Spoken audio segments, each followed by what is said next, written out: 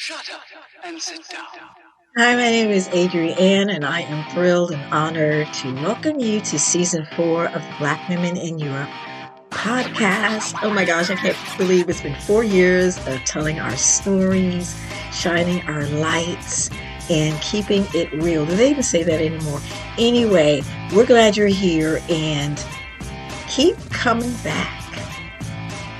So I am so excited that I get to talk to a shero of mine. You may know her as the angry Black woman coming out of Germany. Now, I discovered her years ago. It feels like a decade, at least a decade ago. I was like, who is she? She is a thinker. She's a doer. She's a sister. She's real. She's German. She's American. She's a mother. She's a wife, a daughter, all kinds of things. But one thing she is to me for certain is an inspiration. And that's what we're going to talk about today in our season of wellness. Thank you, Angry Black Woman, Tonya. Welcome. Oh my God. I don't even know how to follow that. Didn't you know? I did not. Oh, Not for girl. that. I did not. So I'm honored. Thank you. I'm gonna need a minute to process, but we can work through that as we talk. Oh, So I'm it's so okay. glad I made a sister smile, made you smile today, made you laugh. Yes, No, you and did. let me elaborate while you're regrouping because I know Tanya from a very large international organization for American women. Now, the majority of the members are American, but we do have sister clubs that are international organizations. So I just throw that out there to say that they want to be a part of us. It's an American driven organization, but they want to be a part of us. It's something about being American, right? There's a lot of stuff to go in that. And especially a lot that goes in there with being a Black American woman overseas or away from America and in these clubs. So I met Tanya in that club. So and I saw her do some powerful things and some brave. But people are still talking about you. Your reputation and the work you did is still living. You know, Oh it's God. documented. Oh yeah. So let's talk about. Let's start this where. Let's start by saying where you are and how are you. What is being an American mean to you? What's your Americanness? Is that a word? I don't know, but I think let's own it. Let's take it. It's so interesting. That is something that I've been trying to, I think, kind of figure out the whole time that I've been living in Germany. I never really thought about it until I became an immigrant in another country. Um, and being an American is something that I think that when I moved here, I held on to that so much. Like when I moved here, I had married my husband, had a baby, left my family and my career all within a 3 month time span. So there wasn't really any like let's sit down and adjust and plan and figure this out. It wasn't a slow process. So I was kind of just like dumped in. Um, and I know that when I first got here, I was trying to be into what it is to be German and all of that. I have this baby, and okay, I'm gonna raise her, and I'm gonna do it the right way. And I remember when she was a baby, one of the things trying to do is learning to speak German, right? And I went Yeah. and I got some. At the time, we were still using CDs, and I went and I got these children's music CDs, and I was listening to them, and one of them, which I didn't know at the time, but I was playing the CD and I was singing the songs and I was learning German and with my baby, and I'm like, okay, I'm doing this right, I think. But one of the songs that I used to sing to my baby was "Zehn kleine Negerlein," which, when you translate that into English, it's 10 little nigger babies. Well, I was gonna say I heard nigga in there somewhere. Yeah. And I didn't know that. And it was one day when my husband came home, and I was so proud. I had learned the words to the song, and I'm with my baby, and it's clapping. And I'm like, come, let's show Papa what we learned. And I sing that song, and I started singing, and he looked at me and he's like, you don't know what that song says, do you? And and at first I got mad because I was like, well, I'm trying to make an effort and I'm speaking and all of this. And then he was like, no, honey. He's like, do you know what that song translates to? And then when he told me, I this black woman just literally went white. Um, and so I I was cannot like, imagine the look on your face. Oh my gosh. And your heart must have sank. everything did, and I think that sort of coupled with a lot of other like super racist experiences that I had since being here, that it was I was like, okay, you know what? Never mind.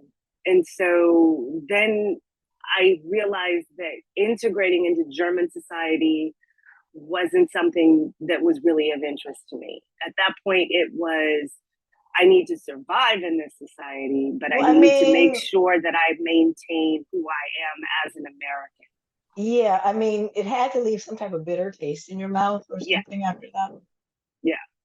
Well, I had already had one before that, but that just kind of solidified it. And so it was like, okay, this it's survival mode now. But I think that takes me back to the question of you asking me about my Americanness. Like, what does it come from? What is it rooted in? And that's, I think for me, it was that moment that it was clear, because from that point on, I made sure uh, American holidays, American traditions, American food, all of those things were a staple in my home. And I Yeah, love my husband so much because he's never um, he's never fought against that. You know, like when you step yeah. inside of my house, it's mini America that's here. Girl, I got an Um, American flag welcome mat yeah, that I would not have in the States, but I got it here in Sweden. yeah, yeah. So it's weird on sort of how things um, how life can take you in these sort of different ways of thinking. It's, I never thought, I knew immigrants, but I never thought about immigrants or immigration in the way that I do now, When you being live one. it, Yeah, exactly. It's yeah, right. That's right. You were like, you were never bothered by them, but at the same yeah, time, you never even thought, gave it a second thought, yeah, so no empathy, no sympathy, no negativity either, just neutral. yeah. But then when you become one, it's you're sensitized to everything, every slight, every remark, every article, every news story. There was it was one of the other things. So then when I started to actually like kind of pay attention, so one of the things Germans like to do is they call it I used to listen to the radio a lot when I first got here, and that was at the time that the military had a radio station that I could get access to, so at least I could hear English. But then there were times and places we would go, and I couldn't hear it, and then I would have to listen to German radio, and it was always the finest in black music. And I was like, what? I'm sorry, I curse a lot. You can What curse is it. This is an okay? adult show. Okay, good. I was like, What what the the fuck is fuck? black music? Yeah, exactly. Like, what the fuck is black music? And I didn't, I was like, I don't know. And it's my husband and I over the years have developed a very, like, if you didn't know us and didn't know sort of the history of our family and all of that, we would seem like two people that should not ever be in a room together. But it works for us. Oh, We love each hilarious. other. But Yeah. I was like, what is black music? And he's like, it's music made by your black people. And I was like, but I don't, there's a lot of music that black people make. It's not, what, I don't know what that means. So that was always a big thing. And just sort of also seeing how um, the rest of the world takes our culture, specifically black culture, and uses it for themselves. And so it's always Everything in every every way. single thing. Yeah. It's cool to be black unless you're black, right? So that Yeah. means our music, you know, we don't want to even talk about the physical embellishments, pumping Yep. up your lips, surgery, the Oh God. tanning, the hairstyles, the or you want to say, the whole hip hop culture. But I mean, it goes back further than that because, in jazz, you know, um, came to Europe, but you know what? Have you experienced a certain type of reverence and respect as well? I know I did when I lived in England. Because, for Um, example, famous musicians like, oh gosh, well, like the Rolling Stones, the way they loved Tina Turner and all of that, and tried to, wanted to be soulful. And I can't remember who's that guy, that guitarist. His if I could something the world, his son fell off the balcony. Anyway, he said he wanted Eric to play Clapton. Eric Clapton. He said they wanted to play like BB King. Like they grew up listening to our music and with Yeah, such but he's reverence. also racist, so that just And that's kind the of that weird takes that thing. that's the That's that the takes that weird away. thing. But Yeah, see, isn't that the irony in it? They want to eat us, completely. literally consume us, be us, and then they despise us. Well, they did eat us.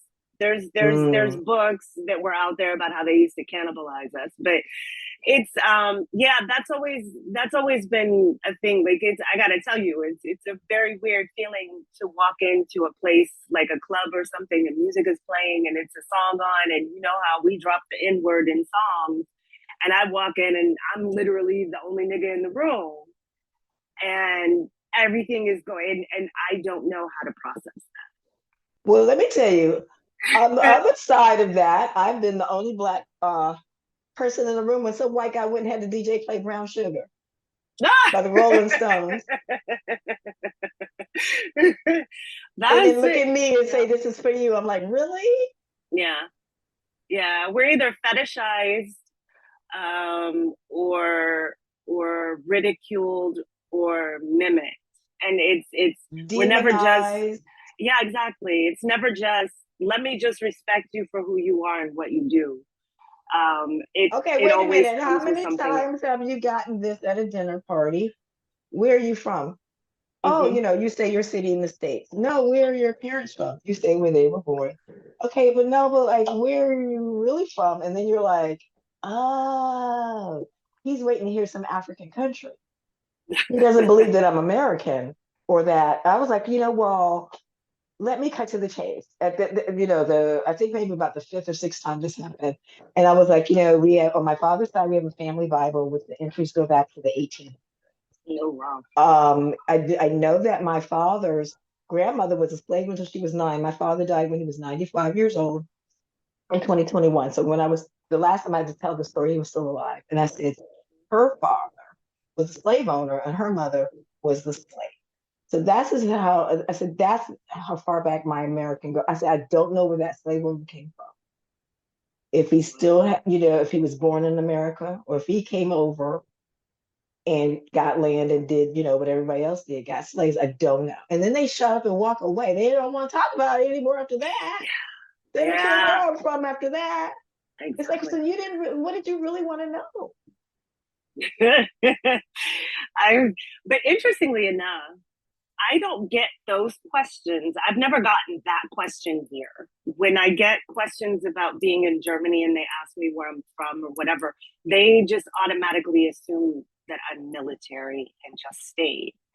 So I've gotten a Uh-huh. lot of that, like, why else would you be here? Um, Uh-huh. that it's military. But Because they're I used didn't, to Americans in the yeah, area. Okay. yeah. And then I tell them, no, I'm married to German, I'm good, and that stops the conversation. But before I came here, living in the United States of America, I forever got that question about where I was from. Because being biracial, nobody really knew, like they thought they knew what I was. But then I'm also surrounded by a lot of people that are coming from the islands and Spanish people and things like that. So it was I people never knew what category to So kind of you put were me in. you were in a multicultural environment from the beginning, and people Yeah, just didn't know how to place you, yeah, even if they grew up with you. Was it the same with people that grew up with you? yeah. That's I have it's always been this weird thing because with being I'm mixed race. My mom is white and my dad was black. And growing up, I was born of the first generation that had been quote unquote free, I guess, since the Civil Rights Act, right? So I was in that first Mm-hmm. generation of kids to come out after that.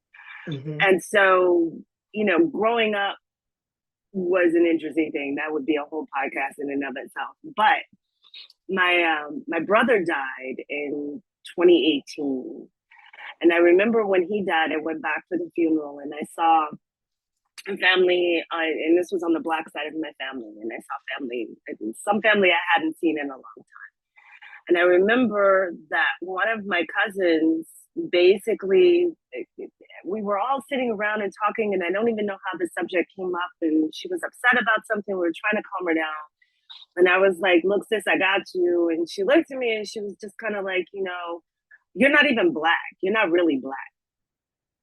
Ouch. And so, it's like, where'd that come from? Wow. yeah, but that's the interesting thing. So I think I see the issue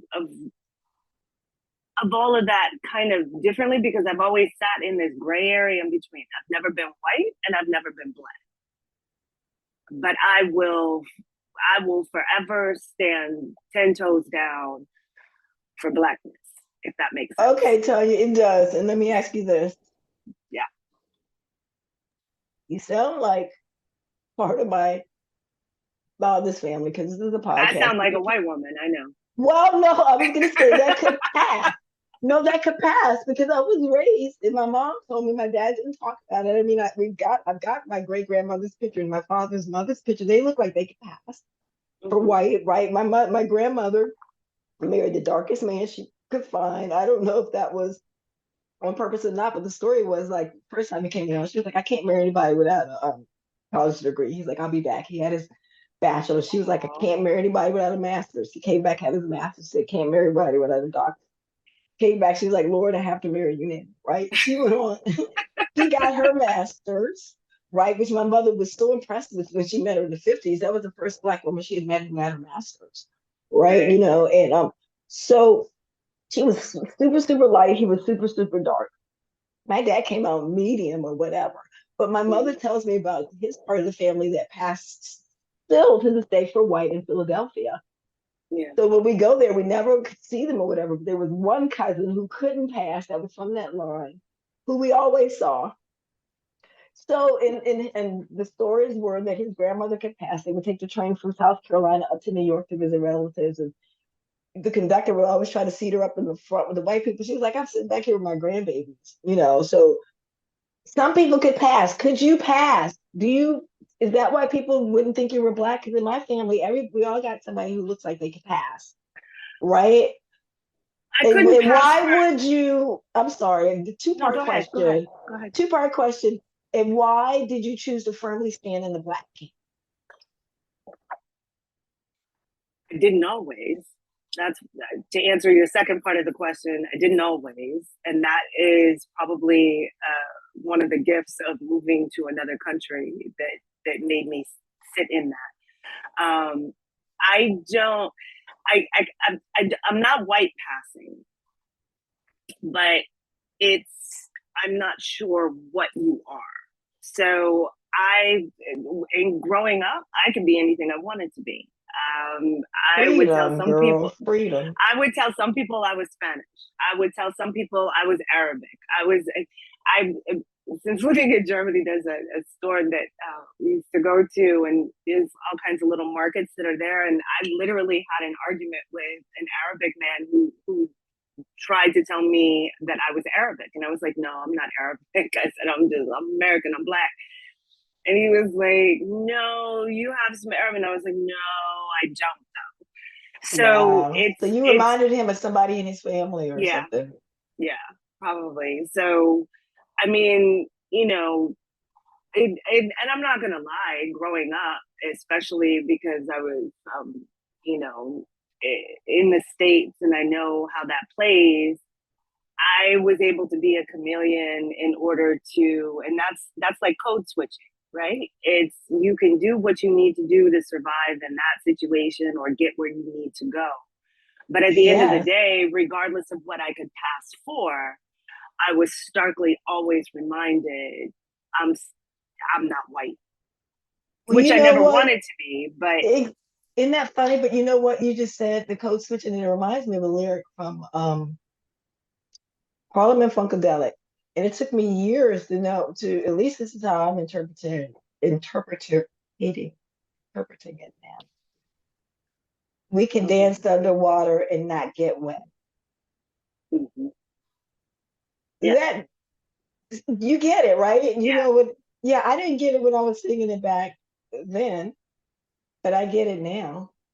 That's Yeah. how we have to move in society to survive. So if we have to code switch, we do. If you work outside of outside of the home and you're not and it's not a black owned company, you code switching the time you walk in the door. And actually, even if it is a black owned company, to some degree, you still have to do some code switching based upon the different types of black people that you're working with. I got that right. I tend to figure, when I'm working with black people, I gravitate toward. But you're right, you got some colleagues, but I've always been able to talk to whoever, and so Mm-hmm. codes, and that's great. Yeah. That's great. It's what's bad is when you're doing it because otherwise you're going to get fired. Yeah. That's when That's it's bad. it's not knowing it, and that's why I think that, like, my kids are growing up to where they've got friends from all over the world that speak all different kinds of languages, and nobody questions anything about the color of their skin. And what they actually encounter more so is from where people are from. And what I've seen is this devolution as to how Americans are seen overseas. Now, we're not going to go deep into that, but I find that so interesting that it's like, if you're black, that's fine, but wait, you're American? I got side eye. And that to Girl, me I've has gotten that. been Yeah. interest. Yes, that to me has been interesting. So now I'm like, when I go in and I'm working with people, whatever, and I introduce myself and I'm like, I'm from America, and I immediately see that I follow that with, please don't hold it against me. Well, Um, that's changed for me when I moved full time.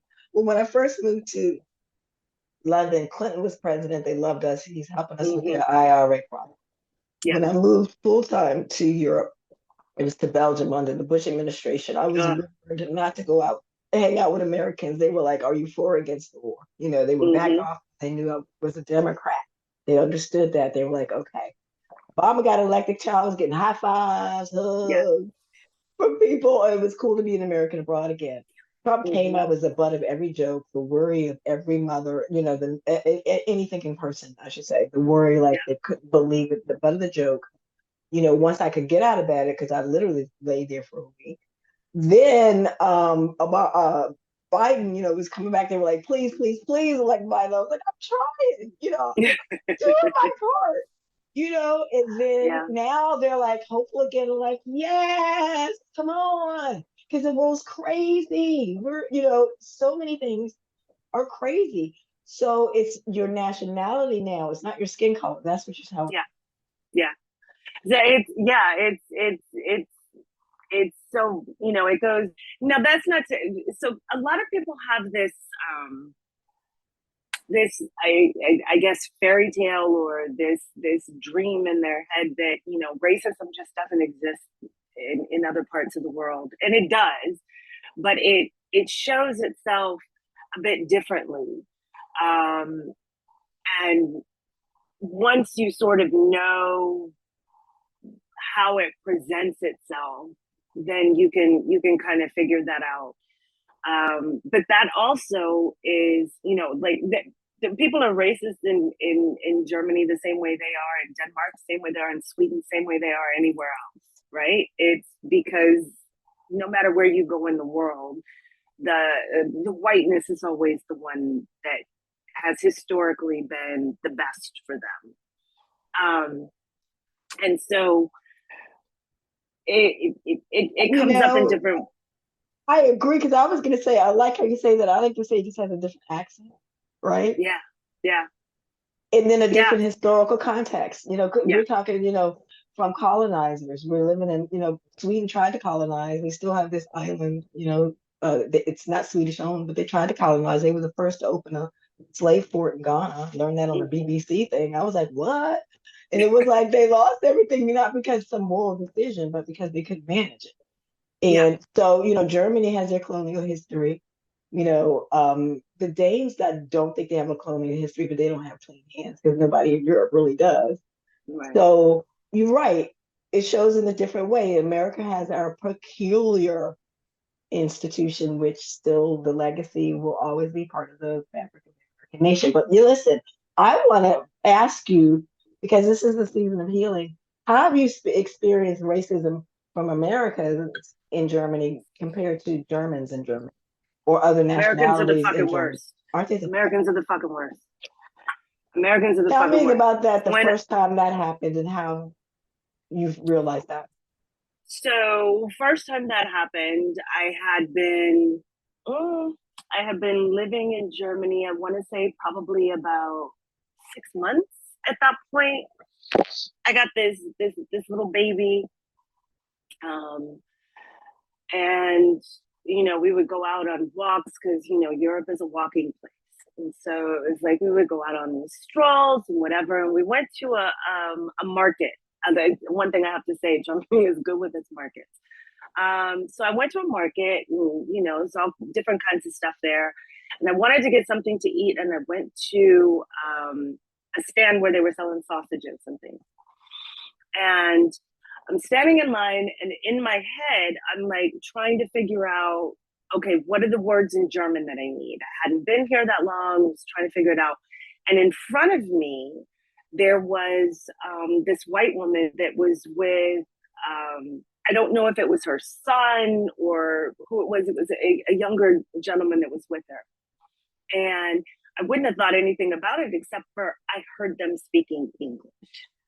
So one of the things that you learn really quick as as an American being in another country, when you're there, when you hear English, you're like, oh, this is somebody that I can at least talk to and relate to on some kind of a level. And so she was standing in front of me, and there was like one person before her that was going up to order. And so I remember I tapped her on the shoulder, and I was like, hi, excuse me. I was like, you speak German, but you also speak English. Are you American? Because I didn't want to just make the assumption. So it was, I was raised with manners. And she looked at me and she was like, yes. And I was like, do you think you could help me try and figure out what it is that I want to order? I just got here. I'm not really familiar. And I remember this white woman looking at me, so annoyed that I had interrupted her conversation. And she was like, it's just sausage. And she turned around and proceeded to do her order in German, and then never looked back, never anything. And I'm standing there with a stroller. And I gotta tell Wow. you, I'm just like, and I'm somebody, and I think that's probably why I go so hard on just being like, this is how shit needs to be. Because I've been put in too many of those situations to where I was told, fend for yourself. And so now I do that and then some. But I remember I was just like, that was a horrible way to act. And I remember going home and telling my husband about it. And he's like, but honey, she's one of your people. And I was like, clearly not. But that also led me, so that was the first kind of interaction. And then I would look for English speaking clubs, and and that's how I came across the Club for American Women.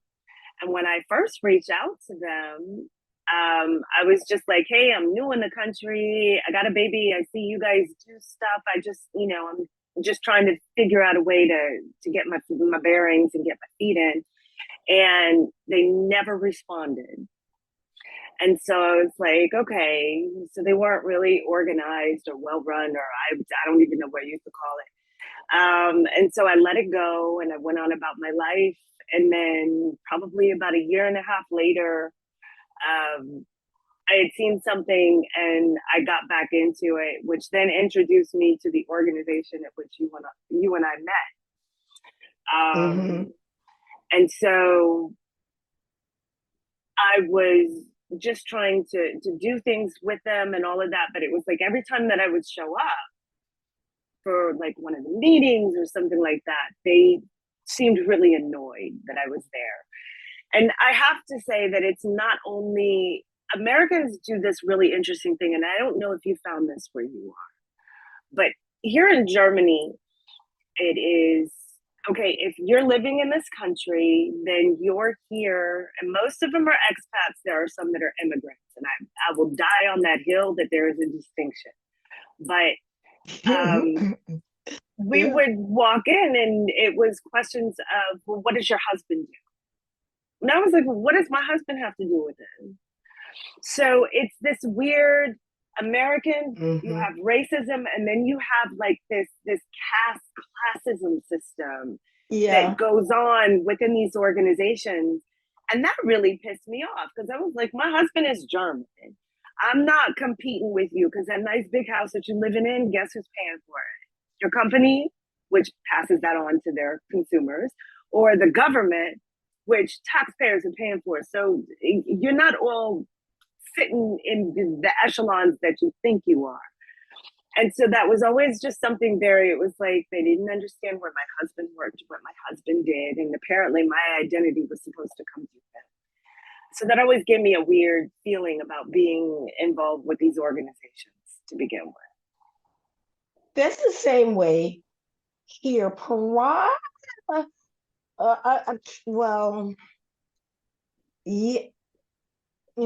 yeah, I got that in a different setting because my husband's a former military officer, and when we lived in England because of his job, those British military wives, they lived on their husband's rank, and that Yeah. was laughable to me.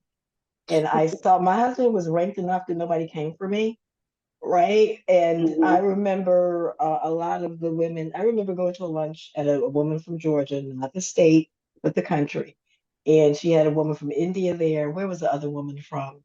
Um, oh gosh, I love these ladies. But this was already between 2013 and 2017, so time goes so fast. I can't remember the other country, but it was a non-English speaking country. And I remember Yeah. the woman, the hostess, saying that I was the nicest, like I was the only American native English speaker that they hung out with, that they could tolerate, that they even liked to be around because the British women were so snooty. And Yeah. if you weren't speaking the Queen's English, they basically bullied you. And I remember this little Indian woman, her face, she said, we just cut them out of the equation. Yeah. Because here's the thing, they were all officers' wives or military wives. God forbid your husband wasn't an officer though, because they bullied each other. There was this white British woman from the north of England. Gosh, they bullied her. Her husband wasn't an officer. She dropped out of her supper. I adopted her. She wouldn't go to things I went with her. But anyway, so I saw the classism stuff there. I didn't get I saw the racism stuff from the Americans. The Brits that tried they would always like to get into the argument about there's no racism in England. It's all in the US. That stuff, they were laughable. But I haven't seen it in an American club where they tried to go classical, but maybe because they couldn't come for me, like I shouldn't say they couldn't come for me because they couldn't come for you either. But I guess maybe I was a more open book. Like I don't know how they knew, I don't know. I I think didn't it's experience just like because I I don't don't, know. Nobody asked me that, I don't think. You know what I mean? I I, don't I'm sure it came up, but I don't remember it being that. You know what? I think that's in the application. They ask about your family, but I don't know. I don't remember if they asked their profession. But I know no, like that's it. They didn't ask your profession, but they would ask what your husband did and what company he worked yeah, for. see, That I was on didn't the get application. that. Okay, I Yeah. didn't get that. Yeah. No, Yeah. on the And when application. they used to put together a phone book, right? So they would have a member book to list of all the members. And it was clear that in there, the husbands were listed. I have to see if I can find, if I still even have one of those. If I find it, I'll send it to you because they would have in there, this is your name, this is who you are, this is how many children you have, and this is your husband and where he works and what he does. What's his position?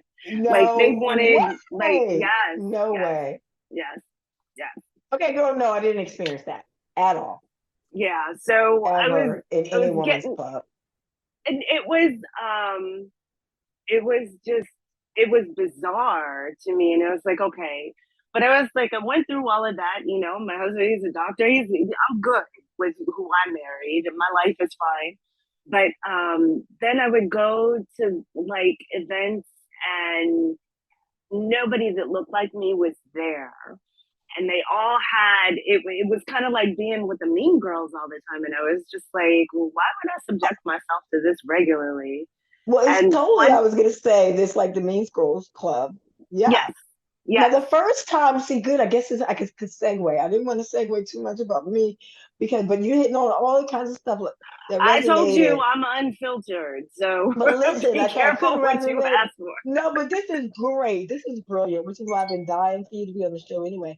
And you notice this is the first time I asked you to be on the podcast. But anyway, um, it was the first American Women's Club event I went to in Stockholm, and I remember going, okay, because I didn't move to Stockholm when I first came to Sweden. I was on the west coast on a beach town back there, big Mm-hmm. harbor, big important town, but small.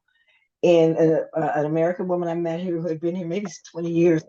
She's like, oh, if you ever move to Stockholm, join the American Women's Club. This is my best friend, because she used to live there, blah, blah, blah.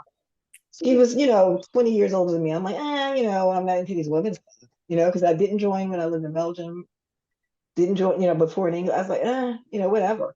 Right. And it just didn't feel like I didn't feel like I had a gap that needed to fill with that, which was okay.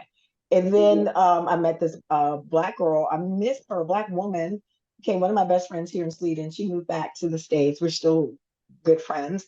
Um, we see each other when I'm in town as often as possible. And because she makes the trip, I've never made the trip to where she is. God bless her, but she'll make the trip. No, she will, because I'll put that out there, because friendships are hard, you got to do the work. She'll do, Yeah. she will make the physical effort. God bless her. I appreciate that so much. And she told me to join the club, because I met her in Stockholm when we moved through another friend at a Thanksgiving dinner. And she was like, oh, you got to join the club. So I was like, okay, I'm hearing it from somebody I like my age, an older white woman who I like, but I'm thinking maybe, I'm not her running buddy. And Right.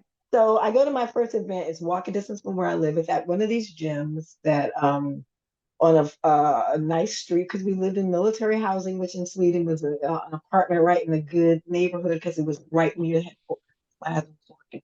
So this place was one of these nice posh little gyms, and they were having Y'all I don't always, sorry, sidebar, y'all always get good real estate well, outside of you the know country. what? I'm not gonna lie.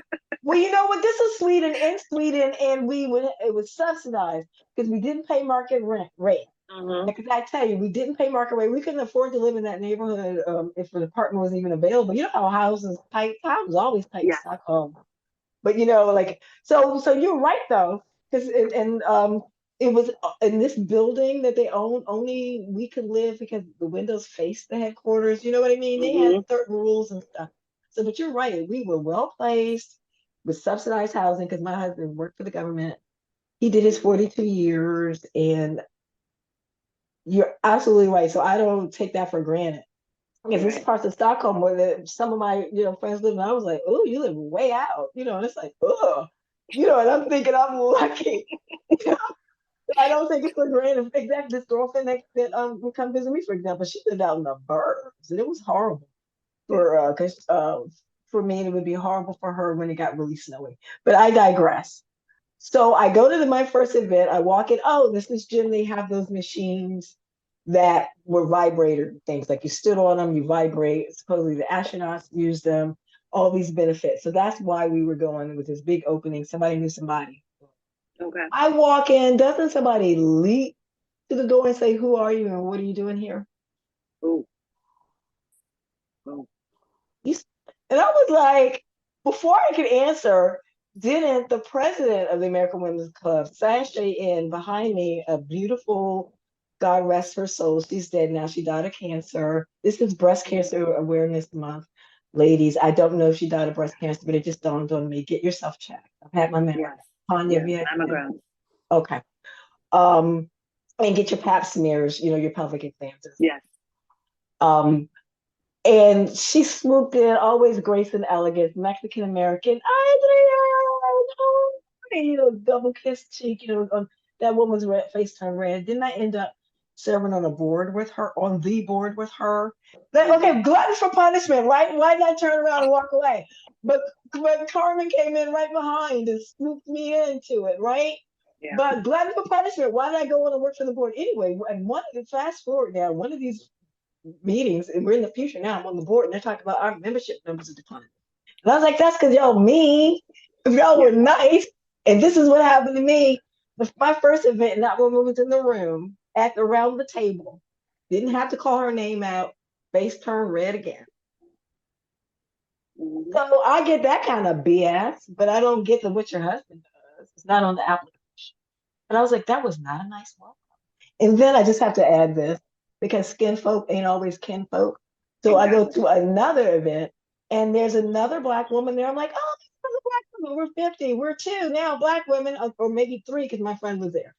So out of 50 women, three are black. I know one, Angela. The other one, I want to meet her. Didn't she act like, and I'm like, what is wrong with her?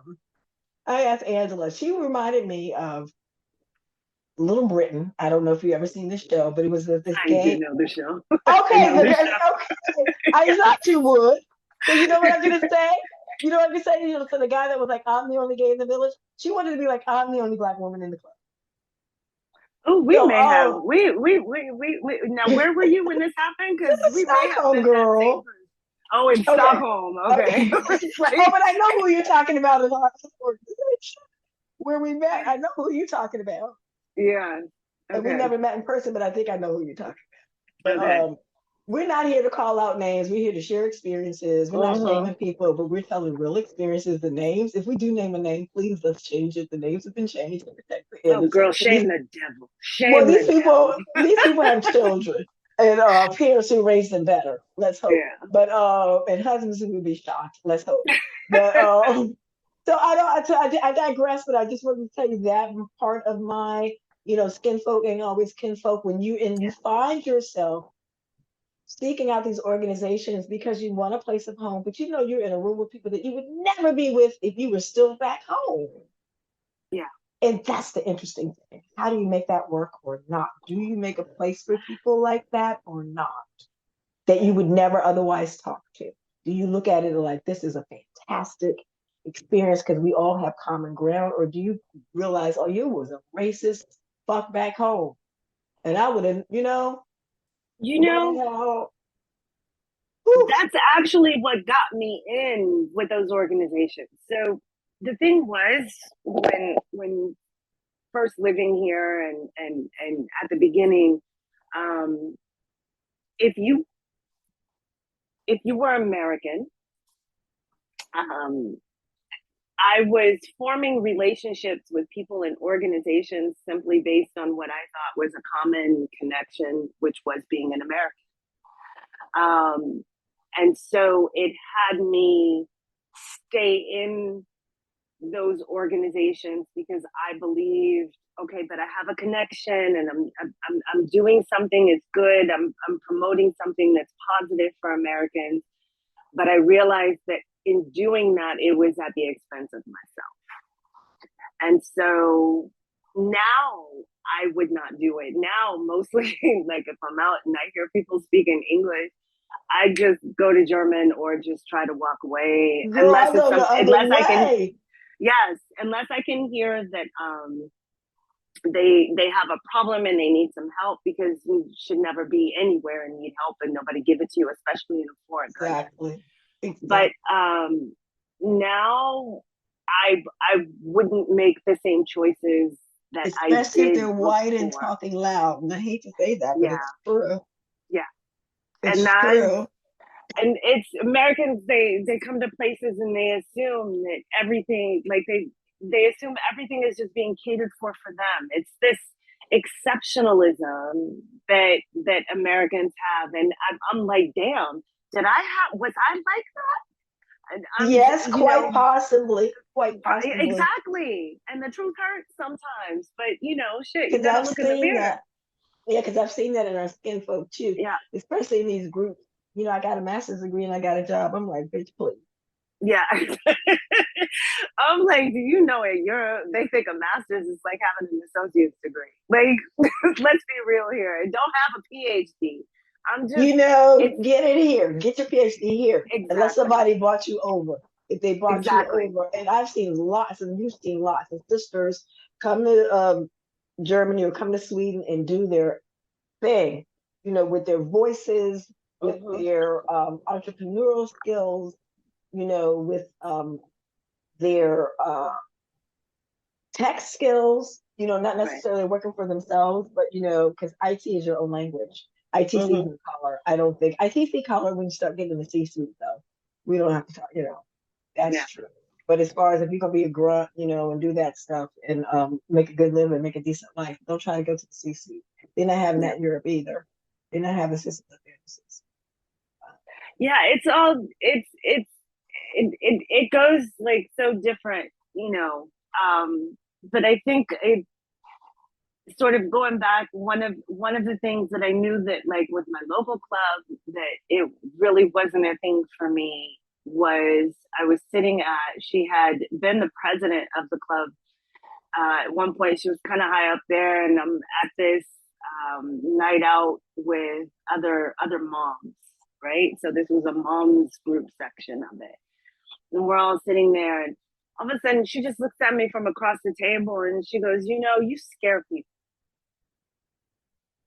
Now, here I am, Okay, wait a the minute. I only was black up woman. over there Thank by you. Thank Wait a you. minute, Let me I give you was some up over context. there at the kettle. Wait a minute, I was over there I put the kettle on. I had to run back over here and take off myself off mute. Y'all at a party. Say that again. I'm sorry, Tonya. You have to say We that were again. at a restaurant. It was a mom's night out thing. So this was like, because within the club, they have, if you have different interests, you're interested in tennis, or, if you're over 40 and no kids, or empty nesters, whatever. But this was the mother's corner section. So it was just all with moms. And Mm-hmm. and so they would have like a night, like every month, that it would be mom's night where they could go out and, be their authentically drunken selves, but in public. And so we were sitting there at a table, and, with all these people, who married the right man and married royalty in here and whatever. I don't care about any of that. Oh, And very so we were good.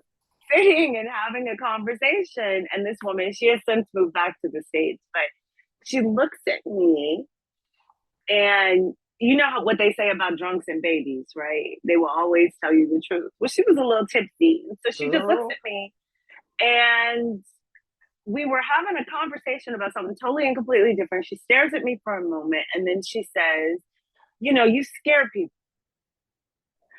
And so I'm like in my head going, what the fuck is Wow. going on right now? What is happening? It was, what do I scare people? Scare people like how? And Like everybody can who? hear, right? She didn't say that privately to you. She did not Everybody say it can privately. hear. She did not say it privately.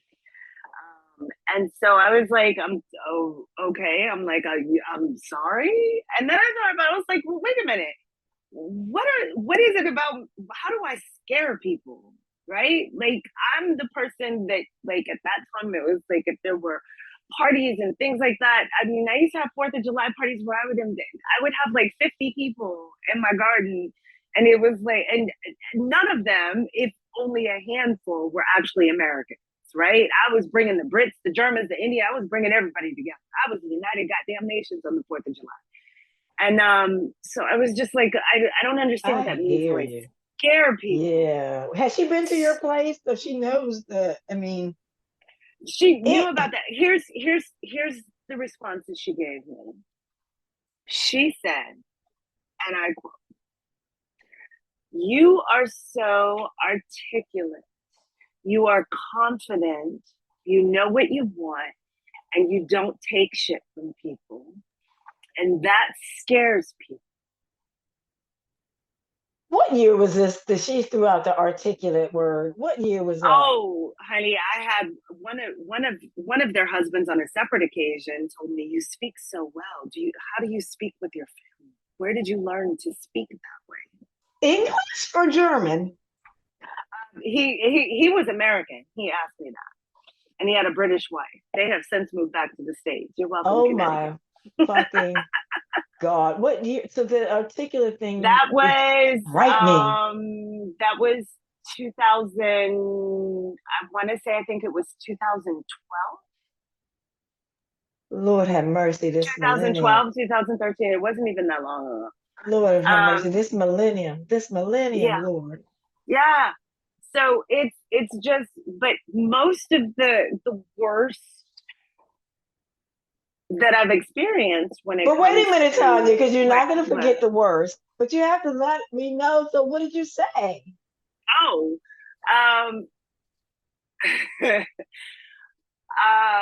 I just kind of looked at her and I was like, well, I'm sorry that I scare you, but I don't know how to be anything other than who or what I am. So I guess, you know, sit with that.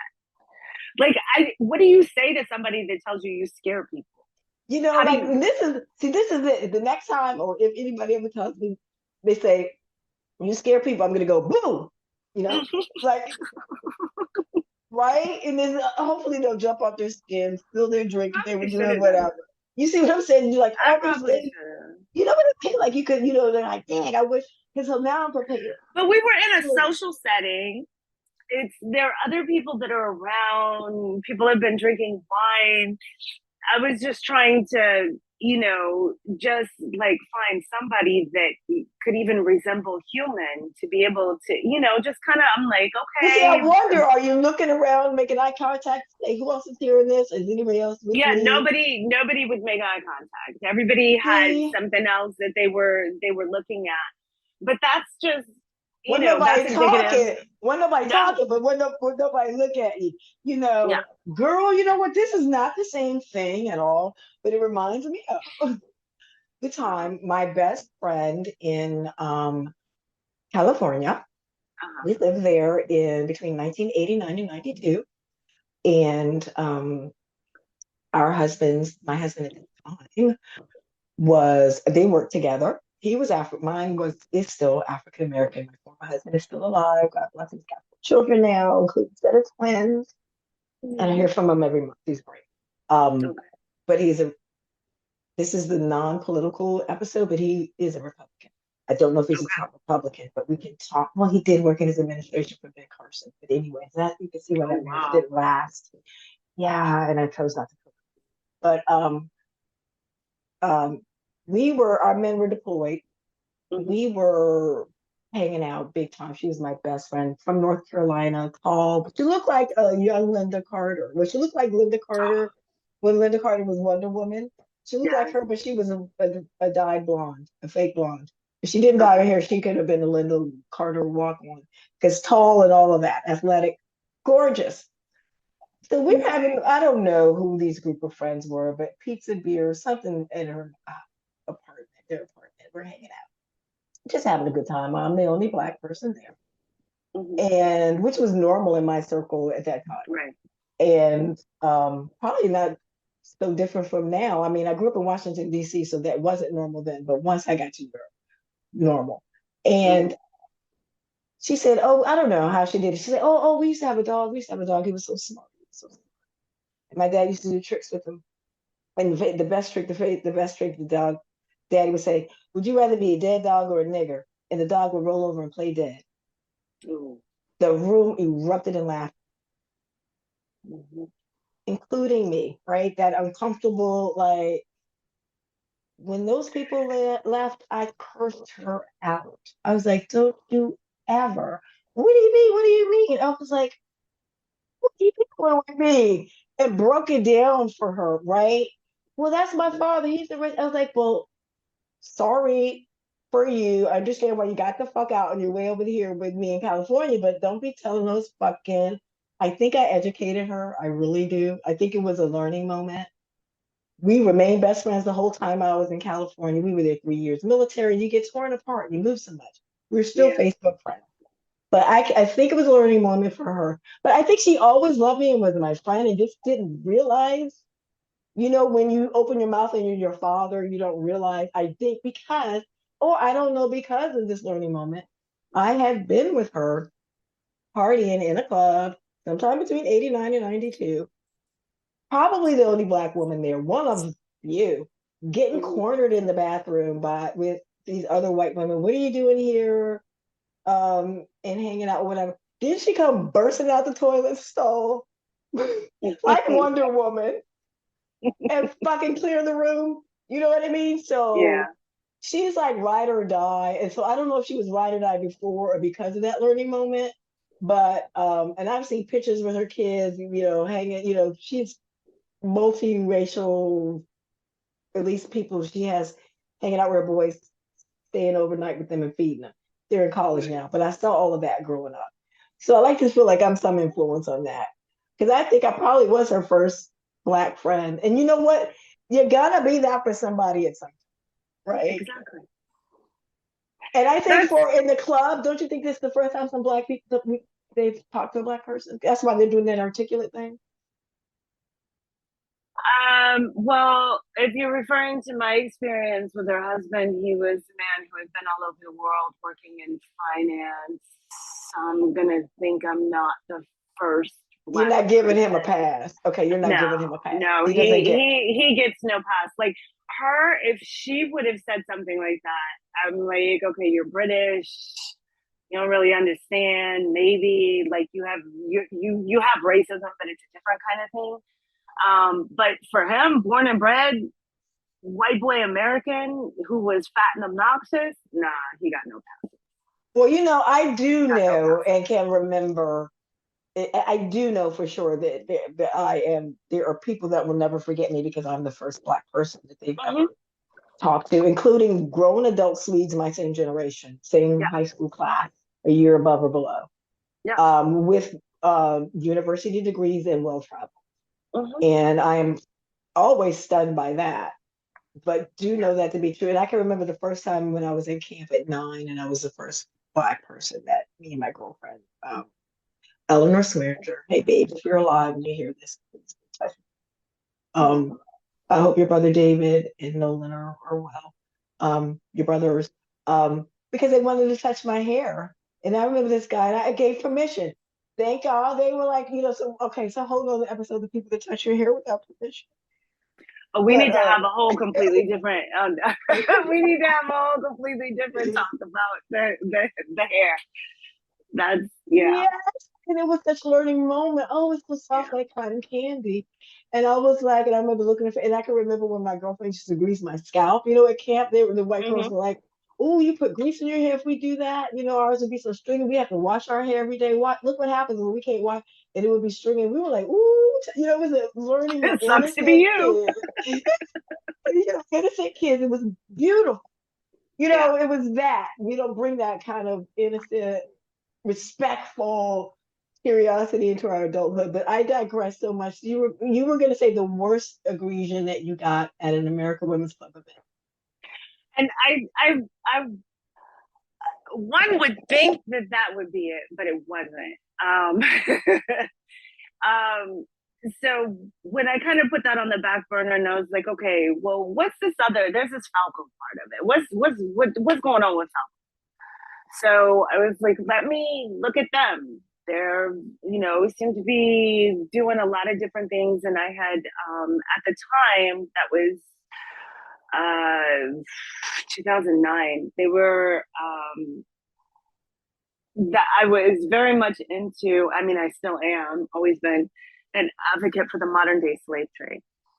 And they were calling it human trafficking then. And so I was like, oh, they have this thing. And I was like, oh, they have grants. Okay, wait a minute, So Tonya. I'm going to say it again.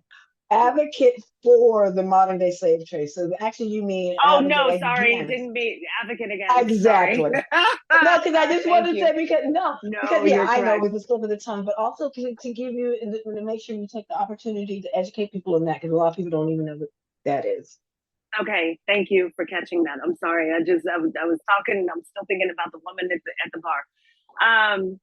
So as part of the organization, I have become the Falco rep. And as part of being the Falco rep, I started learning about some of the things that the organization itself was doing. And I was like, okay, so they had this wing with the violence against women and children. And one of the things that they were starting to focus on, which was becoming a big part of conversation, what was starting to slowly become part of conversation, were the issue of human trafficking. And that was of interest to me because at the time, I've always advocated for helping those who were impacted by human trafficking. but I didn't want to refer to it as human trafficking because that's not what it was. When we say human trafficking, then what we're doing is we are depersonalizing what that experience actually is. And so human trafficking, you traffic guns, you traffic drugs, you traffic a lot of inanimate objects, right? But people are not inanimate objects. And so they had this where they pick one big thing that they're going to work on for like over, I think it's a 2 year or 3, I forget now how long they do it for, but they pick these projects. And so I got involved with them and I submitted a proposal to be the target project. That's what they call them, is their target project. Hi, we good? Okay. So target project.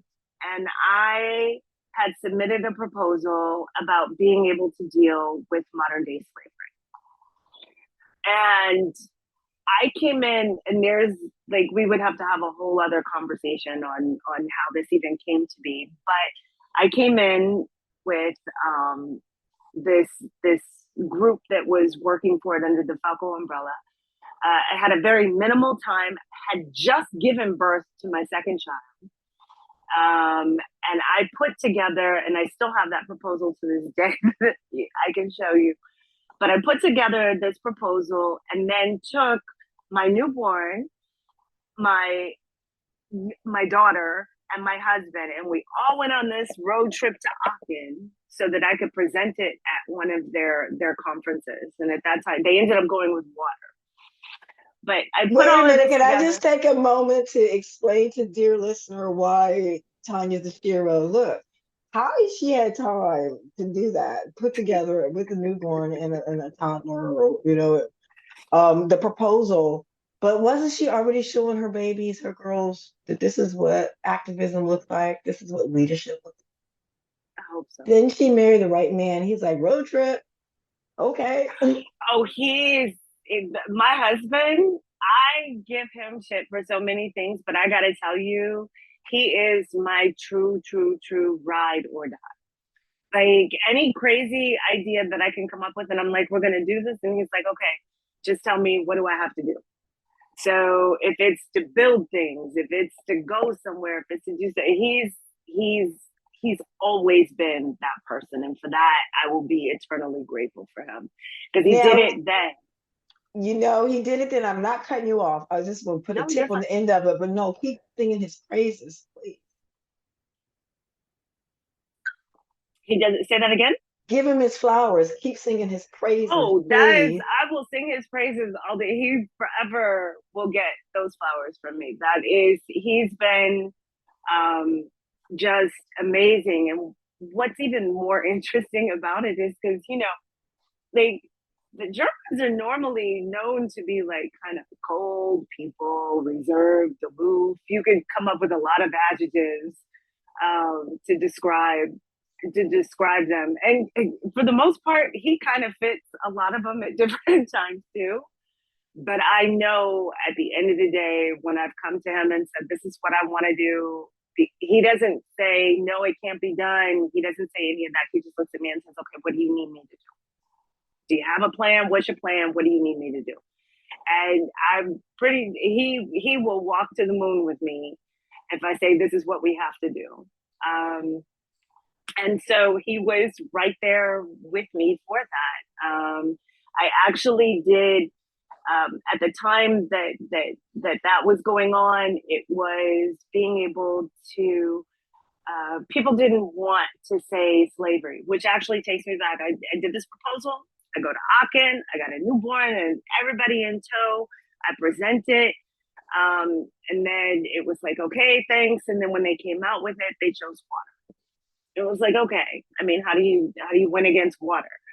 But interestingly enough, I got a phone call from somebody who was on the Falco board, the committee, that was reviewing all of the proposals. And they told me, again, how articulately my proposal was written, how well read Nobody it gets was. that. White people have never called articulate. They invented the word and they never use it except for when they're talking about Black people. Exactly. So I got all of that, and she spent this long time, praising the way that I had written and the issues that I touched upon and all of these things. And I think my proposal, I think, was like 15, 20 pages. This is just to let you know I was not playing around with this. It was serious stuff. And so she goes through all of this, telling me all the positive points, and she goes, but we're not going to go with your proposal. And she then said something which really kind of struck me. Now, mind you, this was at the beginning of my journey with this organization that I still stayed around for 12 more years. So mental health, maybe that's a different thing to do. But she told me there were people that didn't pick your proposal because they didn't feel comfortable with the terminology you used of modern day slavery. And I said, but that's what it is. So, but what that actually was, when I look back on it in hindsight, like back then, I don't know if I really was thinking about it this way, because I was just like, well, I have to figure out another way then to do this and to bring awareness to it. And so, but at the time, I believe now, what that was that they just were not comfortable in having to talk about the issue of slavery in general, with the inequities that came from that, with Duh. the horror that I mean, came I from don't that. want to say like duh, but Well, yeah, it's a done now, duh. but at the time, I know. Because it you would never was, think that. You're like, this is exactly what this organization is about, yeah, yeah. I mean, I came Expose. to realize that later, when in the wake of the lynching of George Floyd, that all of a sudden they wanted to jump on and be the whole DEI and we got this and what can we do, and then they put me in charge. Here's the interesting thing: when they reached out and said, "Will you chair this initiative?" and I was like, "Yeah, sure." And I remember, as soon as I was asked that question, I got off the phone. I'm talking to my husband. He looks at me and he's like, "So you got like 6 months?" And I was like, "That's being generous, but What do you mean before? That's how maybe." long you'll last before you'll be like wanting to walk away? Is that what he meant? Because he had been with me through the whole 12-year journey of dealing with this organization and all the racist stuff that had happened and how I was dismissed in so many ways. So going back to my proposal for modern day slavery, they decided to jump on board with that once CNN started calling it modern day slavery. And now, if you look at that issue and anything that they're doing to address it, it's all white people who have never walked that walk or talked that talk. So these are people that have gone in, like they had 1 year for one of their events. They literally had people coming they had people going, I think at that time, it was in the Netherlands. This is when they had it in The Hague. And they had people that were coming in for the conference, and they had set up see what it's like to be trafficked extravaganza. And so they were having people pay to go on a tour of a trafficking victim. So seeing the small room, took you through all these steps. And they put it out there, and people were paying for that, and they were promoting it like it was like, hey, come meet Barack Obama kind of thing. Like it was so bizarre. And they did that, and they put no trigger warning on it. So here it is, you're opening up this experience. I think it was called the trafficking experience or something like that. It was stupid. But okay, I'm glad I'm on mute. I had to come on mute, but I'm choking because I was taking a sip of something to drink and you said that. No, like this really happened. You choked me. Wait a minute, because I'm trying to picture in my mind. This really happened. Trying to picture in my mind. Is this even a fundraiser? I mean, I'm trying to figure out the motivation even. Like, how did this go wrong? It was for one of their conferences. I don't know how it went, but I know because I was like, I'm not touching that with a 10-foot pole. But they had like people, and apparently because I guess if you put CNN in the mix with something, that makes it okay, which no, it doesn't. But that's also another story. But they were having people that were signing up for this and wanted to have this experience to where like they would be put into, they would go through like, I guess if I remember correctly, I may still have the email for it describing the experience, and I'll see if I can find it. But it was, you could see the small room that they were in, and you could see what they were forced to have to do, not like firsthand, like seeing that happen, but it was just basically putting you in the situation of being a traffic victim. Like they were gonna put people in small little rooms and like lock them in for a certain period of time. And I was like, you're offering this as an experience. You need to put a trigger warning. Like you don't know what kind of person, and when you have statistics that 1 in 3 women or girls have been sexually abused or molested within their lifetime. And then when you go on to go through these other statistics about the different types of violence that is perpetrated against them, and then now you're offering for a fee this experience to where people can go and walk through and take I think it was like take the trail of a trafficking victim, and you have no trigger warning on that at all. And I was like, you need to have a trigger warning on that. And so people were, oh yeah, maybe that's a good idea, and it was kind of like this afterthought.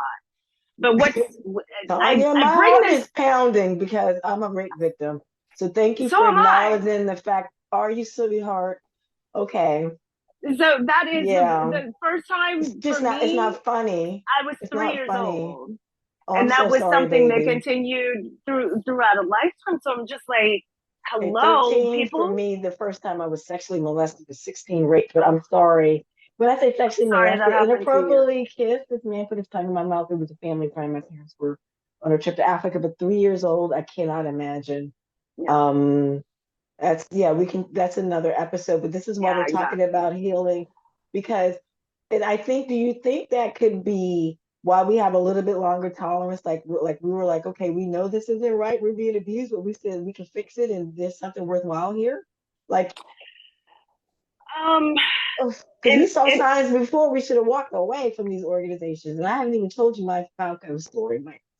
well, I want your Falco story because I know, and I'll end mine. There are so many things we could have just a whole episode, just actually 2 episodes on Well, no, I Falco. don't want you to end it because I want to stay because here's the thing. One of the reasons why you're still a legend, why I admire you, I was one of those women who were on your team that you were asked to lead. And Yes, was so thrilled that you were going to lead it because your reputation had already preceded you. And I was grateful as a former president of the American Women's Club, that same club when I went to in Stockholm, that same club when I went to my first event. And somebody was like, "Who are you?" I was president, and I was only the second president in our over 100-year history, true. right? And the woman who had been president before me was a living legend, and she was the type of woman that I regret not having the opportunity to be mentored with her or even be a friend or in her circle of people that have coffee, because coffee culture is huge in Sweden. Mm-hmm. You know, I don't know if it's in Germany, but coffee culture is huge. Yes. And um, I remember when I first moved to Sweden, I'm going to give her flowers just for a second. When I first moved to Sweden, um, when I knew I was moving from Belgium, because I worked for the American Chamber of Commerce in Belgium, which is different from Mm-hmm. the American Chamber of Commerce, like the main one in the States. This one is basically like, okay, you're an American company, you're in our country, you need to be a part of our organization because Right. but I don't know what the American Chamber of Commerce does in the U.S. They seem evil for some reason. I'm not sure. So disclaimer, but I always feel like I have to make a distinction because they're very Right. local and they're very different every place you go. But anyway, I knew enough to that when I was going to move to Sweden, I contacted the American Club, and the president at that time, who's now the running the AmCham Sweden, um, at the time, he was like, we don't have anything where you are, but if you ever come to Stockholm, let me know. I used to live in DC. That's where I met my wife, who's Swedish American. He's the nicest guy. So, me and my husband take him up on it. Not like one of those Americans call me when you come and then they don't Yeah. answer the phone. You know, he was like great, organized drinks. People can, you know, it was great. He's just one of these truly nice people. So where was I going with that story? What was that? Why we stay in your experience? Oh, wait a minute, because he told me, yes, he told me you've got to meet Lolly. Why can't I think of her last name? She's the president of the American Women's Club, and you'll love her. He never told me she was black. Because Peter doesn't even think like that. He was just like, she's fantastic. Right. And he's right. I was like, oh, then I just her reputation when I learned about her. She was the first. I don't know what year she came in, but like I said, I was the second in the over 100-year-old club. So it just lets me, you know, I just say that to say we weren't going to have any black women leading it in the 1920s, 30s, 40s, right? Because these clubs mirror American society. Yes, they do. Right. So even in 2019, they're still mirroring American society. So I was the first one. I was like, okay, we're celebrating Black History Month. Hello. So I was like, we're in Stockholm. We're going to the Nobel Museum. They got something about Martin Luther King up there. You know what I mean? Yeah. We just Cinco de Mayo. That's like our biggest event with a book swap, right? We probably butchered the hell out of that. You know, we haven't had any. We did have Carmen. She's Mexican American. She never complained about Cinco de Mayo, so I was like, okay, hopefully it wasn't disrespectful. You know what I mean? Because you know that's the other thing. We co-opt these things. It's like, you know, are we really honoring the spirit of anything? I was like, y'all have no problem coming out 4th of July. We have Black History Month. You know what I mean? So you put but it was like, how did nobody have thought about that? Right. And we're gonna do something for International Women's Day. We're American Women's Club. So you get to put your own mark on it, but I was damn sure not gonna be the second black president of the American Women's Club. We weren't gonna have Black History Month. We had a black author. We have a black author, very prolific, Lola Akamanati. I think she dropped her Swedish last name, author. Everywhere she's black, and then enough is not enough. If you want to know about the black women experience in Sweden, these are fictional novels. It's just talking about different strata of black women in society. It's like such success. And I made sure that, you know, she's written several books. She's a National Geographic and BBC travel photographer. I think she did a book about log of Swedish culture. I made sure that, you know, for Women's History Month, that she was on a panel. I elevated black women is all I want to say. Yeah. Did you have the opportunity? You didn't on the local level, but did you see this? Okay, I'm going to lead the DEI. Like I can elevate, not only educate, but elevate black women. And I know we talked about one of these kinfolk. What is it, kinfolk? What's the expression? Not all your kinfolk are your kinfolk. Kinfolk. And see, I'm not calling out names. Here's what I'm going to do. Look into the chat, and I'm going to write the name I think it is. And then we can just talk about this person without calling her out. Are you talking about her? Oh, God, yes. Okay. Oh, God, yes. I knew it. God, yes. So, let's talk about that experience. So, please. So, they asked me if I want to do this. Now, given the history that I had, like my local club as a Falco rep, I had gotten money that was... they had won a grant. This was years before. They had gotten a grant, and it was for a local organization in Germany that dealt with domestic violence victims, and their families. And so they had gotten a grant for that. And as a Falco rep, I had helped them secure that. And so we went to the day. It was big. It had the press there. Everything was there. And they were taking pictures and all of that. And when the American Women's Club put out the announcement for it, they had every picture except anything that had me in it. Even though I was the Falco rep, and even though I was the one that had been part of helping this happen, that shit I had been erased from if that. It wasn't for you. But girl, is that funny? There wasn't not one good picture of you they could have used. Ain't that funny how that happened? Exactly. And so then it was also when Falco itself was having its anniversary. And so the American Women's Club was doing a thing at that point, and they had pictures of all the people since they had been incepted and been founded and everything. And we get back to this day when all those pictures were taken, and I was nowhere to be seen anywhere in that room. So they literally had erased me. I was like, okay. Damn. So then we jump to George Floyd is lynched. The entire world saw it. And then we get on this call. And so there's this call that they're like, well, we need to put out a statement. We need to do something. And I was like, why?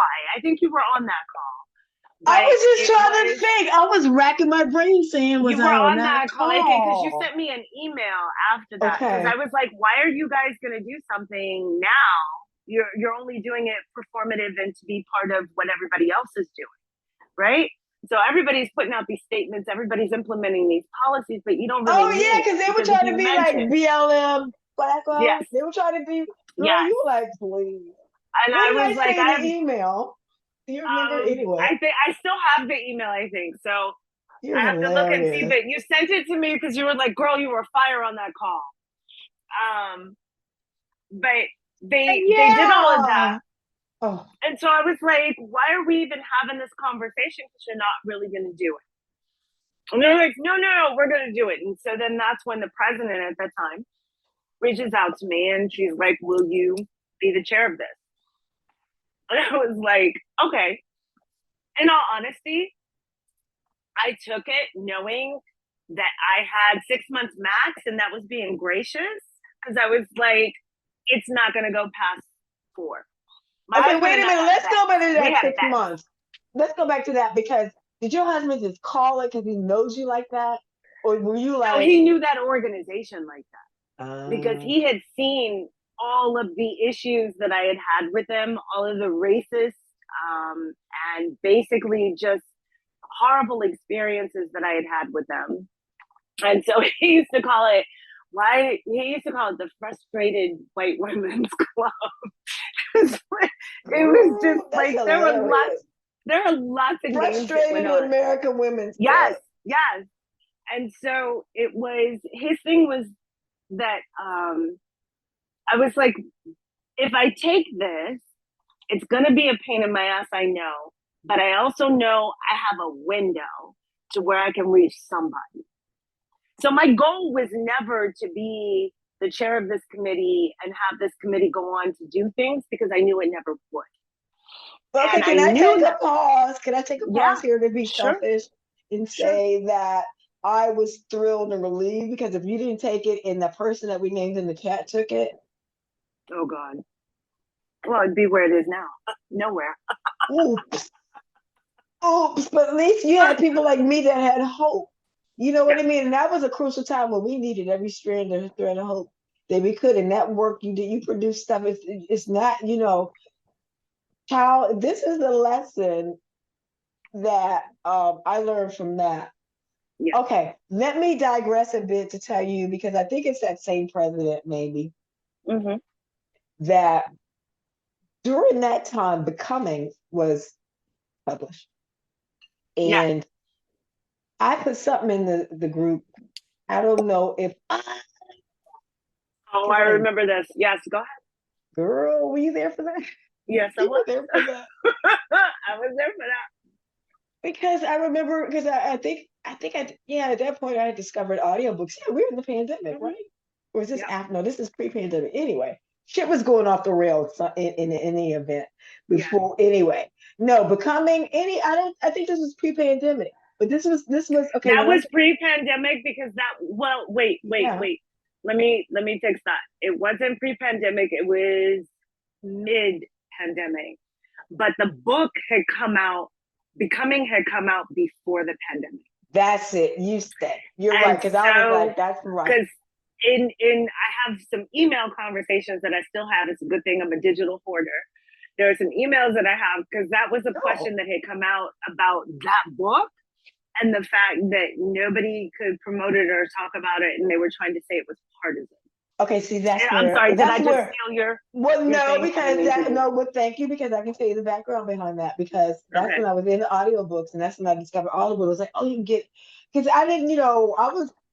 Anyway, it popped up, Audible was like, try for a month free, you get a free book, and then like that book they showed me was Becoming. That was good. What is that? They knew their audience. That was good data intelligence. They're So gonna offer good. me a free book and it's becoming. I'm like, take it, right? So I was like, y'all take it. Who else is like-minded like me? Take it. And then and I was like, and I put out there because I was like, I know y'all racist motherfuckers up in here because y'all white people. This is a group, this is a white women's organization. So I know it's going. So I was like, take it. If you see it, I was like, scroll on down if you have to. I was like, scroll on by. I was like, roll. It's like if this doesn't speak to you, scroll on by. Right. Didn't the president get to me offline and say, take it down? I was like, you're not gonna. I was like, why? She's like, well, you yourself said scroll on by, and I was like, yeah, but I was like, this is the most popular American woman in the world. What are we talking about? Don't She was like, well, take it. Da, da, da. I was like, you're not gonna make me take it down. Da, da, da, da. So like, you're not gonna silence my voice. Da, da, da, da. I was like, you know what? I'm gonna quit. Da, da, da. I was like, going having a fucking hissy. Why am I having a fucking hissy fit over this? But I was like, why at the same time as a president of an organization asking a member to take it? I was like, why don't you just have admin take it down if it was that egregious? I was like, point is, Right. it wasn't. It wasn't. You're trying to silence me. That's Yeah. the point because any moderator immediately removes a. You don't ask an offender to take down an offensive post. You see what I'm saying? So I was like, don't come for me That like. was the shit. She wanted you to know she had a power. That is what white women do. They say, I have the power over you. And yes, it would have been easier for me to just do this, but I'm not going to do that. I'm going to make you do it because I'm going to show you, one, that I have the power. And two, I'm going to show that I can get you to bend to my will. Well, you know what, Tonya? And This I is would where not the do that shit. Well, I listen, wasn't this is doing where that. the details get fuzzy. Listen, this is where the details get fuzzy for me because I know I took that rant, put it on my Facebook, and was like, look who came for me. People were like, Right. what? Outrage. What? Uh-huh. Come out. I have some friend. She's like, girl, I know the vice chair, Falco. Let me hit her up. Mm-mm. Was it less than 24 hours? I'm getting a phone call from this same president. You know what? I owe you an apology. Yeah. And I want you to be on the DEI committee. Oh, that's how you ended up there. Girl, I took the bait. I took Okay, the you bait. took the bait. You took I it. You took took it. the bait. See, if Got I that had known that you apology. had that experience, then I Took would that have apology. contacted Took you the ahead bait. of time and been like, girl, Girl, we gotta girl, act. girl, got that apology. Took the bait. I was out in public. I was like, I can't talk now. Call me back, whatever. Didn't she call me back? Made her jump through a hoop. Girl, call me back. Mm-hmm. And then don't you know what I and I looked because I went back because I couldn't let it go. Wasn't Michelle Obama on the cover of Falco fucking magazine or something? Yeah. Yeah. Talking about I can't do that. She's on the cover of a fucking magazine. Mm-hmm. This is bananas. This is when you get into the bizarro land. Yes. That's when you cross over into this is bizarre. She's on the cover of our magazine, but I can't share her book in our group without ruffling feathers. Yeah. Who's the magazine editor? Who are the people whose feathers are ruffled? They said, and I said when they said this, and people in my thread, white men, but they said the same thing if it was Barbara Bush, and I was like, I don't know, they ain't write no book, did they? I was Yeah. like, but so that is how we got to meet. So you know what? In the end, I got you. No. Something positive came out of all of this nonsense. But that's how I got in the committee. So that was whatever year that was. So I was on that call when I was like, okay, that was fire. And then what happened with that? So talk to me because it's a blur now. So in going through it, right, I was tasked to put together some objectives, whatever. We need to have something to put out, formalize the committee. So I did that. And okay, Tonya, let me s- just stop as a second. You didn't ask for help. Did you need help? I didn't. Yes, Did I I do did. anything? Did you Yes, have I help? did. Did I anybody sent help? no. I sent out Including emails to me. everybody, including Okay. you, my friend, And including see, you. call me out. Call me out. Make me That's what remember. That's I why it's a sent it to blur because you. I'm ashamed. And I gotta tell you, that's also why I was a little bit hesitant about doing this because I was like, I have feelings.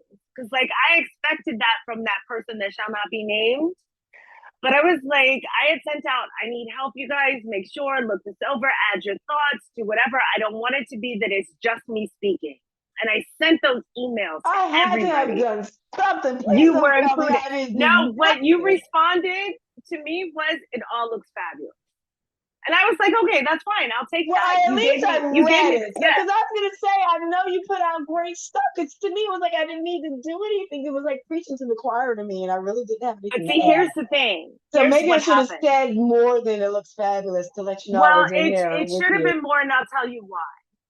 Because at the end of the day, her along with this other person who, excuse me, I have hiccups. She was very focused on people with disabilities. I'm like, that's great. Then give me stuff about Okay. people with disabilities. Let us have this Yeah. conversation. She gave me nothing. So after I had put together the blueprint, the learning pages, all of this kind of stuff, right? That was put out. And then I get this thing, and I'm like, I'm going to schedule, but I was still on the Ending Violence Against Women and Children Task Force. So I was like, okay, so stuff is coming up. I would give them some recommendations. They had something that was coming up that they were doing, like this human rights weekend thing, conference, what have you. And so I had given them book suggestions, whatever. One of the book recommendations that I gave that I said that I thought was very pertinent, especially coming from the DEI committee, was going to be the book Push Out. And I was like, okay. So we're going through all of that. It was So going to whenever be the what? It was going to be the book. Push Out. Do you know the book Push Out? Say that. That is the one talking to Push Out. That is Push out. Yes. That is the school to tell, prison pipeline for Black girls. That was focusing on Black girls and their experience with. I have not read it. I have not read it. Oh my God! I have not read it. You'll be happy to hear that they actually did a reading of it and they interpreted it. Not a Black person to be seen, but anyway.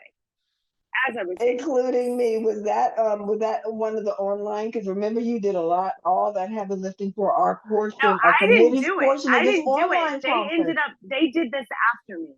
I wasn't even part of it. They just took my idea, as they did with so many other things. They took my idea, they made them come from white people, and then white people had to figure out, how do you, in a group of all white women, contextualize a book that is talking about how you are taking young Black girls from school and getting them ready to go into the prison system.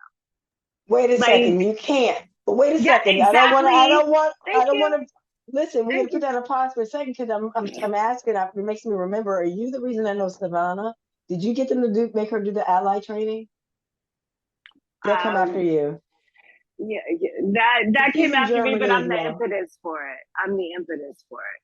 Okay, well, thank you. So I'm seeing your legacy lives on. It's almost like you died, and all these things are coming after. But all these seeds you planted, and I'm sorry if other people are taking credit for it, but I don't think anybody believes it except for the new people, maybe. That's but you know what? That's the same way if you look at how American history and Black history, how they're intertwined, how that's being taught. The people who have the ability to change the narrative, that's what's happening. Because that's what they did. This is what they know, and this is what they know. So it's second nature to co-opt to take what you think. Okay, listen. Back to the So when I went into the committee, when I accepted the position, I knew that it was not going to last long. I knew at the time that I said yes, that there was no way that Falco had any interest in actually exploring the issues of DEI. They had absolutely no interest, zero interest of promoting Black women as strong, powerful beings, because half of how they raise their money is on being white saviors to go into places to I was going to say showing us is like people. Yes. I was going to say showing us is people that need to be helped. Yes. We ain't got water without you. Yeah. We ain't and got I have receipts for all of this. I have receipts for all of this. So it's not like I'm talking crazy. I have receipts. And they've been called out on this before. But I knew going in that it was not going to last long, because the second that I said, I want to center Black women or Black people in the DEI committee that was actually put together as a result of the lynching of a Black man, right? I knew that was only going to get me so far, and it happened. So being part of the ending violence committee as well, we were on our calls. I was telling them about the DEI committee and sort of where I saw it going. And I said, but this coming up in this cycle, we will be centering Black women. I was like, because if we don't talk about Black women as a women's organization, then what is the purpose of having this DEI? So I kept promoting the fact. And Karen will even tell you this if you talk to her. Oh, I'm sorry, should I not say it anyway? Well, you know what Karen means. Is she a Karen? She's not a Karen. This is the I one swear, Karen. yeah. The two Karens that I have met in my life that are not actual Karens have been with Falco. Make it make sense. But So Karen, I think it's okay because we're talking about her in a positive light because she's the reason yes, that we're on this call right now no, because I love her. the last email Love I had her. for you was Falco, and I was like, I looked at that, I was like, I know that shit ain't going through. I was Yes, like, Karen, no, can you put me in touch with no, Tonya? no. So shout out to So I Karen. She's an scheduled, ally. But just this yes, one she second, is give very her much her an ally. flowers. Very Give much her an her ally. flowers. She Yeah. has been, and I even had like she knew while I was still in Falco. And then when I left, and the way that because when I left, I was like, fuck y'all bitches. I'm taking my toys and I'm gone. I took all my shit. They had access to that. Fuck you. You cut me off too, and I don't blame you. But that's I why cut I was everybody like, off because I was like, I didn't know. I didn't no, but know listen, like let's take a what had second been and going on. talk about that. No, and listen, this is why this is so good. This is like a cleansing for both of us. But let's talk about why you cut people off for your mental health. Why was that a mental health move? Because I had given 12 years of my life, my energy, my talent, my resources, um, my vision to an organization that at the end of the day, they really didn't care. Like they should have just been the white women overseas club.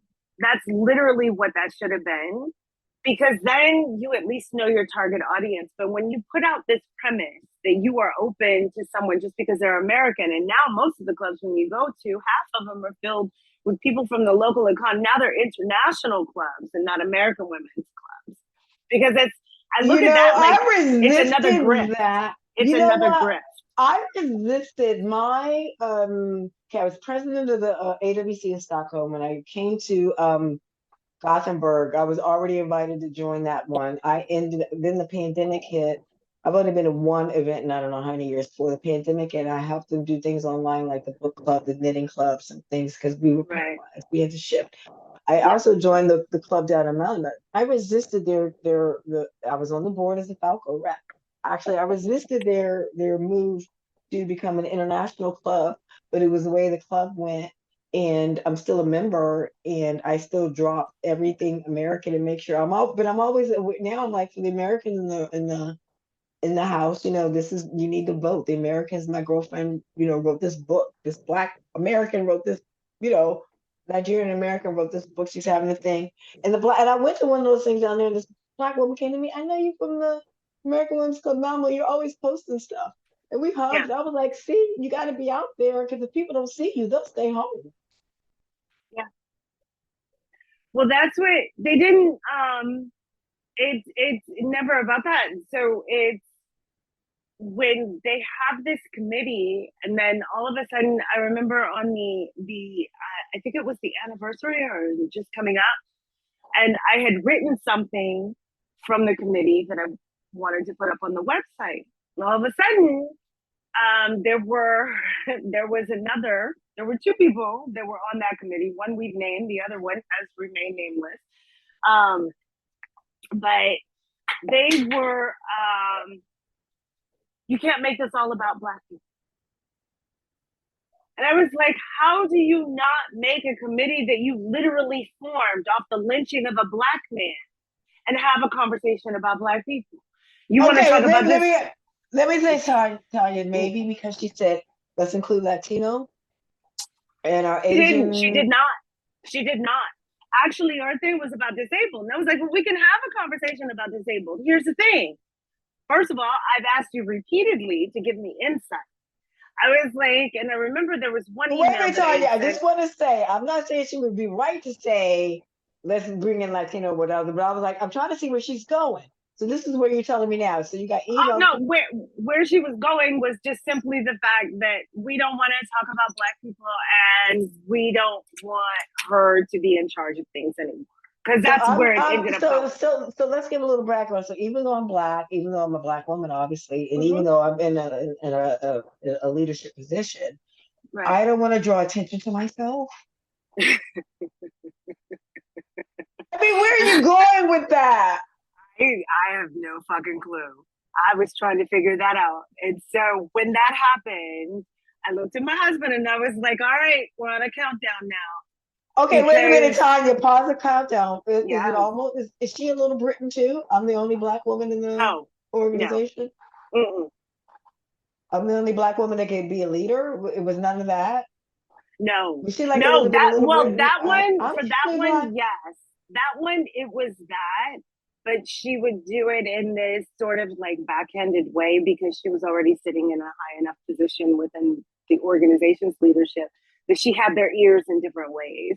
but Like see, I I'm knew that thinking that was like, happening beforehand, but this came from yeah. somebody who wasn't even Black. Well, see, I'm kind of saying I expect that. So I was trying to figure out because I want to touch on why you weren't getting support from the one Black person there that could give you support. Or were you getting support? I don't think you No, were. she gave none.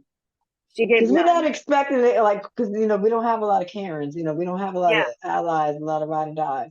But I no, was trying to figure out, was a sister, so this is another example of skin folk ain't necessarily kinfolk. exactly. Exactly. So that was one of them. And then the other one was one who wanted to talk about literally every other problem other than the thing that brought the committee together in the first place. We can talk about all of those things, but here's what I'm going to tell you. I am a Black woman. When I'm going to talk and when I'm going to look at things, I'm going to look at them through the lens of a Black woman. So when you have a different perspective, I need for you to contribute. If you're not going to contribute, sit in the corner and shut the fuck up. If Class you is don't in want to contribute to the session. conversation, I have absolutely that's totally fine. Take But then notes, you can't be learn. mad when I Exactly. focus on what my perspective is, right? And I made It's, that very clear. I and was it's like, I okay if can't you write feel about these other things. uncomfortable with it. Yes, And we're holding space for this. Thank that's God for the you point holding of it. space. Let's be That's brave. the point We're of it. all walking Yes. into something uncomfortable. If you feel Mm-hmm. uncomfortable, how the hell do you think I feel? Exactly. Exactly. But that didn't happen. So then it was this thing, and then it was Okay, all of a wait a minute. sudden. I have to come off mute to laugh. You're like, so that didn't happen.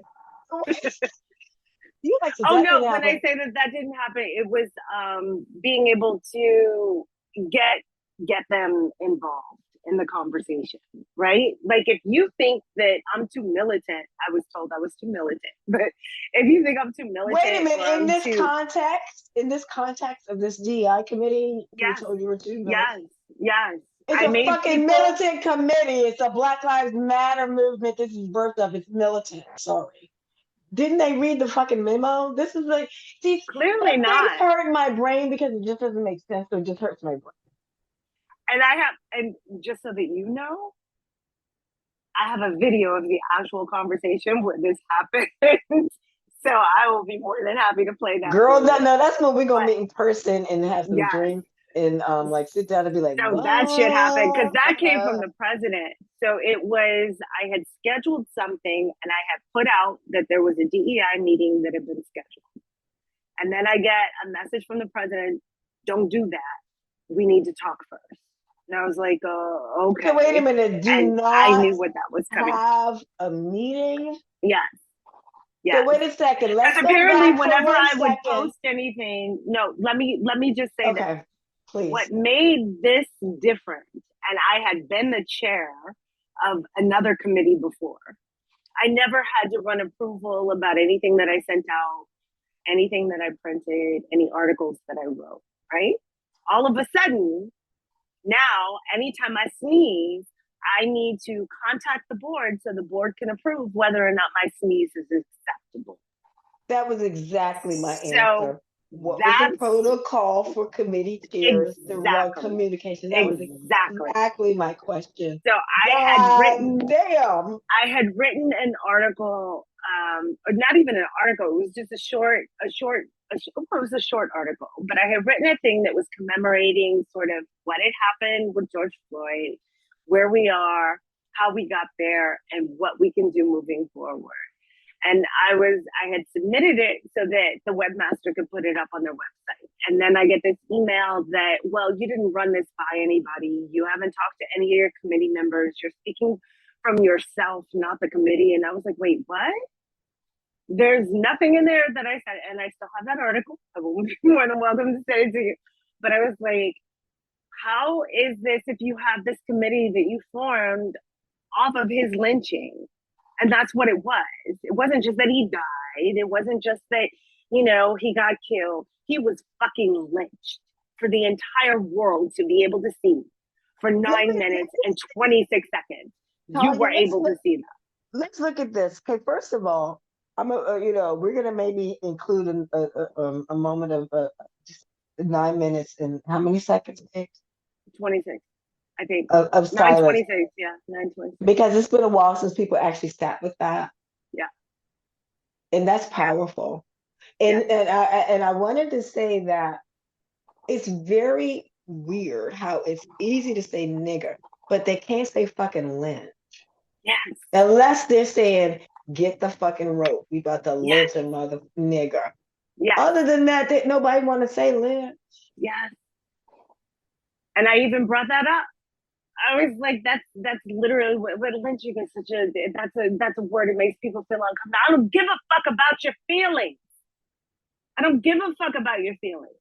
You damn sure don't care about my feelings. Exactly. You damn sure don't care about mine.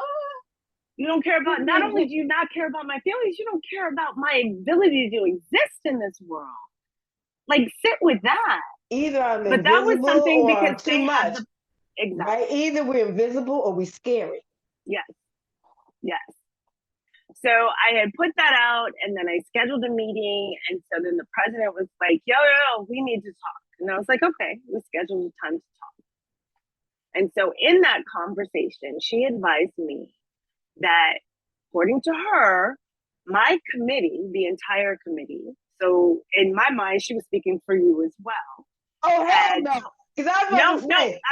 I'm letting you know where I was at that moment. No, but I'm saying she couldn't speak. She was not speaking for the entire committee. Are you kidding me? Damn, wow. Okay, wait a minute. Now I'm aggrieved. Okay. So she basically told me that I had made the committee feel unsafe. There you go, trigger words. I had made the committee feel unsafe about being able to come to me with issues or concerns that they had. And I was like, but I've been begging them to come with me for things because it's not just my voice. It needs to be all voices. I was very clear about that. I know why the committee was started, but I also know that people are coming from different perspectives. I need those perspectives. Nobody gave me anything. I was like, okay. So then she tells me I made them all feel unsafe or unable to come to me to tell me. And I was like, okay. And I know exactly who she was talking about. I know the two people at least at top that she was talking about. So I was like, okay. So she goes on for this whole thing. And I was like, but all I said was that I wanted to promote Black women as a women's organization. That's what we should be doing because I'm not the only Black woman that's living in another country. So if you want to increase membership, thereby increase it to where you don't have to keep making it International Women's Club because you're banking on the people that are part of that just want to, again, take the culture of America without the fucking struggle. Can I ask you one thing? Can I just put a pause on one thing? Because I think this is parallel because you live in Germany. Do you know Xing, X-I-N-G? Is this still popular there? It was like LinkedIn, but German. It comes up every so often. Yeah, it's a thing. I don't think it's as big a thing as it was before, but it's still because around. Okay, so you know what I mean because when I was working in Brussels, the company I worked for was when was this? Okay, this was when was this? This was 2004. They made us put profiles up there, and so I'm getting active, and I wanted to start a Black women in Europe group on Xing. They denied me. Oh.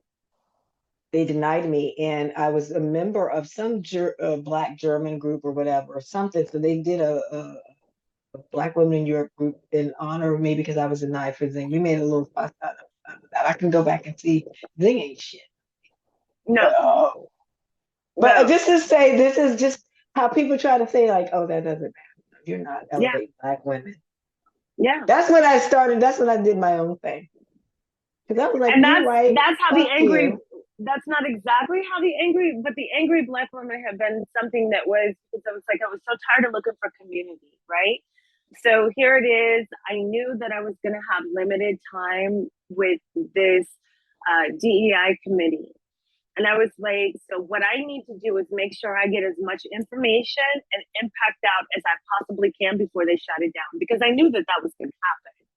Like I can put my husband on this call right now, and he will tell you. I can put my best friend who's in San Antonio, Texas, and she will tell you that the same thing. These were the conversations that were had when I was asked to head the committee, and I was like, they're gonna fuck me.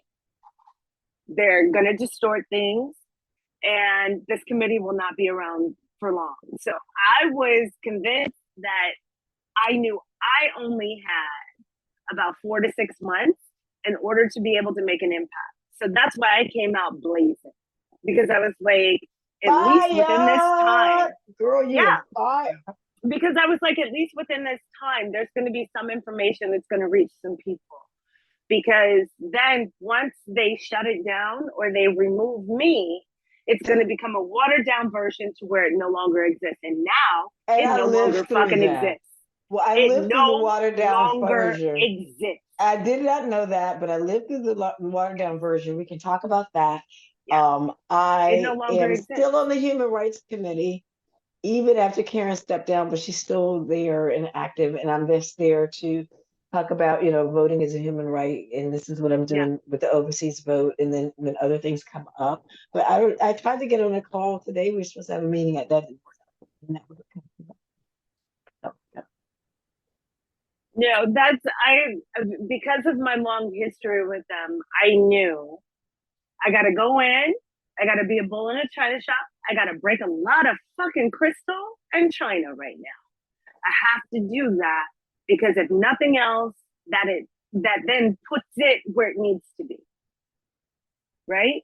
It puts it, and so for the people who are willing to receive it, the people who are willing to appreciate what this actually means, they're going to be able to grab onto it. They'll have something they can grab onto. But then I have this conversation with the president who basically tells me, again, going back to that woman at the Mother's Corner night out, you scare people. They don't feel that they can come to you, literally never tried, right? So she had all of these things, and about all of these complaints that she had Could you gotten at from the least show people. her that one lame email that I sent to say this is fantastic? Like, did you at least That's show her what, that and say, according Adrian's to on her, she board? had seen the emails. She was all good, but what she was being told. But I know who was telling her whatever it is that she was hearing. And I can so, 100% tell you she never came to me as a committee member and said, you have a problem no, with she your didn't, leader. because there were two people. There were two people. One of them, we both, that's the chat. So the chat person was one. And then there was another person. And so Please it's put like, it in the chat for me, please. Because just I put it will in the put that chat in. for me. Because I wonder So, if I even know who that person is, and well, I may have a you story. do.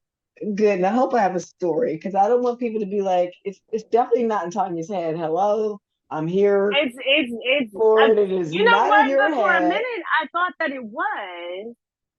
Um, And I know how that is when you think it's in your head. I Let me just tell you, I it's just not put in her your in head. the chat. I can't remember her last name. Oh, okay, wait a minute, wait a second. Give me a second because I immediately associate that.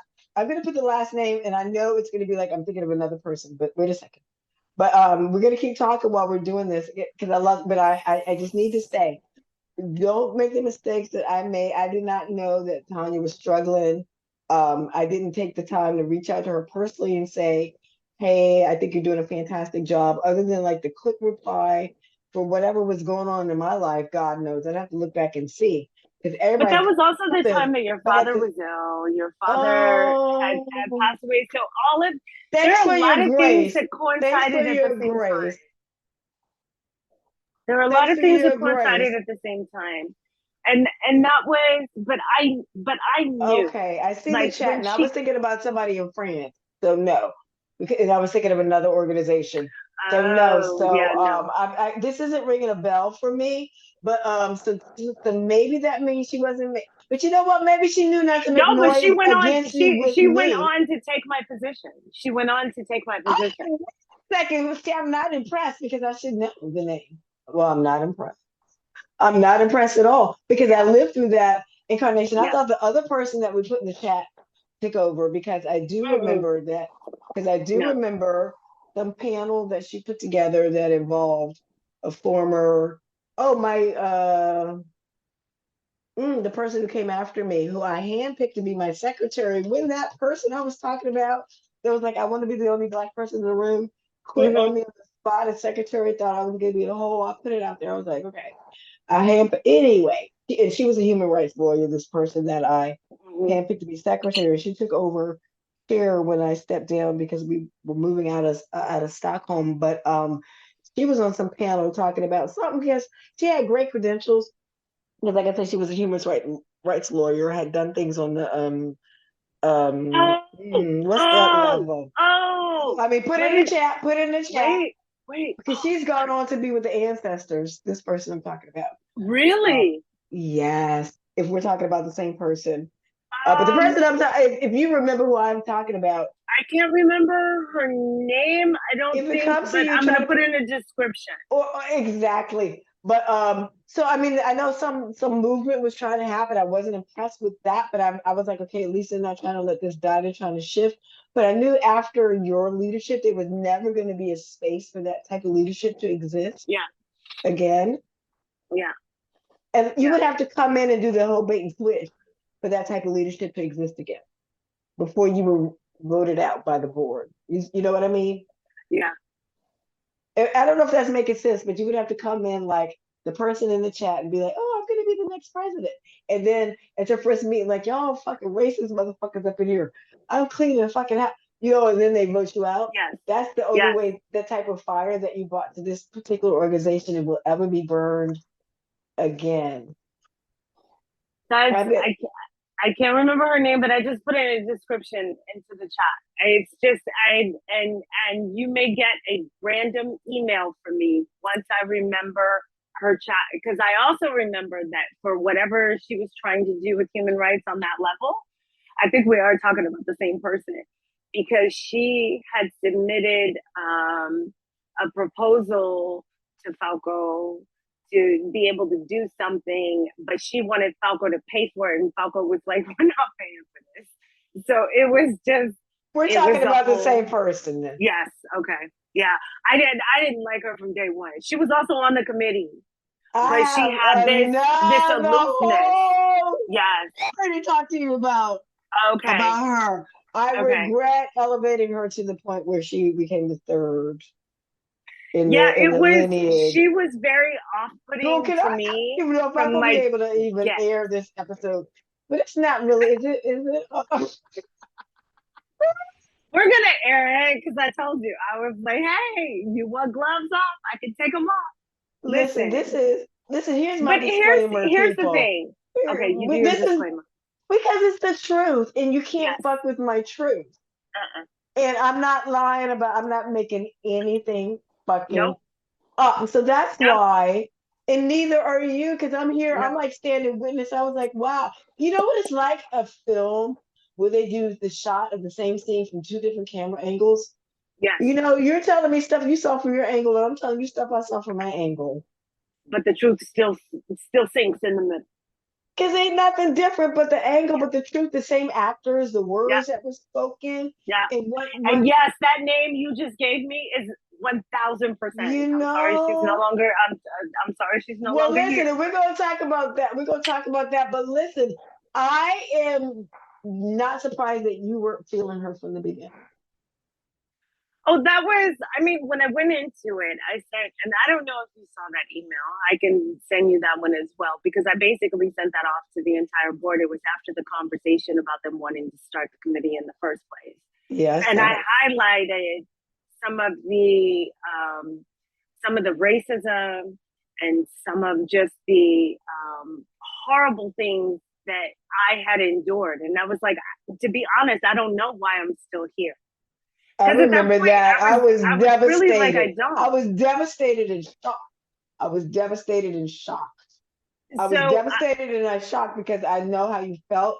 I mean, because yeah, I felt I have an empath enough, and I know, it wasn't the same experience exactly, but I had been that person that, and then I was shocked that this organization that you had given so much to, and then I was shocked because I knew that Karen loved you and thought you were fantastic, and I was shocked that Karen would still um,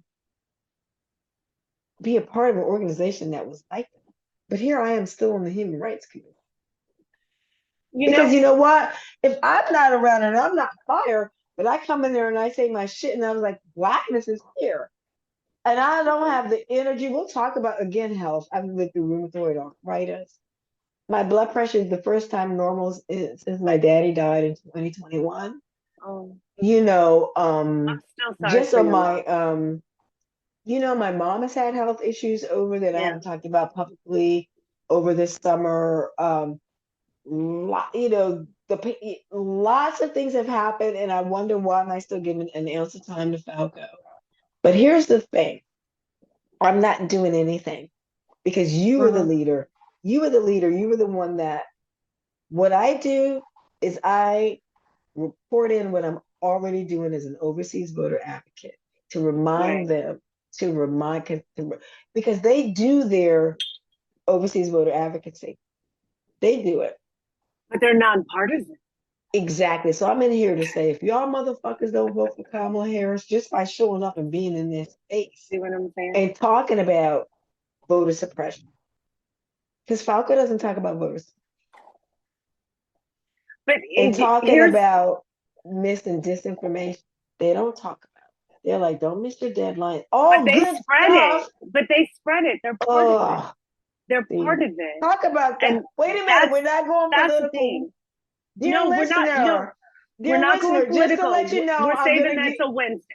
I was gonna say, dear listener, Tanya's come back Wednesday. We're gonna be on the Power to the People Black Caucus podcast, and I'm gonna do my best to edit this, get this out first. But this is related to our mental health and our well-being. So please continue for a little bit. So my mental health was at the point where I was like, okay, I've given you, and at that point, when I finally stepped back, it was over 12 years. I've given you that much of my time, my energy, my intellect, right? My foreseeability. I've given you all of these things, and you have essentially come back and told me, we don't like that you make us feel uncomfortable. That's essentially what that conversation boiled down Isn't it to. And sad because that's the goal of the whole exercise? it it was sad, but at the same time, because of that history that I had, it made it much easier for me to just wipe everything clear. Because, like Karen will tell you, she went to go look for a document and it was no longer there because I was hosting it. So I was like, y'all get nothing. I'm done. I just shut it all down. Um, and So I whatever said, wasn't published already on the yeah, website, it it was was like done. too bad. It was done. I have it still, but you don't get it. And what's interesting is that then when they tried to redo the DEI committee with the person who wanted me gone because she wanted to protect her whiteness, um, she they put out a thing and they basically used my actual document. They reworked some of the formatting and some of the words. They changed some things, but that was essentially my fucking document that they used. But yet I was told by the president at the time that I stepped down that I just gave them just a bunch of words that nobody could use. But then they used it.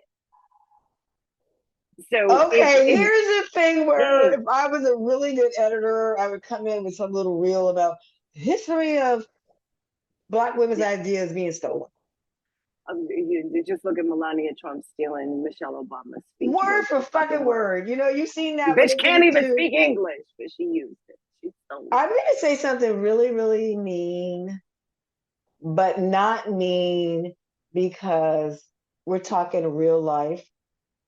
But I'm going to say this um, because I think this is how everybody should look about everything. I don't Girl, know. I don't want to 10 toes simplify it, down, but just say it. Don't edit yourself, no, just say because it. no, This because isn't I that do, because I conversation. feel bad. Because here's the part where I'm going to edit out all. See, Tonya having real conversations with you is going to elevate my editing skills. Because this is the part that I'm going to learn how to edit out for the first time in my life. Okay, when the former president's wife came out with her big, supposedly bold statement about supporting abortion, the first thing I thought about, well, of course she does, because how many has she had? Exactly. How many have any of us Don't had? edit that out. My Don't point, edit that out. my point is like, who fuck, that's not even, that was my first instinct. Of course she does, because how many she had, or what, of course, when she would have run and get one if she felt like she needed it, she can Mm-hmm. relate. This is a woman from a former Soviet speaking, well, not former Soviet speaking, but former Soviet controlled or at least heavily influenced country, Mm-hmm.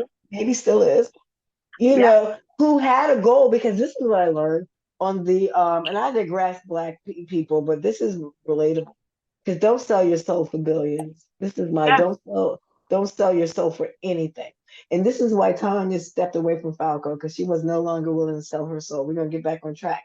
But this model, they have this thing during the summer on Swedish radio, very well done about it's called Summer Pronta, the summer talk. And they always have some Mm-hmm. iconic person talk, whether you come from the world of literature. This person happened to be former model, famous, I don't know her name, I would never know, but made it in Hollywood and I don't know, whatever. She was like a model at the time when she was roommate with Melania, whose goal in Los Angeles at the time, and just I guess I don't know how old Melania is. I don't want to give the decade, but who said I'm going to marry a billionaire.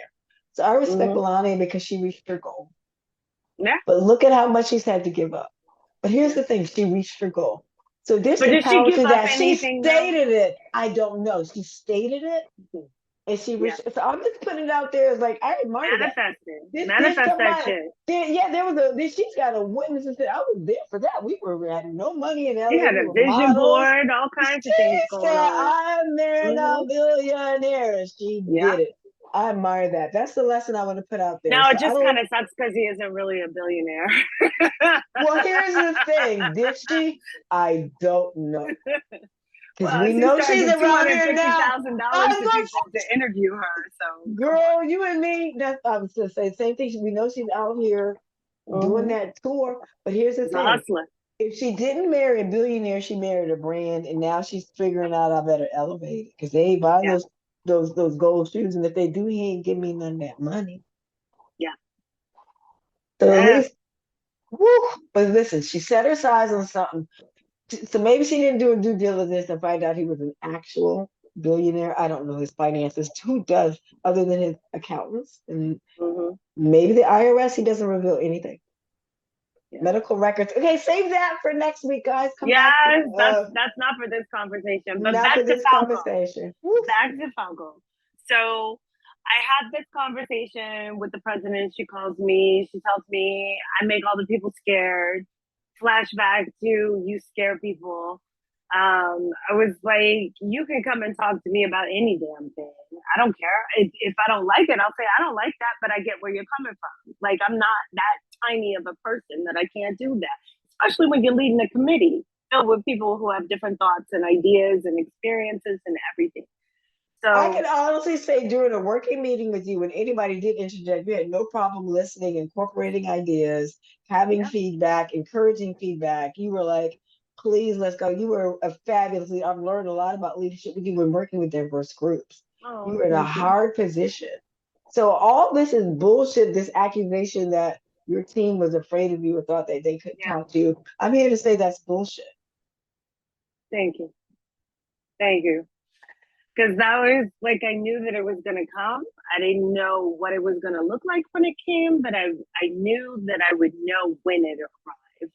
And then when she had that call, and again, like I said, that entire call I have, because for some reason my computer recorded it, and so I forget what I was doing beforehand, but it ended up recording it, and I still have it.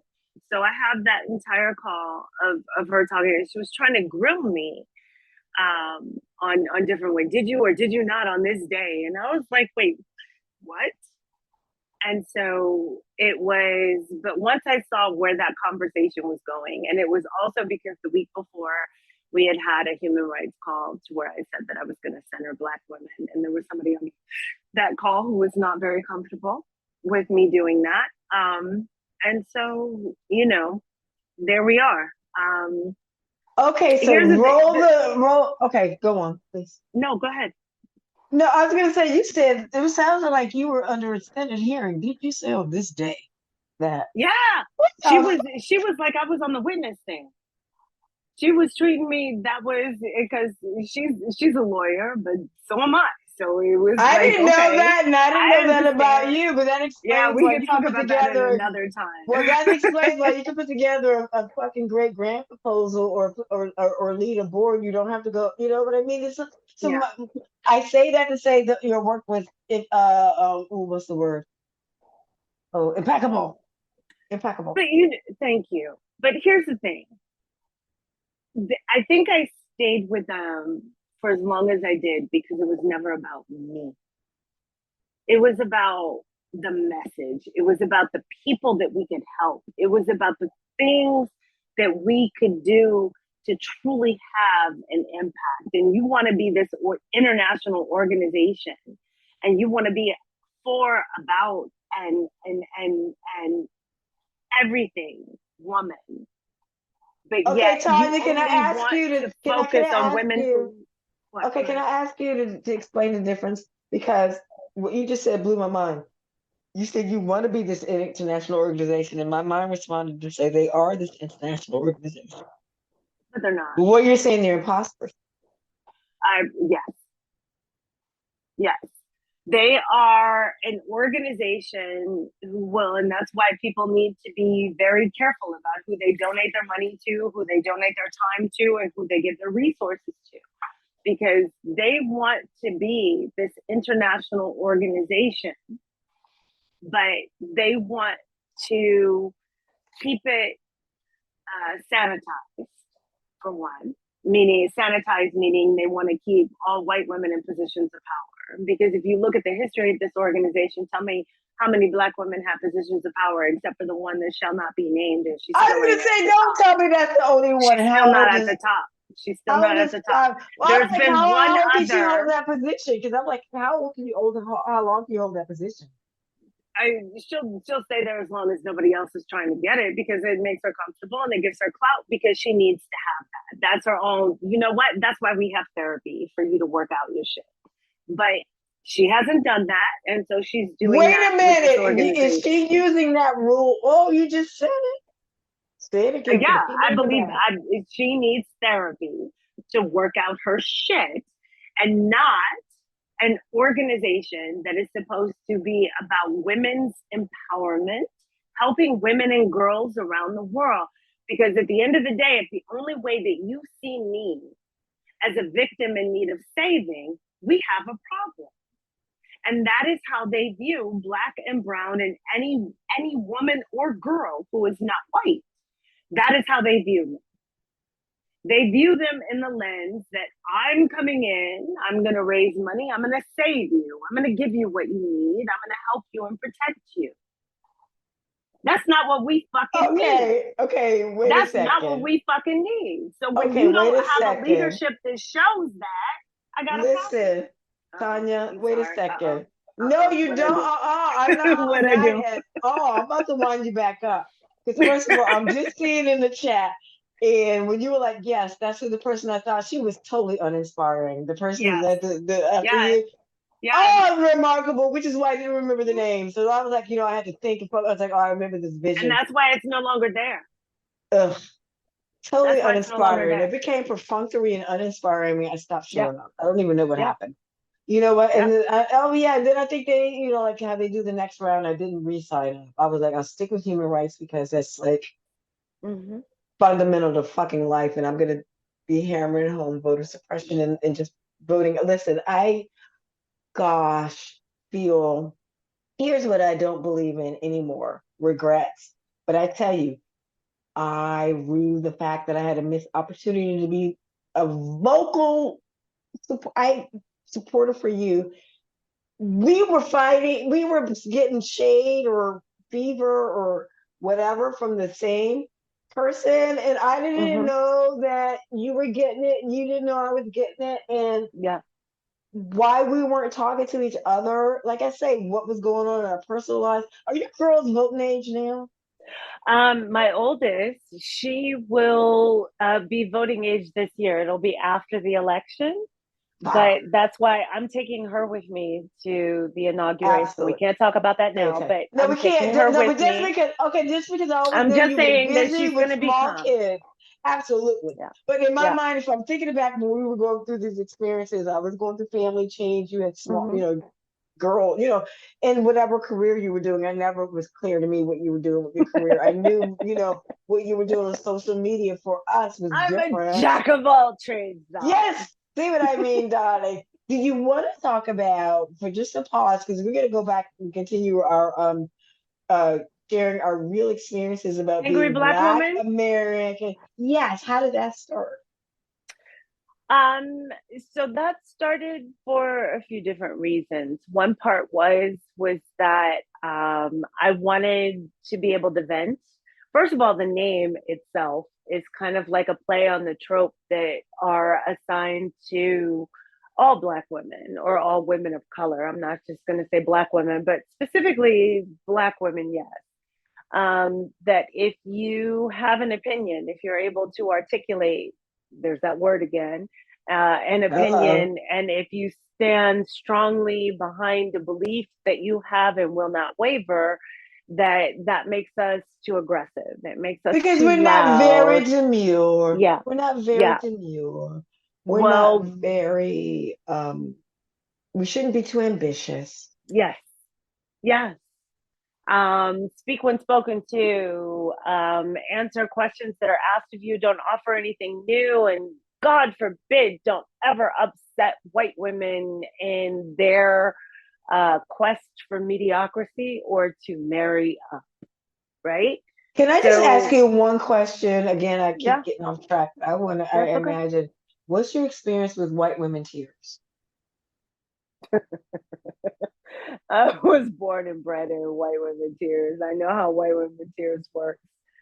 Well, Um, tell us, give us a tutorial on white women tears because the first time you experience it, you're like shocked because I'm an empath. You're like, oh fuck. what do you, hold on, my daughter's here. She has a question. Go start it. No, no, I'm gonna come out. When you're good. Make dinner. Okay. I love that White she speaks women tears. English to you because she Oh, speaks they're German to only her allowed to father. speak English to me. So here's the thing: I raised my children because they have two mother tongues. They have citizenship in both countries. They need to be able to speak both.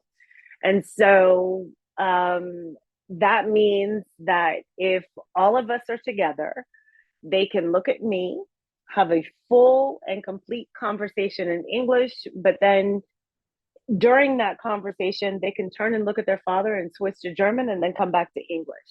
And That is that's what they need totally to be able to cool. do. Yeah, Yeah, that's their yeah, world. That's cool. They yeah, need to slide in and out, and they need to speak yes, the sound native yeah. in both tongues, and they do. I bet. I just gave a whole new meaning to code switch. Hello. I love that multicultural kids. What do they Yeah, call them? There's a term for multi that.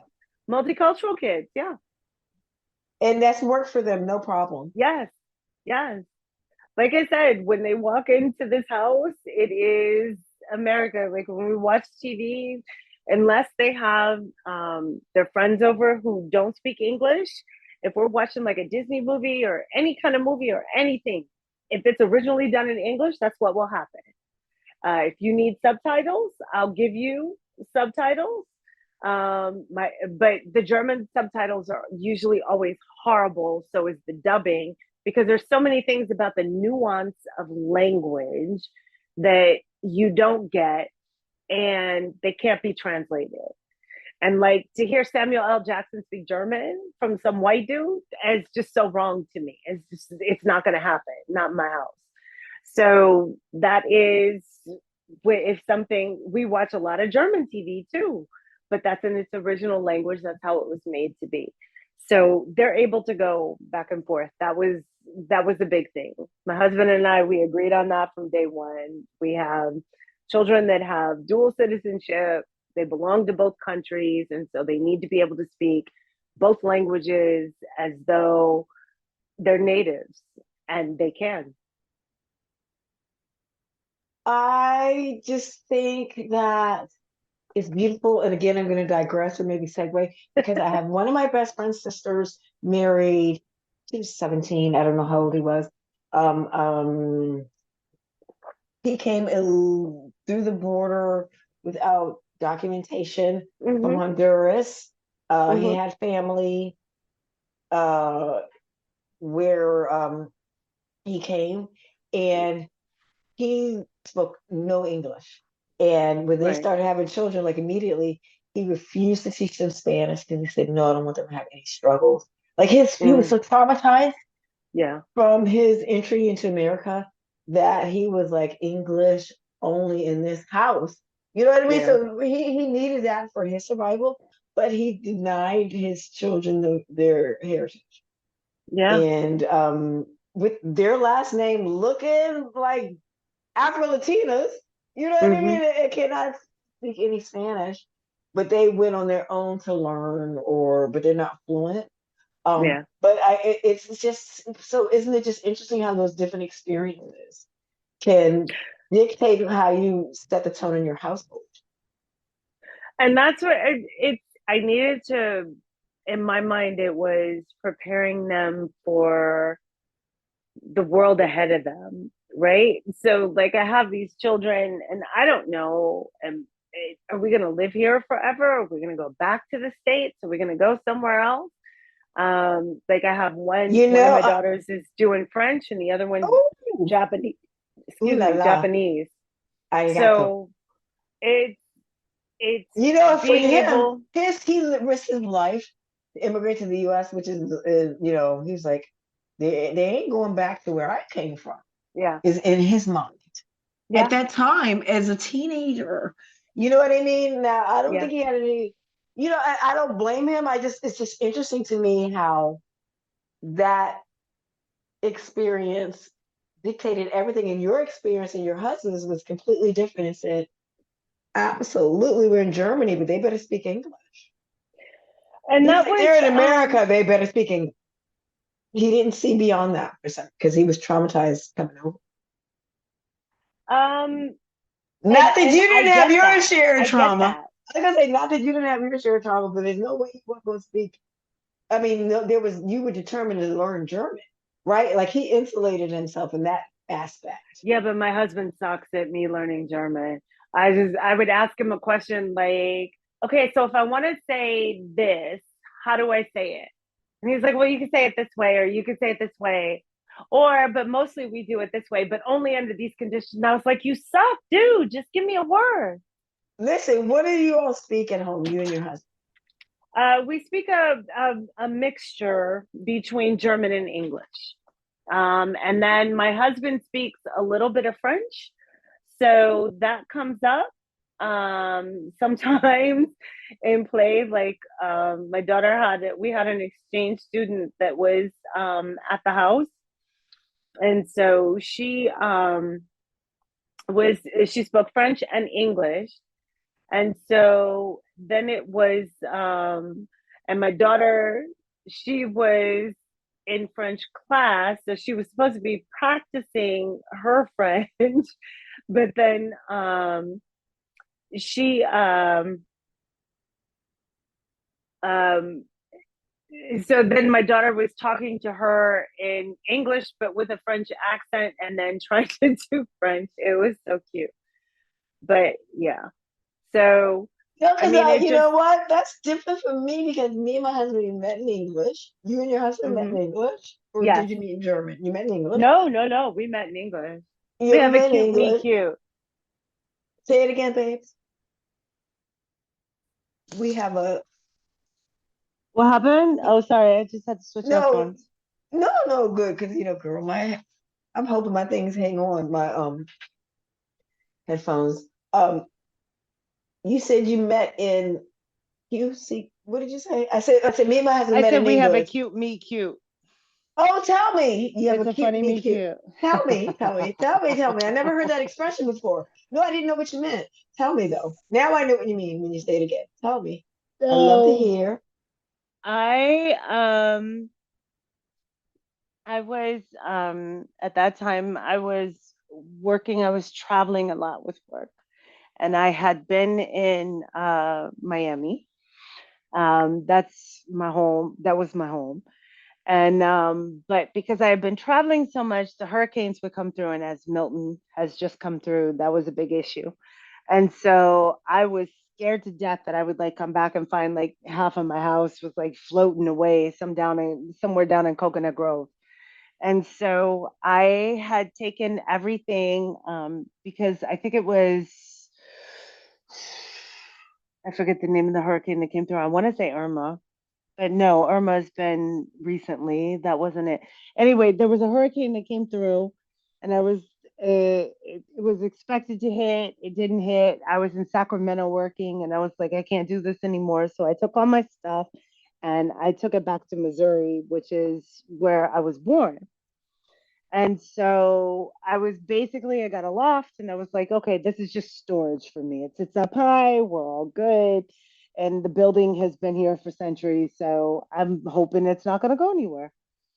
And so the first week that I was there, I met one of my neighbors and we went out because of where we were bar hopping. And we were just hitting a lot of different places up and down. And so as we were headed back to the loft, there was this bar and my neighbor was like, hey, let's go in here. And I was like, oh, I'm tired. I've had enough of these bars. I'm done. And they were like, no, just one more drink. Okay. So we go into this bar and I look immediately, it's super crowded. I look immediately to find the first open spot that I can. Because I'm like, let's just order the one glass, we can go. And so I see a spot, and then my neighbor's like, I'm going to the bathroom. And I'm like, okay, I'm getting us drinks. So I go to the bar, and when I get there, I see there's these two spots. I pick the closest one, and I'm like, excuse me, do you mind if I squeeze in and order a drink? And this guy's like, no, not at all. So you know how when you're at the bar and you're just having like chit chat with the person who just let you in line to get a drink, whatever, and it's like, whoa, it's pretty crowded in here tonight. How's it going? Whatever. So we're talking for a few minutes while we're waiting for the bartender, and then he said something, and I look over and I'm like, you have an accent. Where are you from? And he looks at me and he says it, you know how like, the peacock before they put their feathers out and the chest kind of comes out and they're like, I'm the one. And so he kind of did that. And he's like, I'm from Germany. And I look at him and I go, I fucking hate Germany. Okay, girl.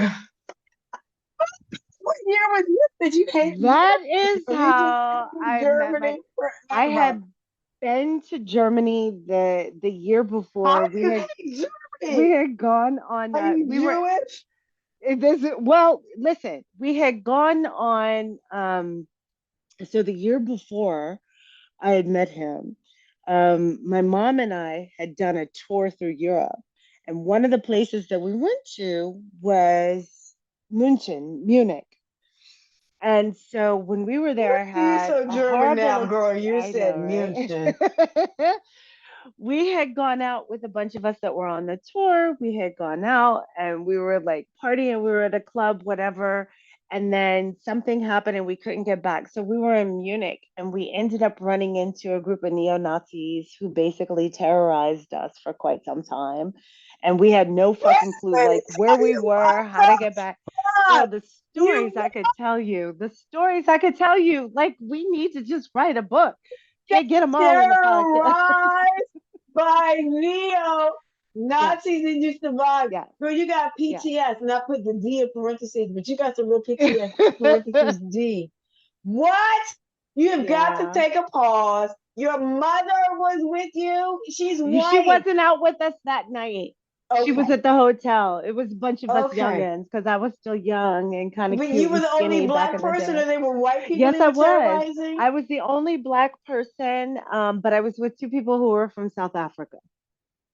So why were you a target? Or why was the group a target? Because of you? Or Um, I think part of it had to do with me, and the other part had to do with the fact that we were not German.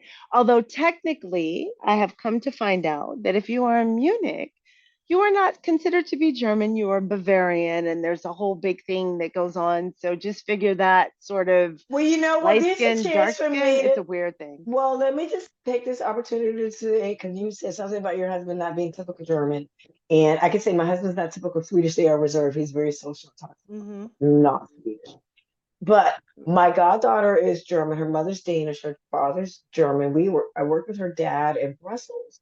Hmm. And he's the most gregarious guy I know. So we're lucky to have these German guys that break stereotypes. But back Yeah. to the like, I didn't know like the difference between Munich and the rest of Germany. Yeah.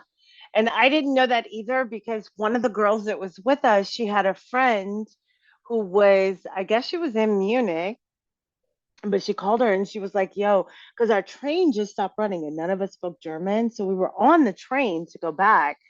But like as idiots traveling in another country, it never occurred to us to actually know where we were staying in case some shit like this happens. And so we just knew that it was so many stops on the train underground, right?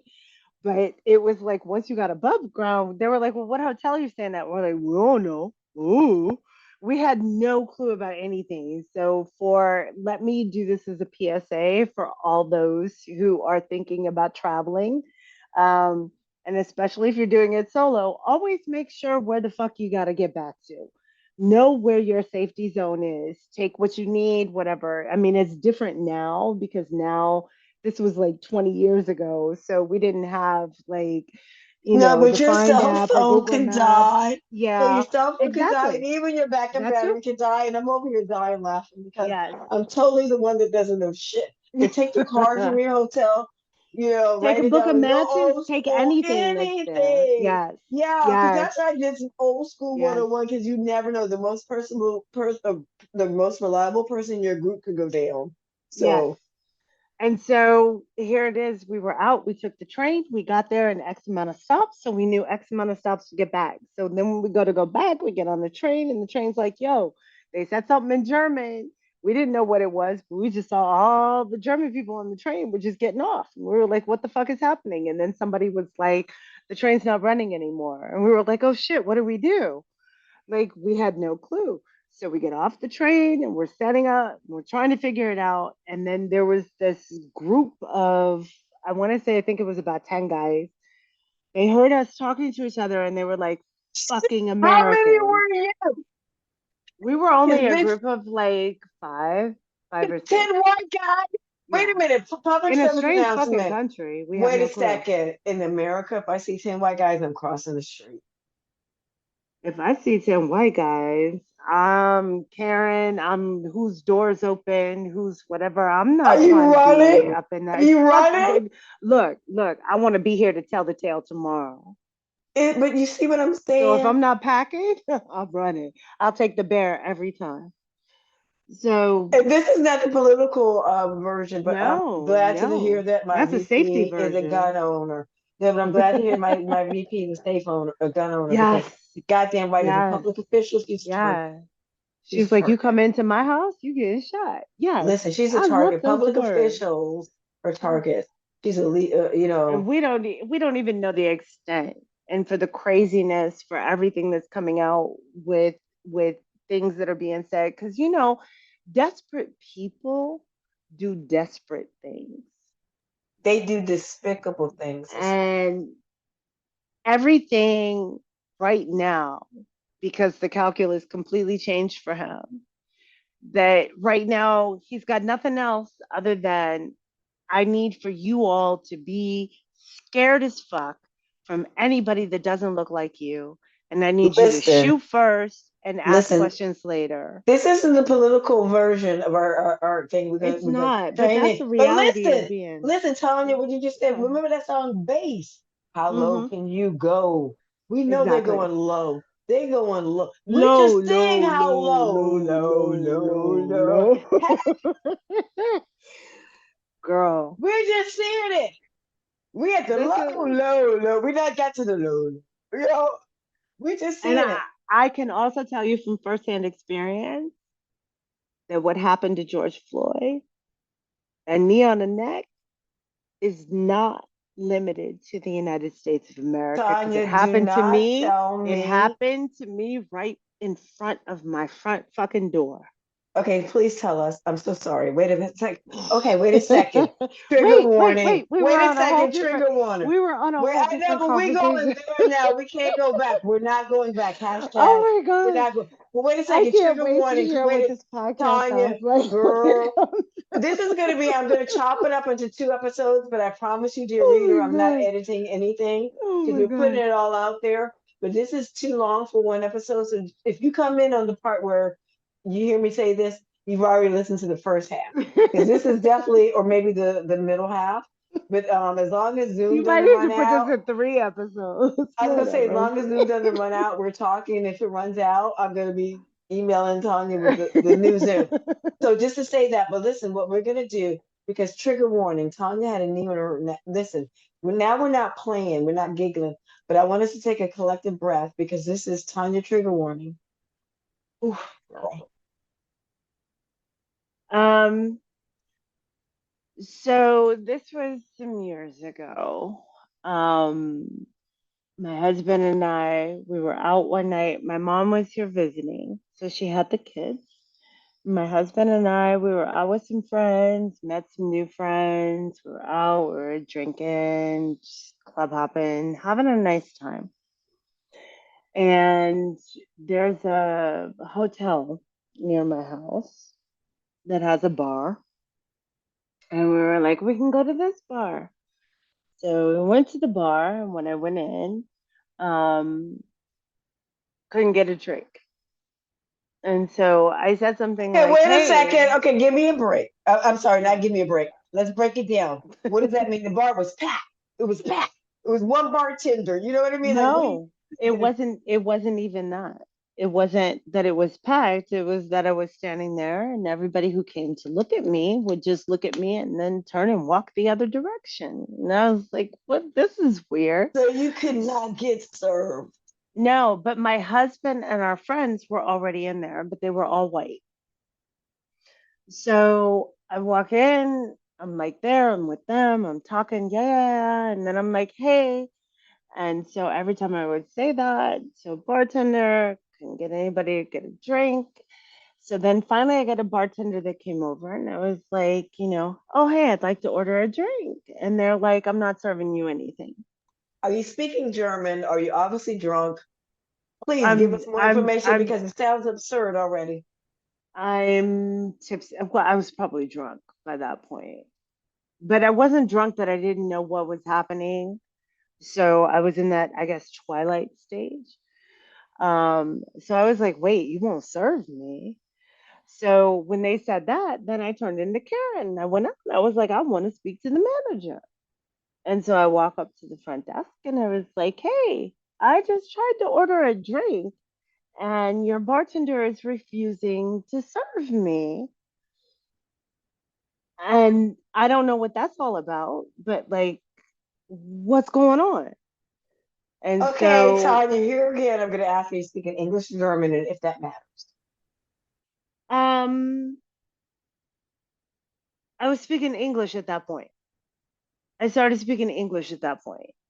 Because one thing that I've learned is that if I just start speaking English to people, I can usually get my way because they're Same like thing in Sweden. That's what I'm saying. they Same don't thing in want to deal Sweden. with the mental resources that they need to Same thing in respond to me. Sweden. Yeah, And I was taught that by another person. They said, you're an yeah, entrepreneur, you're a businesswoman. Always do it in yeah, English. yeah. So when I start to speak, I do it. At that point, I was doing it in English, And so then the manager said something I wasn't expecting, and she's like, "Well, I wouldn't serve you either." And I was like, "What the fuck? What do you Damn. mean you wouldn't serve me either? What the fuck is Damn. happening?" And I went to go and walk back from the front desk to the bar where my husband was. And then, because I was like, I was getting my coat and I was like, fuck it, we're leaving here. Like, these people, like, what the fuck? And so then when I came back out, I told my husband, grab my jacket, we're leaving. And so I walked back out into the lobby. And when I walked back out into the lobby, the woman, the manager, I had assumed, was standing there in the lobby. And I was like, don't fucking worry, bitch, I'm leaving. And she looked at me and she was like, good. And then she said, you black piece of shit. So and she said that in perfect fucking English. It was perfect enough for me to not only understand and comprehend, but then because I'm black, I smacked her. My God. I don't know what I would have done, but oh, Full ass, open hand, smacked the fuck out of that bitch. like the And then, movie. Did you swing yes, all the way back? Like put it in slow motion. yes, I Like did. Yeah, slow motion, you- slow motion. You got fucking five fingers said this to the face, bitch. Think of Dave Chappelle. Think of all of it. That's what happened. So when I slapped her, she looked at me and she went, oh my God. And I was like, really, bitch? That's all you got? And I was like, whatever. And then I walked out. But when I walked out, all of a sudden, there's this big, bald, white dude in a white t-shirt following me. Okay, wait a minute. I Where's was your husband and your entourage when you smacked that they woman? were they were they were coming out. They were still in the bar when I slapped them. They didn't see They him. came You out. were there by yourself. They didn't see this. It all happened so fast. It happened so That's how fast. it happens. It's always like Yes. in a blink of an eye. Yes. And so they came out just after I had slapped her, and I was like, let's get the fuck out of here. And I went and I walked out the door. Then when I walk out the door, there's this big, bold white guy coming after me, talking about, hey, you need to stay here. And I was like, bitch, I'm not staying anywhere. I don't know you. Get your fucking hand off me. He wouldn't get his hand off me. So I proceeded to start slapping and punching and kicking him. Right? He followed Well, me. first of all, you don't know who he I is, have no right? clue. He No didn't clue. identify No, himself. he did not. No, he did not. And so I proceeded to Well, go your home. natural instinct is like, who the hell are you? What's your husband? Where's the Yeah. entourage now? See what I'm saying? And I was just like, I don't know, who the fuck are you? Whatever. And he just sit there and let me just beat the shit out of him. And I was like, okay, this is interesting. So I was like, I'm not gonna judge anybody in their kink, Wait but a minute, I'm this is going like a home. movie at this point. I'm So going is home. he still restraining you? Mm-mm. No, no. I So hit wait a minute. him. At the point when you fought back, he let you go. That's what when I fought back, we were already outside. He was just some strange man I He was hadn't just seen, following and you. you I just got you. came in, and so then he just followed me all the way home. And so in front of Oh, my because you door, all were on foot. yes, everything Wait is a on foot minute. here And in he followed Jersey. you home. Yeah, See, okay, wait a yeah, minute. So looking back, people don't walk directly home. But you no, never think that don't somebody's do going to that. follow you You don't home. think that, yeah, but he did. He followed me, and then in Girl, front I've of got my the building. shivers. I got the shivers. In front of my building, I went into my bag and I grabbed my keys. And on my keys, there was one of those little pocket knives that are there, right?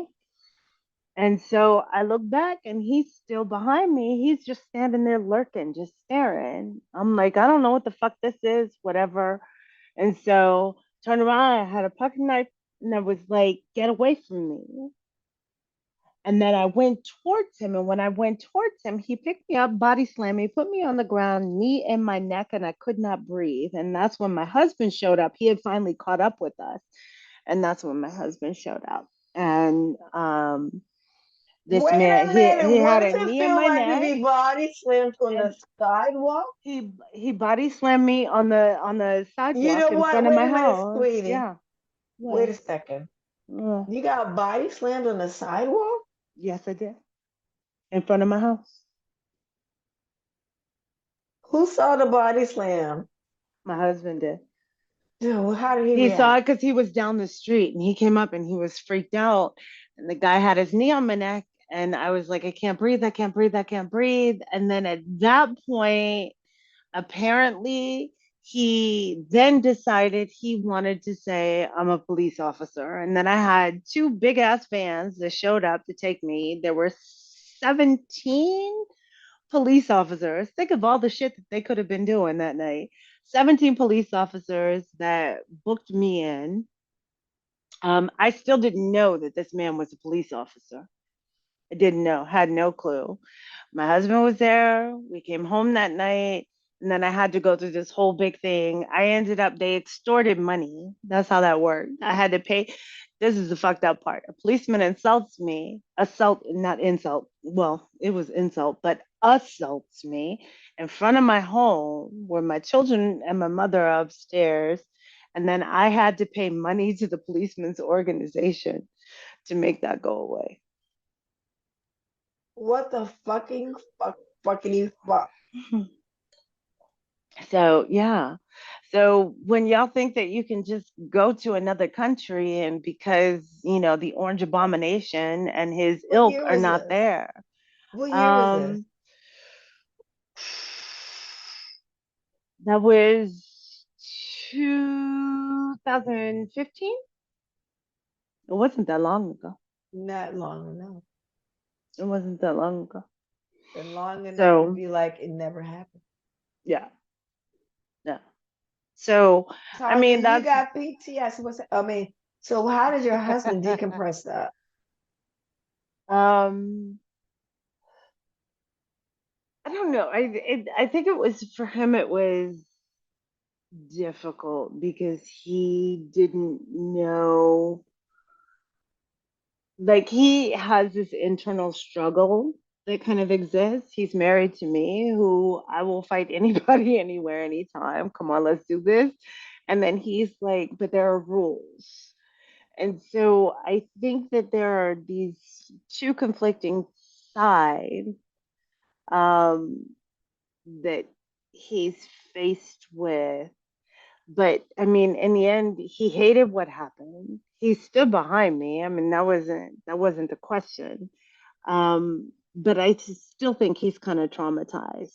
And I think that trauma showed up because we had a neighbor who used to live one floor below us, and he was a flaming fucking racist. Like uh, he sent me a letter that was like 3 pages of a crazy man's rant. Girl, the stories I could tell you about living in here. But anyway, he sent a letter that had like 3 pages of a crazy man rant. And in that, he called me an Afrikanische Affenwild, which basically he called me a monkey. He called me the rock of a fucking monkey that is useless, right? And he did that when he first moved in. So we had like, and he tried to attack me one night in the elevator. I feel like I'm venturing off into way too many different conversations. Are you okay, Adrian? Are you okay? Hello. I can't hear you. I don't No, know if I am that's because your okay. I put headphones in the died. chat because one of my earbuds died. You know how you have one in Also, one ear? yes. So I had gone upstairs. So I like ran. I'm doing my aerobic. And I put in the chat, I was like, I had to go get it. And now I see it was all caps. I didn't mean to shout at you. But just That's to let you know, okay. because I didn't want, because I was like, because you could wait, Yeah. no, but girl, you're not going off the thing because we're talking about well being. So we're So it's a talking about lot. these things are not in It's a our lot. head. And this No. is just like, these are the things, the struggles that we have to face just navigating our daily lives. You're not going off the path at all because But what not you're talking only about is horrifying, Tanya. Here's the thing. I need to stand in this space for a second. You can laugh about it. I'm not saying you're making light of it, but you can because this is But what you're relating is horrifying. I'm not trying to take you back to some dark place. I want to No, thank I'm you okay. again. This is why I love you. You're so brave to share because these things have happened to me in different forms. Mm, And you know how things happen, and your first thing, you want to be like, am I the foreigner? Is it because I'm American or is it because I'm black? right. Is it because I'm a woman? We have to go through so many layers of Yes. hurt and because it doesn't matter if it's any of those things, it's an attack against all our entire being, right? Right. But when you're like, this is your fucking neighbor, you have to share an elevator with somebody who would attack you. It's Mm-hmm. horrifying. It's terrifying. It How was do you not fun. resolve that without, like, how does that get resolved? Well, luckily for the neighbor, I don't know what happened, but he just disappeared one day and I was totally fine with it. Really? I don't know. His wife is still down there, so that makes it a bit weird, Oh but we wow. don't have the same it's not the same thing. Like my kids were scared that if they got into the elevator, he would be there. It's That's what I'm saying. This is if a I run into fucking him, nightmare. yeah. Yeah, but luckily, and girl, I'm a true crime fan. And so I was like, I've So seen the am true crime. I. So I've seen am the true I. I live crime in a Britain. That's where the what I'm neighbor's saying. a I'm mess. like, girl, Yeah. there's Yeah. whole shows about it. Yeah. Listen, can I And do you a I favor? can't Can I get ask a guns as easily here as you can in the States. I was like, in the well, States, you're in he just would Germany. have been dead the first time. But in Germany, we actually have this thing called gun laws, You know and what? But they his wife probably work. poisoned his ass. You know what? We're not gonna I'm say not. nothing. I'm not gonna question it because if she did, I'm not telling nobody. Because if he was I treating you haven't like smelled that, imagine anything. how he was treating her. Hmm. Listen, I'm going to Yeah. ask for a little bit of grace and a pause because one of my earbuds is out. I don't know. I'm not tech savvy enough to know how to switch earbuds without totally losing contact with you. But I'm not Go up letting to you your go. sound. Go up to No. your sound. Okay, good. You're going to help me. And so, dear Go. listener, here, I'm not savvy enough to put this out, but this is sister in true action. So, wait a minute. I'm on my laptop and Zoom. So, tell me what to do. I got two different head things that I'm going to try to connect. You know how sometimes they connect, sometimes they don't. Well, Yes. one of my okay. So what do I do, sweetie? So if you tap on your screen, so Okay. what you can do is go up for your you I'm gonna should be close the able, you're chat on your first of laptop. all. I'm on my So laptop and I'm looking at the you Zoom should be able to screen. go to where your microphone is, Yep. the micro, and when you click on that, it should give you Mhm. options of different microphones. It does, but what I want to do, so I need to first go back to my Bluetooth and connect one because I'm on Bluetooth. Okay. You know what I So proposed, Tanya, to keep my blood pressure normal? I told you it was normal for for that 3 years. Then we take a 5 minute pause. No, we're not going to disconnect. I'm just going to put pause. And then that way I okay. can disconnect. I can pee. You can pee. I've been peeing all the time. We're not There going to you go. people. That's because I drink a lot of water. So I'm like, That's how we do things. hydrate, Look, tea. Yeah. the So is story, that okay? the Like, work can you hang? continues. Can Yes, you hang on? I Like, is it can. I can okay? because So I'm what gonna can take some I? bites of some noodles. Okay. So listen, do you want me to pause? How long do you want me to pause? Because I'm totally flat. So take 10 minutes, get yourself situated, Okay. go to the bathroom, do Okay. that, and we can pause for 10. How's that? Yay. And dear listener, if you're listening to this when it comes out, wherever we are, if you're in episode 1, 2, or 3, because this is going to be like a five. This is gonna be like a whole season. And you know what? Yay! She just The confirmed it. season We of the got a new angry black woman. I love it. yay! She just confirmed. You heard it first now. So wherever you are, take your pause too. You know what I Yes, mean? Just take your pause, do yes. your bio Hydration is very break. important. Yeah, and come back. We'll be right back. Tanya, I'll see you in 10 minutes. So right now we've got 14 after. Do you have 14 after? I have No, I'm I looking have at the I date. have I have I'm looking at the 29 date. It's after. the 14th. Exactly. I'm looking at the date. So if we come back, Girl, you want you're to right. do It's it the in even 20th. 15 and we come back at a quarter to 9 Girl, yes. my I time. was looking at the date. I was looking at 10:14. Girl. Okay, right now it's a half hour. It just turned on the half hour. Quarter Okay. of sounds perfect. So I'll see you Love at a you. quarter Big of. hug. Big Okay, see, hug. we need a break after because this is intense. My body is reacting a lot of ways. Are So you okay, okay though? I want to make sure no, you're okay because this like I've is been able to process great. this. No, because here's the thing. This is great, and that's why I'm just so grateful that we finally that you know what? I know you're in isolation now. We're not going to talk about why, but I'm using this as a plus. This is great. Because now your daughter's like, okay, mom, poke her head in. You're like, cook.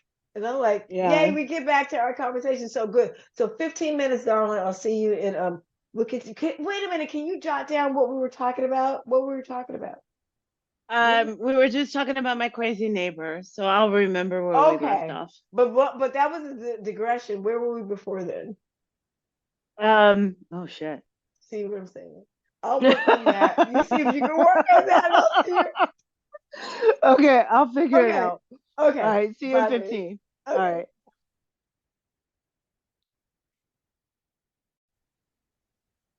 Okay, so we're back. Tanya had some noodles. I had nothing.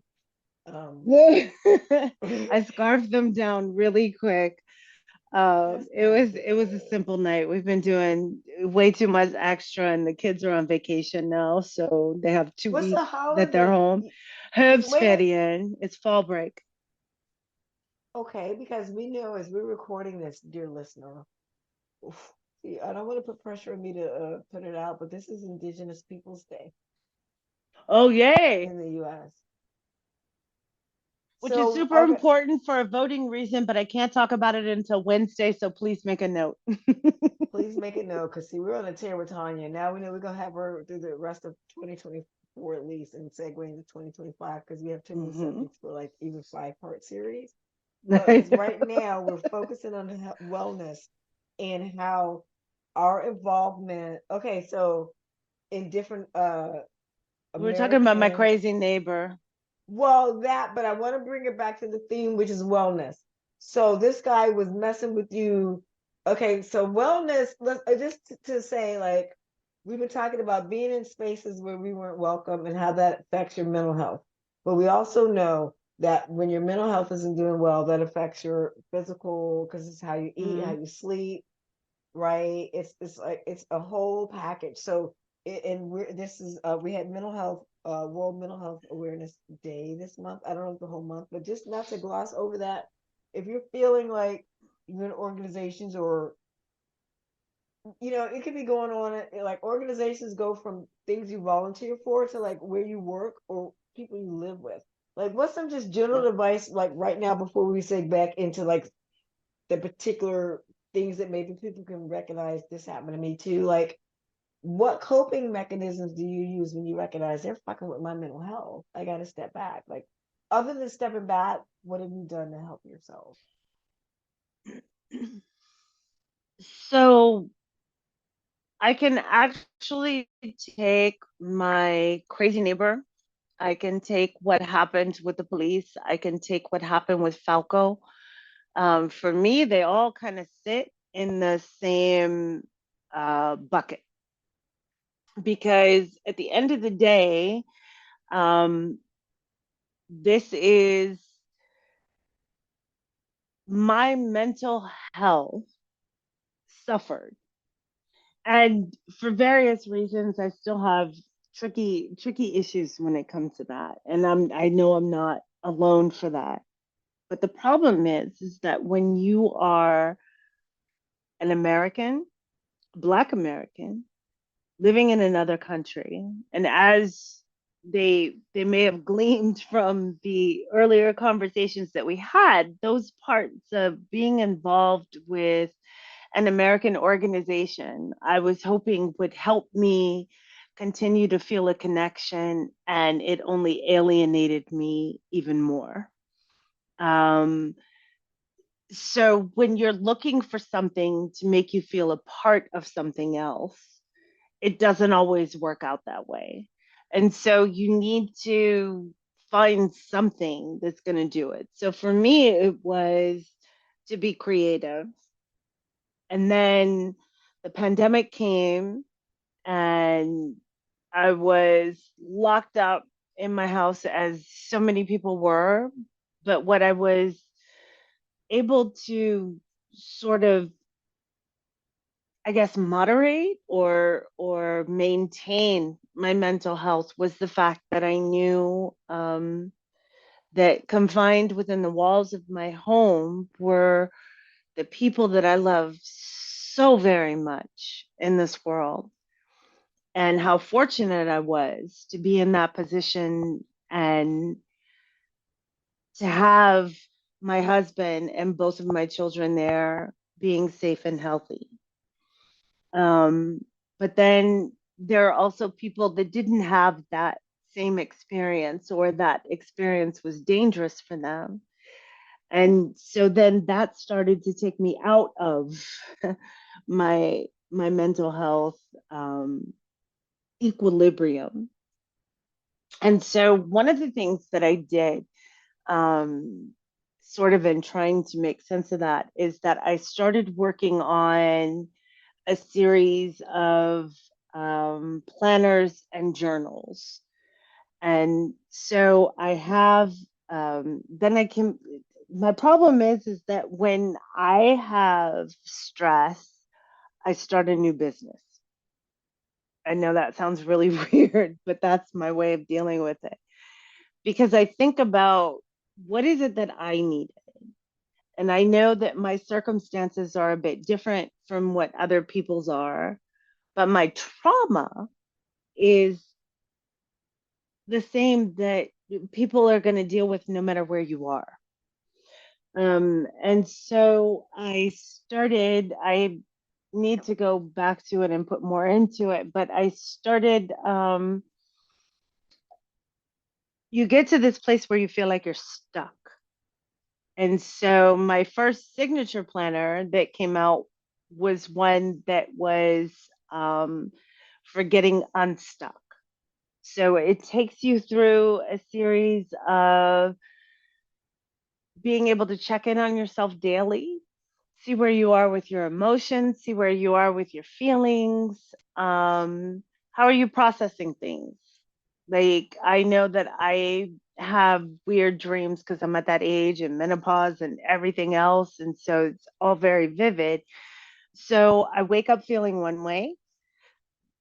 My interactions with people, or what I do or don't do during the day, have an impact on how I feel in the afternoon. And then once I've gotten a chance to get through all of that and kind of process that, where am I at the end of the day?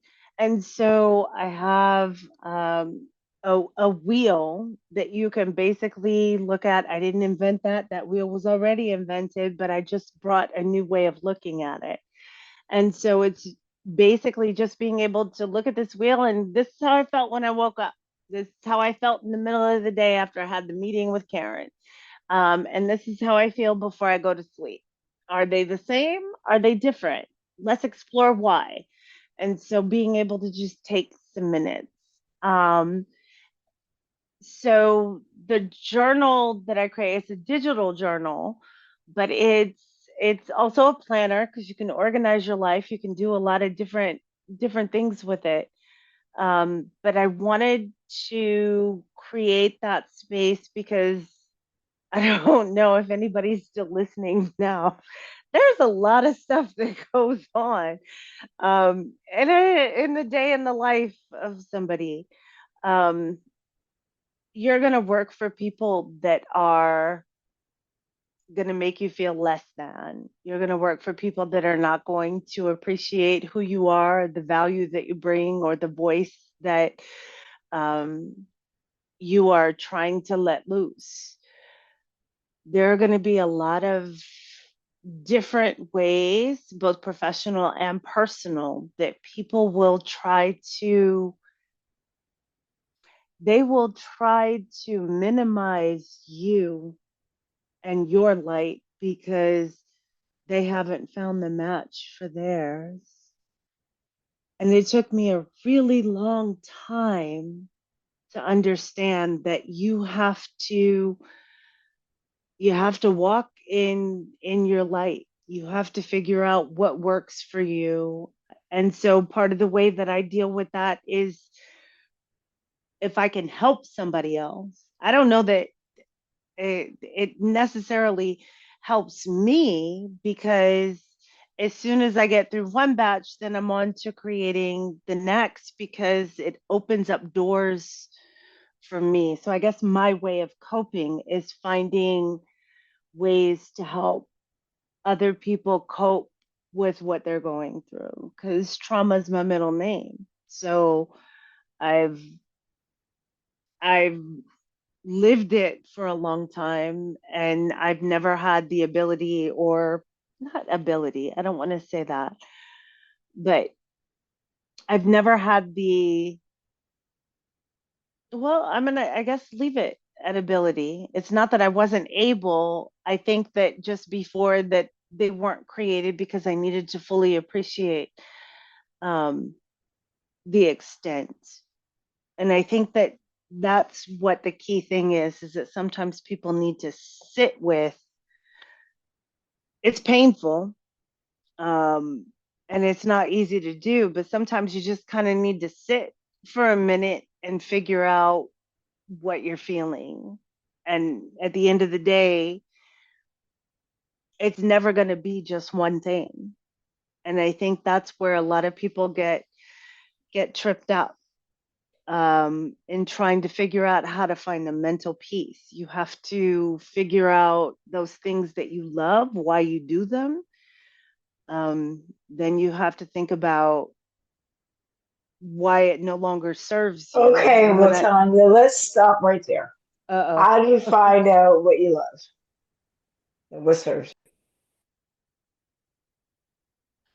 oh, that's a big question that I ask in my unstuck journal. Um, I don't know. I you? mean, So there wait are a a minute, lot you of, have a journal called Unstuck. So if I you walk do. through the Unstuck, okay, let's talk about the Unstuck journal. Um, I created this when I was severely stuck. um, and it was trying to figure out like, I'm this person that has this life in one place, but I'm connected to this other place. And there are all these things that are happening. I don't have control over them. And I will tell you that being an immigrant, an expat, however you want to call it, I'm an immigrant, but being in another country, sort of trying to process a lot of these things, you do that by yourself. It's Wait a kind of minute, ding, ding, lonely. It's ding. kind of lonely. Back to whatever episode you're in now. Sorry. See, now you're going to be forced to go back to listen to whatever. But Tanya said something like she stands by and swears there's a difference between an immigrant and an expat. So let's highlight that now. Yes. Okay. So for me, and the actual definition, an expat is a person who goes to another country for the purpose of work. Now, they could stay there for a month, they could stay there for 10 years, but they're there because of a job that they're doing, but they always have the intention of returning home to their native land. I, on the other hand, packed up everything I owned into a shipping container, actually, not once, but twice, um, to bring my entire life to this other country because my goal was I'm going to live here. I'm going to be part of this society. I have no help from American resources or people, with the exception of having to go to the embassy. Um, I need to ingratiate, I have German bank accounts, German everything, right? Um, and so there are people who are immigrants because they choose to go to another country and they choose to leave their origin country behind with really no intention of returning. An expat is different because an expat is going for temporary. Now that temporary can last a bit longer, but they always have the intention or the ability to be able to return home to a job, a career, a family, a life, a home. Now, is it fair to say, like within expat, there are different layers, like, the guys that come with fat expat packages, and they know it's just like, it's not like a military life because you don't get to say yes or no necessarily to the assignment. but you have the whole resources. You don't have to look for a place to live. That's Yeah. provided. You don't have to pay for that place to live. Like that's a different type of expat. Like, or is that Yes. all like?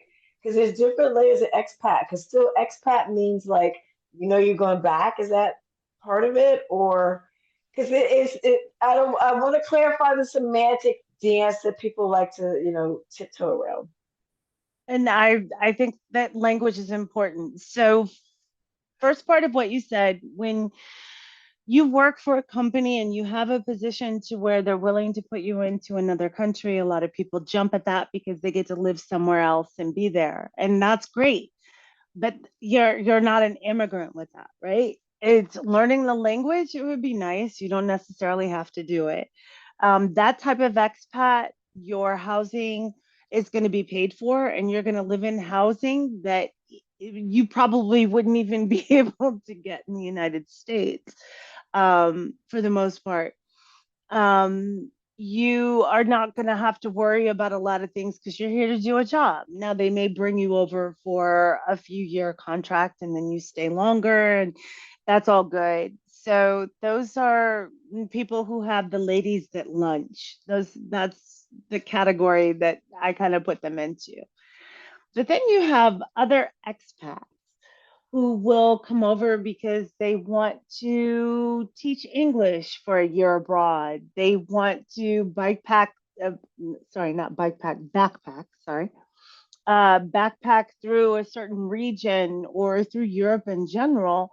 And so, but those are people that are coming over and they're willing to immerse themselves into a culture, but they know that at the end of that journey, they're going to go back.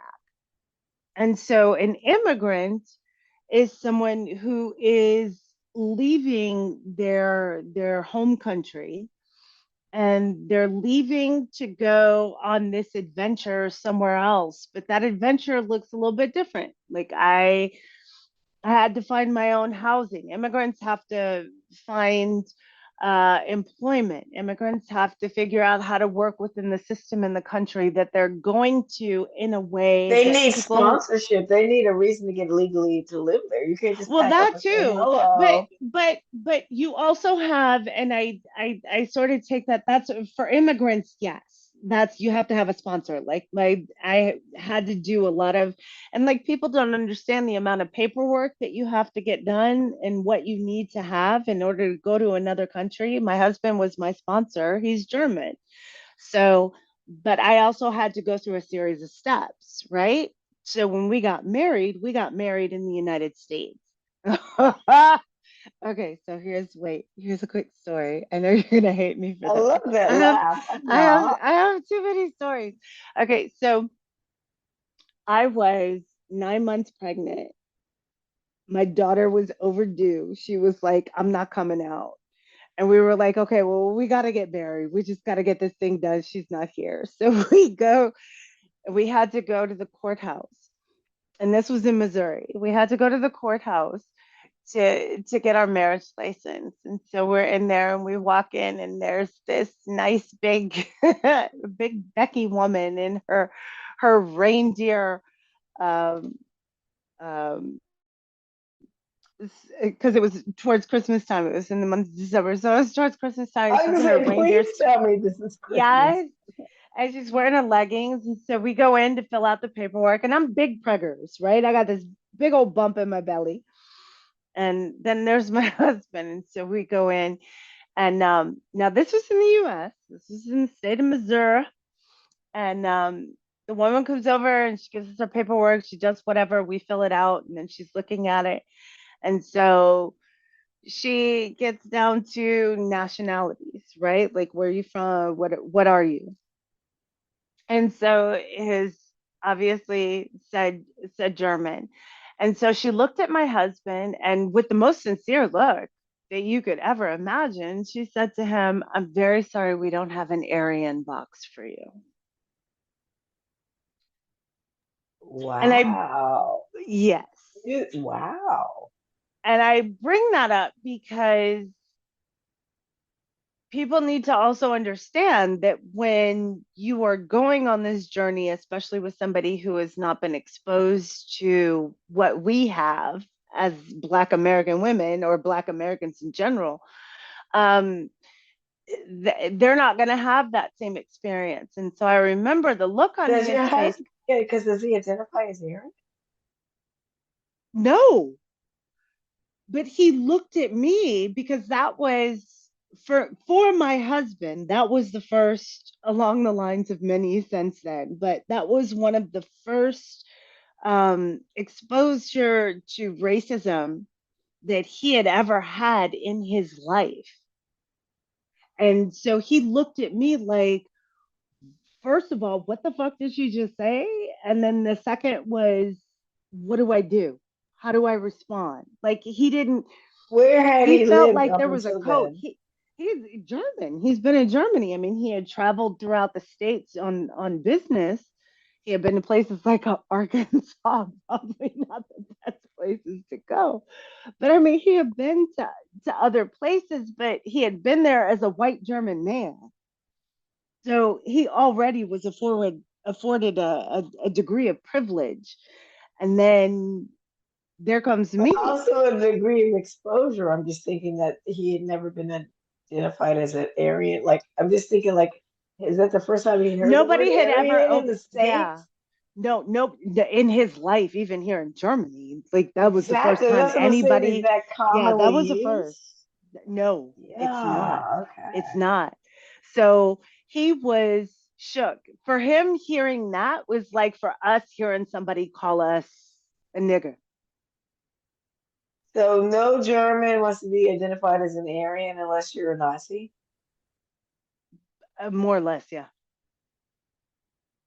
Although they're on the That rise woman was a here, so there Nazi. may be more and That, more of that.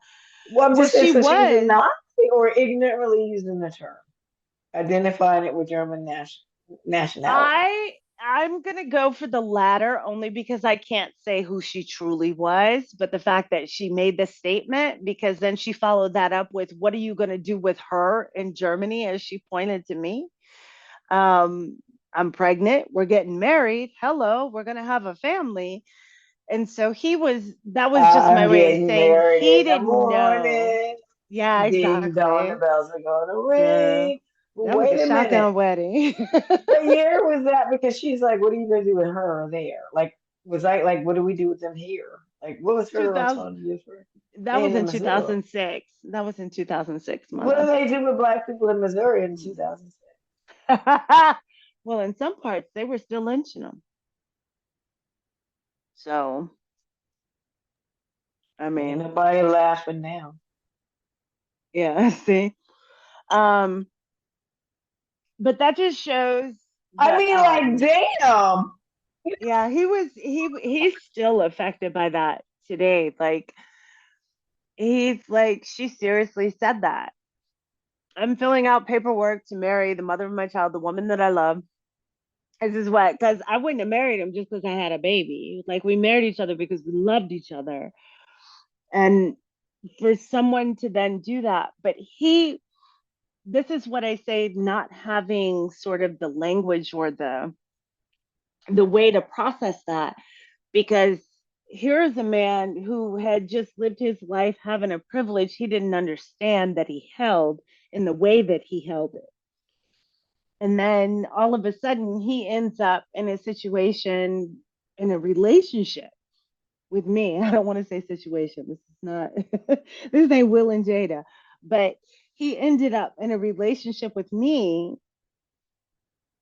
And now he's looking at life through different lenses because he's seeing how that lens affects me, our daughter, and us as a couple, right? So that was that was something like he didn't have language for a lot of these things How it beforehand. affects him, Yeah, yeah, which means it affects your daughter, because yes, obviously it affects your kids, it can affect him, but yes, it affects him um, because he's the one that's being not being posed the question, but given, yeah, being posed the question, what are you going to do with her? It yeah, directly affects him. Bees are, and that's millennium people. Um, yeah, so back to The what was it? The something for American fucked up American Women's Club. What was it? Okay, so wait, my daughter. Oh shit, she just remembered. Um, Wait, I gotta get her in here. She has to tell me what it is, because she came up with the name again. It had something. She came up with a version that had to do. It was frustrated American Women's Club over. Man, you got me cursing. I'm making a grilled cheese while we talk. I didn't I get think my noodle break. frustrated white women, frustrated white Frustrated women, American. No, because if we're doing the straight up, frustrated no frustrated women, frustrated American women. Sorry, you are correct. Frustrated American women, and then I forget what the CO was. She just reminded me when I was out there.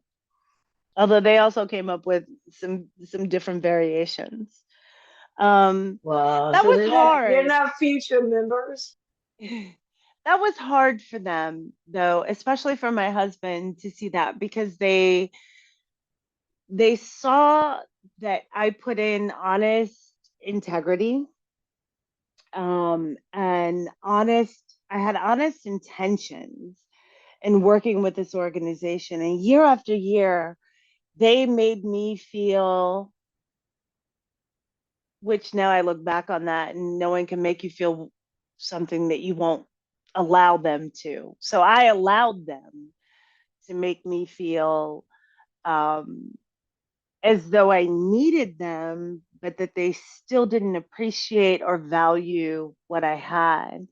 And the only time that they valued it is if they could benefit from it in some way. But their benefit came from erasing me from it.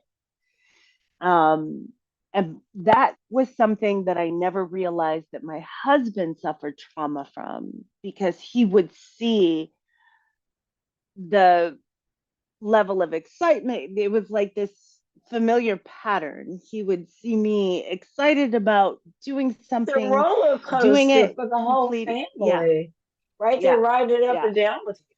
yes, yes. And that was my whole family. Like activism, that's what it is. You fight for people, and I think that's why I stayed as long as I did, because it wasn't about me. It's like, yeah, if you want to put me on this show, whatever, just let me do what I know that I can do. And that will bring value, that will bring people, that will bring recognition. But most of all, that's going to bring, hopefully, if not to all the people that are suffering, it's going to bring to at least one person we've reached. We've done what we set out to do.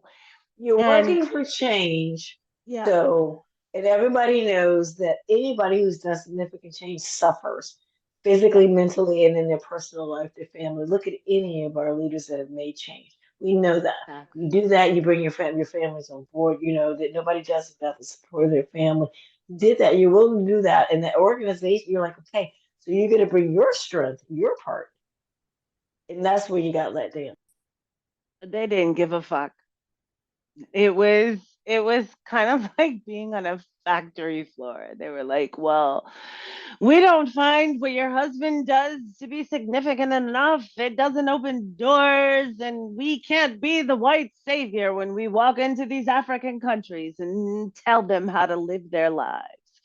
Because that's essentially where their targets were located, were in places where they could go in and be the savior. And that's hurtful. Well, there's a long standing path. Yeah. So why do we get our hopes up thinking it's going to be different? Because we think, well, after all this time. So listen, let's talk a little bit about your legal background. Why were Oh you drawn God. to the law? Mm. I started in that as a way to uh well, first I started it just as a job, and then it was a way to put myself through nursing school. And then when I was done with nursing school, I was like, well, we can combine these and do some good. Although I don't know how much good I did, because I worked as an insurance defense. So I don't know that that was any good. I guess now I'm trying to make up for it. Maybe that was my years of suffering with alcohol. Well, conflict. I mean, nothing's very is so straightforward. You know. No, no, it's not. And it's I've seen a lot of things, as a lot of people have in life, right? But it's what you do with the things that you see. If they're good things, if they're bad things, what do you turn that into? Are you going to turn something negative into a way to be able to hate and blame the world? I mean, I guess I could easily fall into that category, but even, let me put it this way. One of the things in dealing with all of the trauma and the just craziness that I had in growing up and becoming the person that I am, one of the things I never wanted to lose was my ability to just believe in people. And when you've gone through a lot of the things that I have, and I'm sure a lot of other people, I hope not too many, but I sadly know that it's true. When you go through these things, one of the things that you lose innately, and it's understandable, is your ability to see humanity in people because they never see it in you. And I never wanted to be that person that said, all of these bad things have happened, and therefore I think the rest of the world is doomed. Because I never really believed that. And even if I didn't believe that the world itself or the people itself were doomed, I wanted to believe that if I hold hope, that means somebody else who's in my shoes holds hope. And so I always wanted to believe in people because my life would say that you're supposed to hate and not trust and not believe in them. And I wanted to, I guess, prove my fate wrong. Does that make sense? It makes total sense because I can remember the first time when I really learned that you couldn't just trust everybody. How Mm-hmm. devastating that is. You know, and I don't mean like just trust everybody, but like people that are in your circle that you're like actually invite into your space. Like the first time somebody stole from me and I was 17, 18 years old and didn't even realize that they had stolen this necklace charm until I saw it around their neck because it was very unusual. Then when I went back to look for mine, it was gone. And they were like, "Yeah, I took it." And it was like nothing I could do. It was like horrible. Because this was a kind of like a guy. Like I said, you could talk. I could talk to. I can never judge. He was still whatever. And I was like, "Damn, motherfucker stole from me." And it was like, do you get your boys to beat him up? The people who love you, or do you just like? Good. But I was hurt because then you look at everybody through these a completely different lens. And that's what life is. So by the time you get to whatever crusty old age you are right now, you've been through so many, mutations of. You said something that reminded me. Oh, having to defend yourself. That's when my dad died. I felt like I was morphing into this person that was going to be my backstory of this anti-hero because not only did I not have my father, my defender, the my first love, the man that you idolize, that the person who could do anyone who was your superhero. I was evolving into like Batman's anti-hero, anybody's superhero. That was my backstory because not only I was like a wild animal, not only did I defend myself and everybody else around me or wherever I saw injustice in such a ferocious way, I was turning to a person who was going to be like heartless, who was no longer empathetic or sympathetic, that was like so aggrieved by the ills of the world, like to Black women in particular, or you know anyone being bullied or anything that you just knew was wrong that you would normally just maybe go by and say, that I was like, I don't even wouldn't even recognize myself. But that's who these organizations can turn you into. And I can remember the year when I stepped back from being on the board because I was being, you know what to say, yeah, bullied, whatever, or aggressed, micro or macro, whatever level it was on, aggressed to the point, like, you say something in the board meeting and people are like, oh, that doesn't make sense. And then, the chair who's white who wasn't at the meeting who later sees the minutes is like, oh, I 100% agree with Adrian. And then that person comes back and like, oh, that was a great idea. You're like, Yeah. motherfucker. Those things happen all the fucking time. And here's the thing, it's that day where you realize that veil is lifted. You're like, you know what, that shit's been happening all the time. Why am I just reacting? Because you're like, oh, because for the greater good, because, what other voice do they have? And you're like, so when I think it was 2000, 2002, 2001, I made that the year of the no. I was like, I said no to everything. I stepped down off every board. I was like, no. People Yeah. freak out when you say no. What's Yeah, been they that do. your experience when you say no? Especially when the level of freak out is tied to the amount of contribution that they really feel you make, but they never tell you that you make it. So those are the people, the ones that freak out the most, they either recognize your value and they've told you, or usually for Black women, oh, excuse me, Black women especially, they will freak out the most because they're like, but you're not going to be able to give Susan and Joan and all those other people good ideas that they can bring to me that I'll listen to. And I think that for me, that was sort of the impetus because I was like, I'm not here to make you look good. And Falco is not the only organization that has happened with, but unfortunately, a lot of the organizations, especially when you're dealing with white women, they they don't understand. And I'm not going to say that all of them do it for nefarious reasons, but that's where that systemic and how you were raised and sort of what you find acceptable, going back to your friend who allowed that joke to be said in your presence that you had to laugh at to make you feel uncomfortable, that it's the same thing.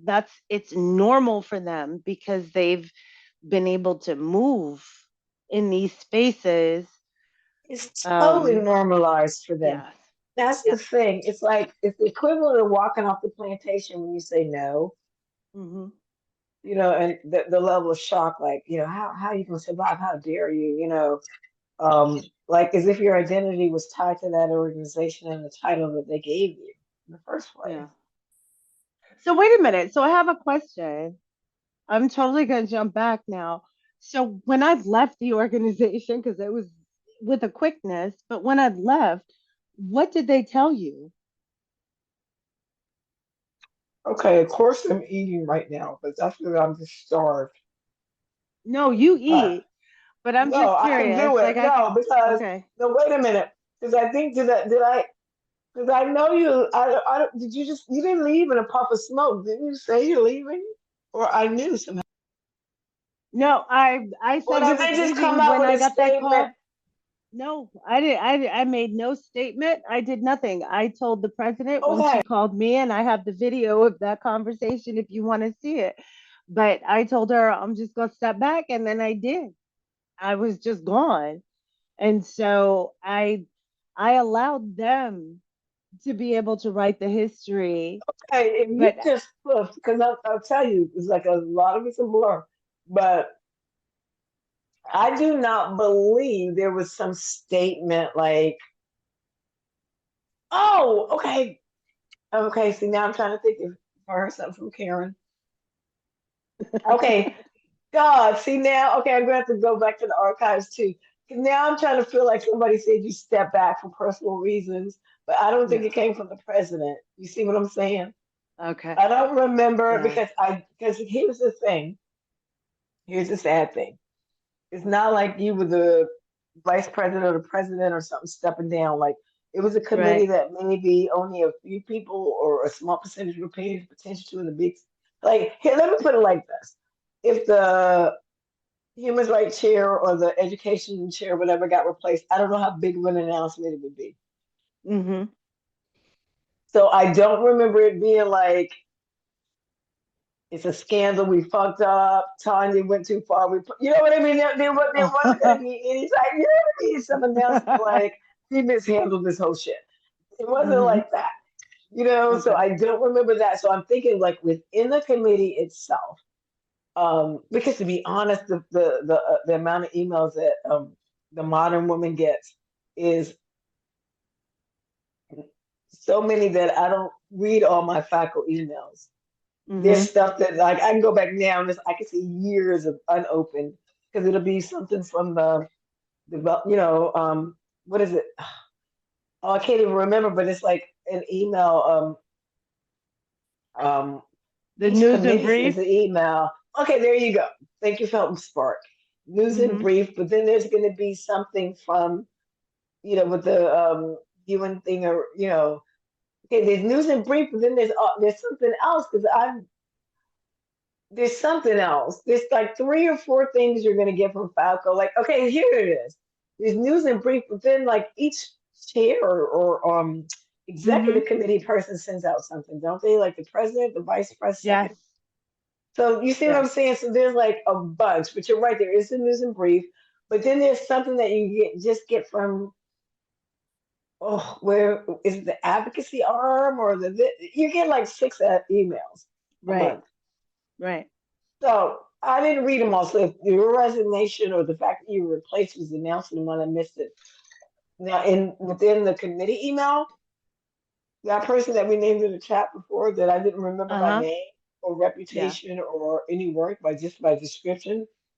But I would have thought she was German and not from the country you said. Mm-mm. She was American. Yeah. Because her demeanor was like fucking don't be my nurse. It was like Nurse Yeah. Ratchet. Yeah. Yeah. Okay, so for sure, same person. It was like, okay, so there was nothing happening there. And then I remember that person that you said you didn't feel like being on some panel that they were going to do this, like, and it was basically like some speech she probably gave somewhere else. It was like worthless. Mm-hmm. And that's it. That's But the nobody thing. really thought it was going to be anything, just like all those Black Lives Matters things phase out from companies and cities and municipalities. We're going to do this and that. And it's like, whatever. Nobody Exactly. really Majority of thought, them are gone. Majority of yeah. them are gone. That's why I said with my with my full chest, why are you guys doing this? Because you don't really want to see change. You want to be amongst other organizations that are saying that you're doing this, and then in 6 months to a year, you're going to disband it. And I'll be damned, 6 months. It was right on target. I really thought it would be less, but it was 6 months. I have not paid enough attention to the leadership now to know if there's any potential to move the needle forward. If, uh, in good conscience, it's enough to just say, yeah, these organizations mirror America, so we can't expect if there's a new administration, if these organizations are willing to look more like the new leadership. What do you think for the future? I For the ones that I've had contact with, Falco, we've talked about America's Women Clubs is never going to change. But there are a lot of other organizations that are also out there. They don't. Um, Here's what I would say. If you are an American and you are going to be overseas and you want to connect with other Americans and you want to do something philanthropic, right? Um, Before you, and this is what I wish I would have known at the time that I first became involved with them so many years ago. But if you are going to get involved with an organization, look at what its leadership looks like. um, it doesn't matter what it is that they're doing. Because here's the thing, if you have a bunch of privileged white women who lunch that are sitting at the leadership, that means they have access to rooms and information and people and resources that no matter how much you try, you're never going to have that access. And for me, that should make that club not demeaning the work that they may do, but that work is ultimately, in my opinion, not about the people, but it's about what they can do. Because if an organization can't survive without those select members that sit at the helm, that are able to pull the strings in whatever way that they want to, then that's not really one that's looking to incorporate themselves into societies or to areas or countries or issues that they are directly connected to. And if you're not directly connected to it, that means that you're able to get up and walk away from it when it proves to be too much or not palatable for you.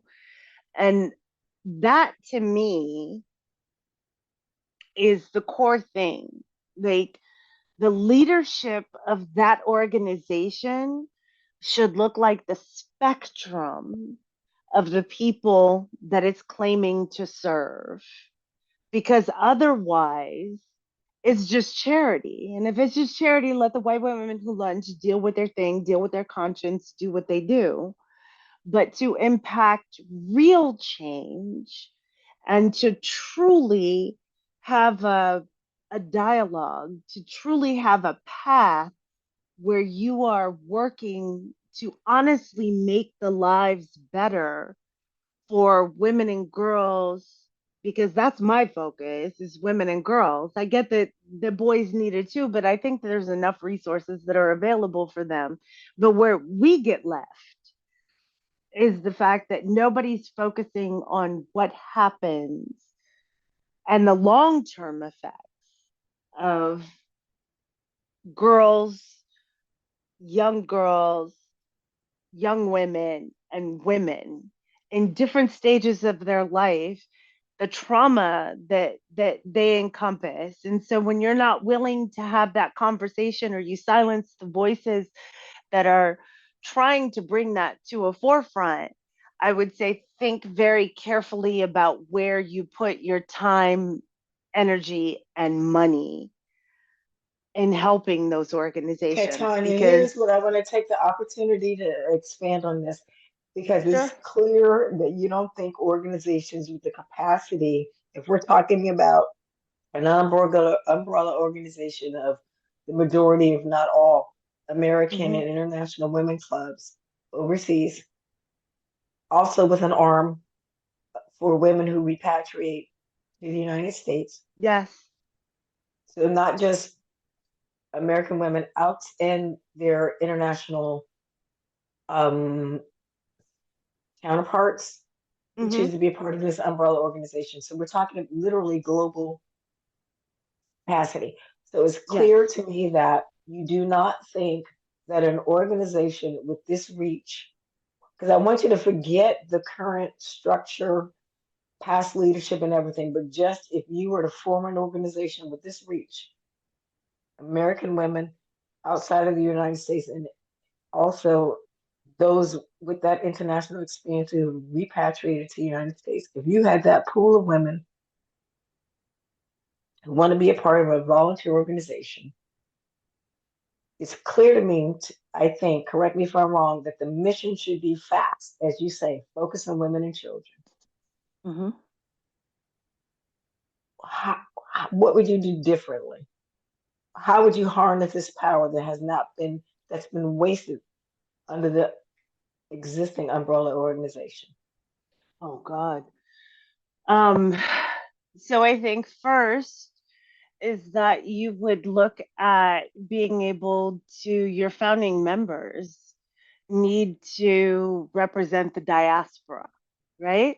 You can't go into these countries, no matter where they are, Africa, India, Asia, the Caribbean, Haiti. You can't go into any of these places and say, I want to help you without having an understanding of what that help would look like, right? Okay, so let me just pause for a second. Yeah. So when you say diaspora, you mean Africa diaspora or brown people diaspora, basically because the charities that this organization focuses on seem to focus on those diasporas. They're not doing work in Europe as a primary focus necessarily, maybe Yes. broadly for women, but when they really try to really go in there and do the foundational grants, it's always brown people. So if Yes. they're going to focus on brown people, they need to have brown people doing what? What are you saying? Is that a Well, bad focus, or if that's the focus, like, because it's an uncomfortable focus for people like me, and I think a misleading focus for women who want to necessarily do good. What do you think? Am I totally off base with that? no, I think that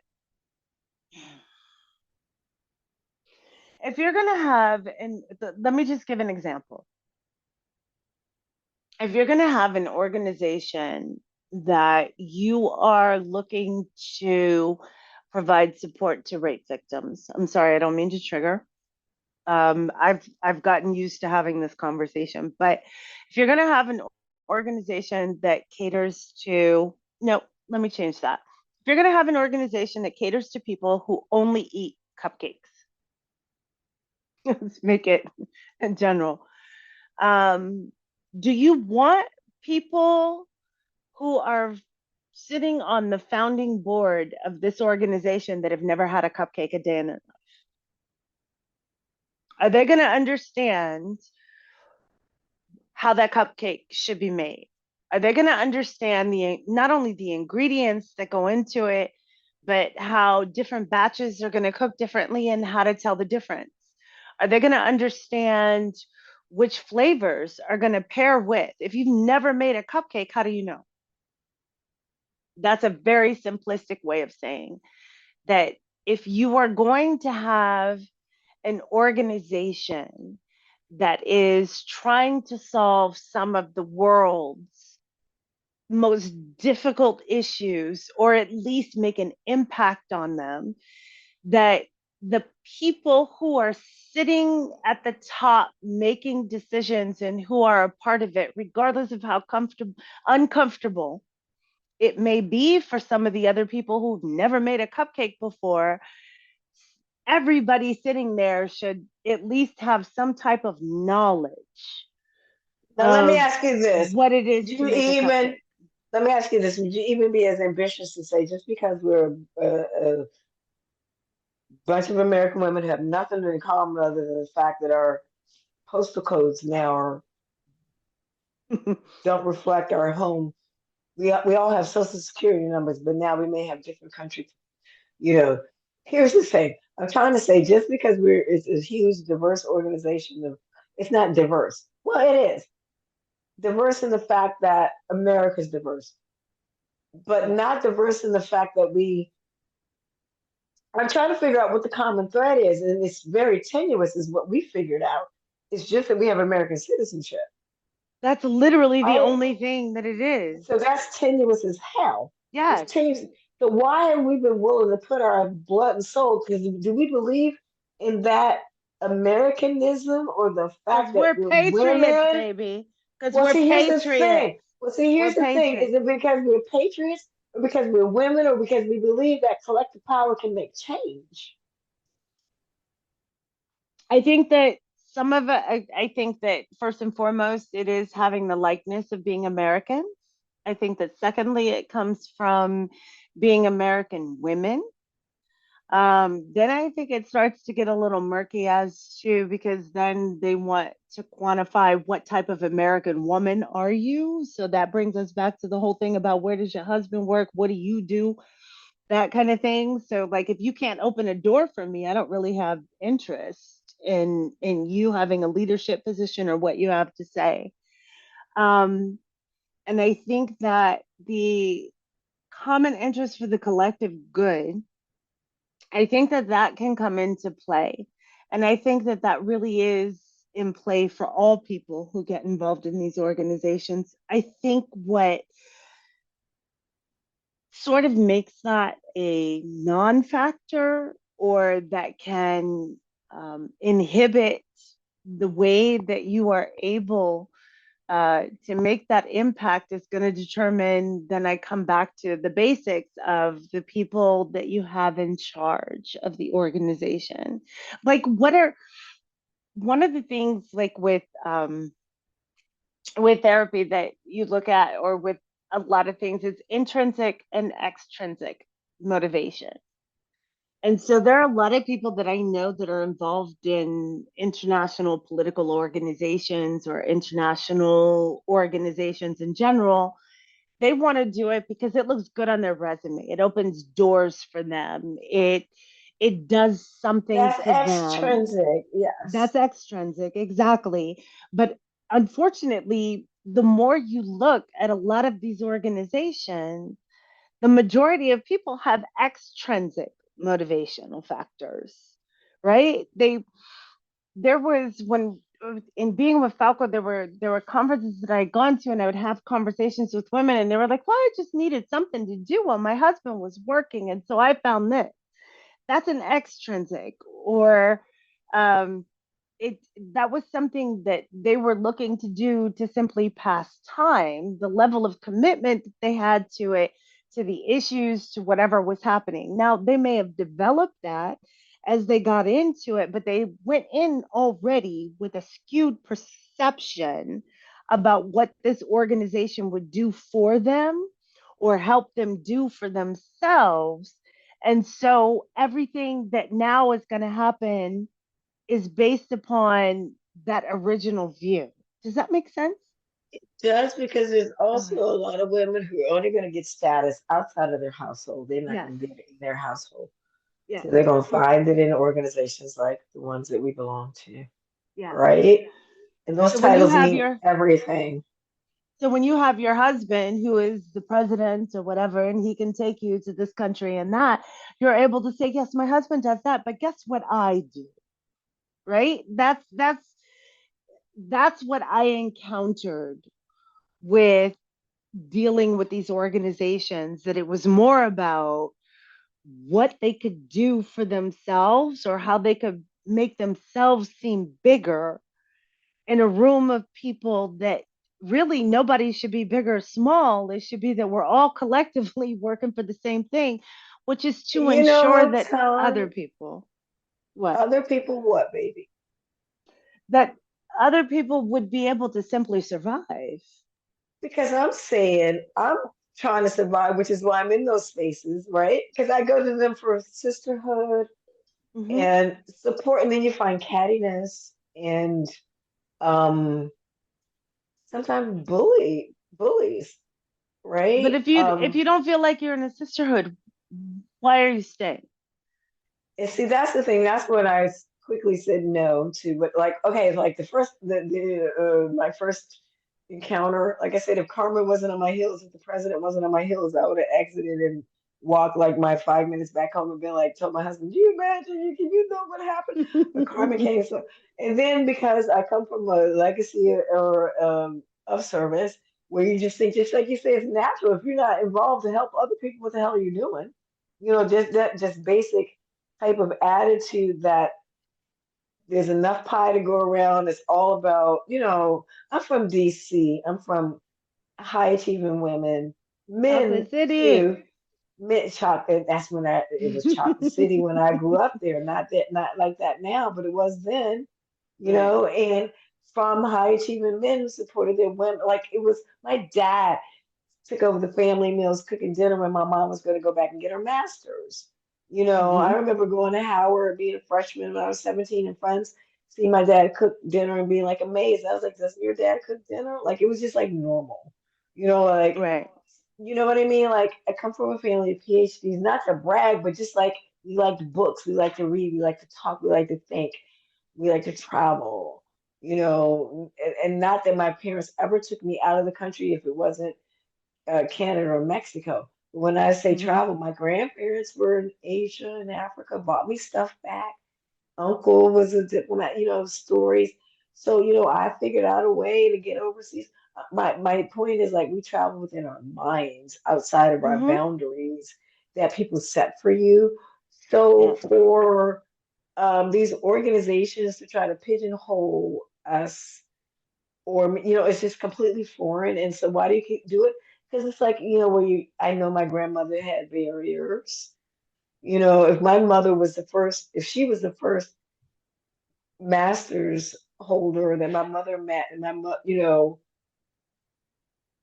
went to Howard, and her mother had gone to college, and it wasn't like she came out the field or something, but just to say, so it's like I know my grandmother was in difficult places, so I know what it's like to hold a difficult place. Like, I'm not surprised that I have to hold a difficult place.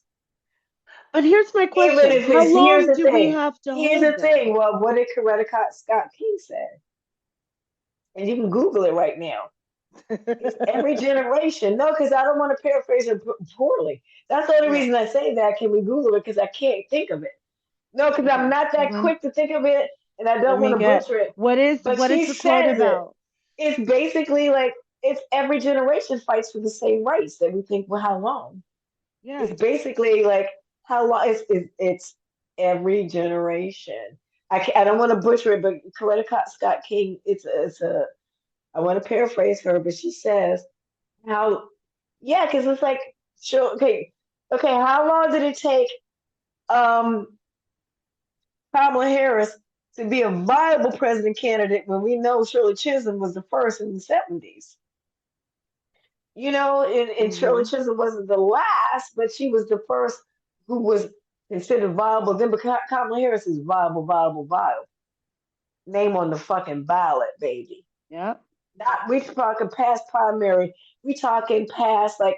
If this is okay, we favor this. Sorry, people, for joining us on the next episode of the Global Black Caucus Power to the People podcast, Democrats Abroad, where we're definitely blue. We're not partisan. We are talking to the choir to give you the fuel you need to go out because you've already voted. Hopefully, you can go to the polls, and also to the undecided. We're not trying to convert any MAGA people. It's more of us than them. But we are talking to the undecided, the bros, the Candace Owenses, the other people out there that are just confused, the first time voters who, Okay, listen, all Candace the Owens is people not confused. Candace Owens is not confused. She made a who, choice for her pocketbook, but I'm not gonna get into that conversation. But no, we're saving it for she's not Wednesday. I'm Okay, saving it for Wednesday. well, She okay. is not Well, I'm saying the confused. Candace Owens Kool-Aid drinkers because y'all confused. So thank you for correcting me, Sister Tanya, because she's like Candace Owens took a line in the sand. So I'm talking about the people confused that are drinking her Kool-Aid because I can see why you might just run up on her, look at her, and be like, "Oh, but here's a black woman talking about." I'm talking to y'all. Yeah. I'm talking to y'all. Those are the ones that are confused because I can see why you can be confused because you'd be like, okay, she looks like me. Skin folk ain't always kin folk. And that's one thing we've Mm-hmm. been discussing within this realm of mental health and how you have to step back sometimes when you're an American in a foreign country and you like cling to Americans and want to because you just think we've got something in common. Sometimes it's too tenuous to justify. It can be too tenuous to justify. And you will have skin folk that'll be like, I'm not using you for no other reason than they want to be special. That's been my experience. And then Yeah. you also have some that you resonate with, click with the like, girl, I'm glad I met you because y'all we should have gone to the same HBCU or Mm-hmm. why didn't I know you? Like, you just click like, damn, ain't we lucky we fell in love with Swedes or whatever. You do have those experiences too and you're grateful for that. So don't stay away from those clubs because you won't meet them otherwise. So, Mm-hmm. but don't let people suck you dry, and these clubs will do that, especially when you put your hand up for a leadership role. When you come from a position like Tanya or like me, where you're used to serving, or I got a solution, you're like a doer and not a complainer where you Yeah. can't sit back and see something that needs to be fixed and not do something. It's okay if you get burnt. Find the good. Let's talk about the good you find. We already talked about Karen, who's not a Karen, who's a who's We a love Karen. we We love love her. her. Who else? What else have you found positive? I mean, I found positive that I was able to articulate what I saw as a vision, right?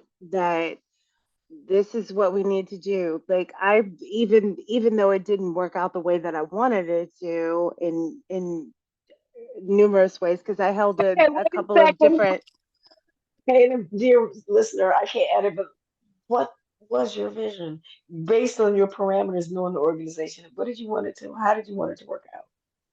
I never asked um you that. I wanted to. well, I mean, I had a couple different visions actually. I think the first one was uh being able to be with what I consider to be like-minded Americans, right? That we were all looking for the same thing. We were looking, because one of the you were hardest going to build things, community. You were going to build yeah, community around an yeah, important issue.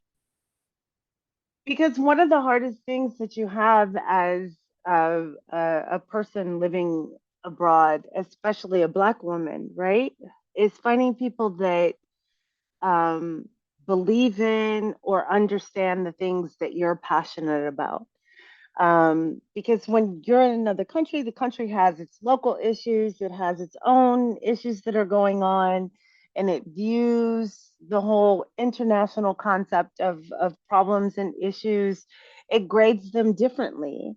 And so when you join these organizations, what you're doing is you're looking to be able to join with people that understand um, your language or your vision. And when I say your language, it's not just speaking English. I mean, understanding, Say like your love language, like your right? mental health language, yeah. When I I know say what you something mean, like, what you talking about, Willis? You understand what that means. girl. I don't have to explain it. But Well, that's look, when you also, were looking at okay, we're going political. You told me in the beginning it was gonna be hard.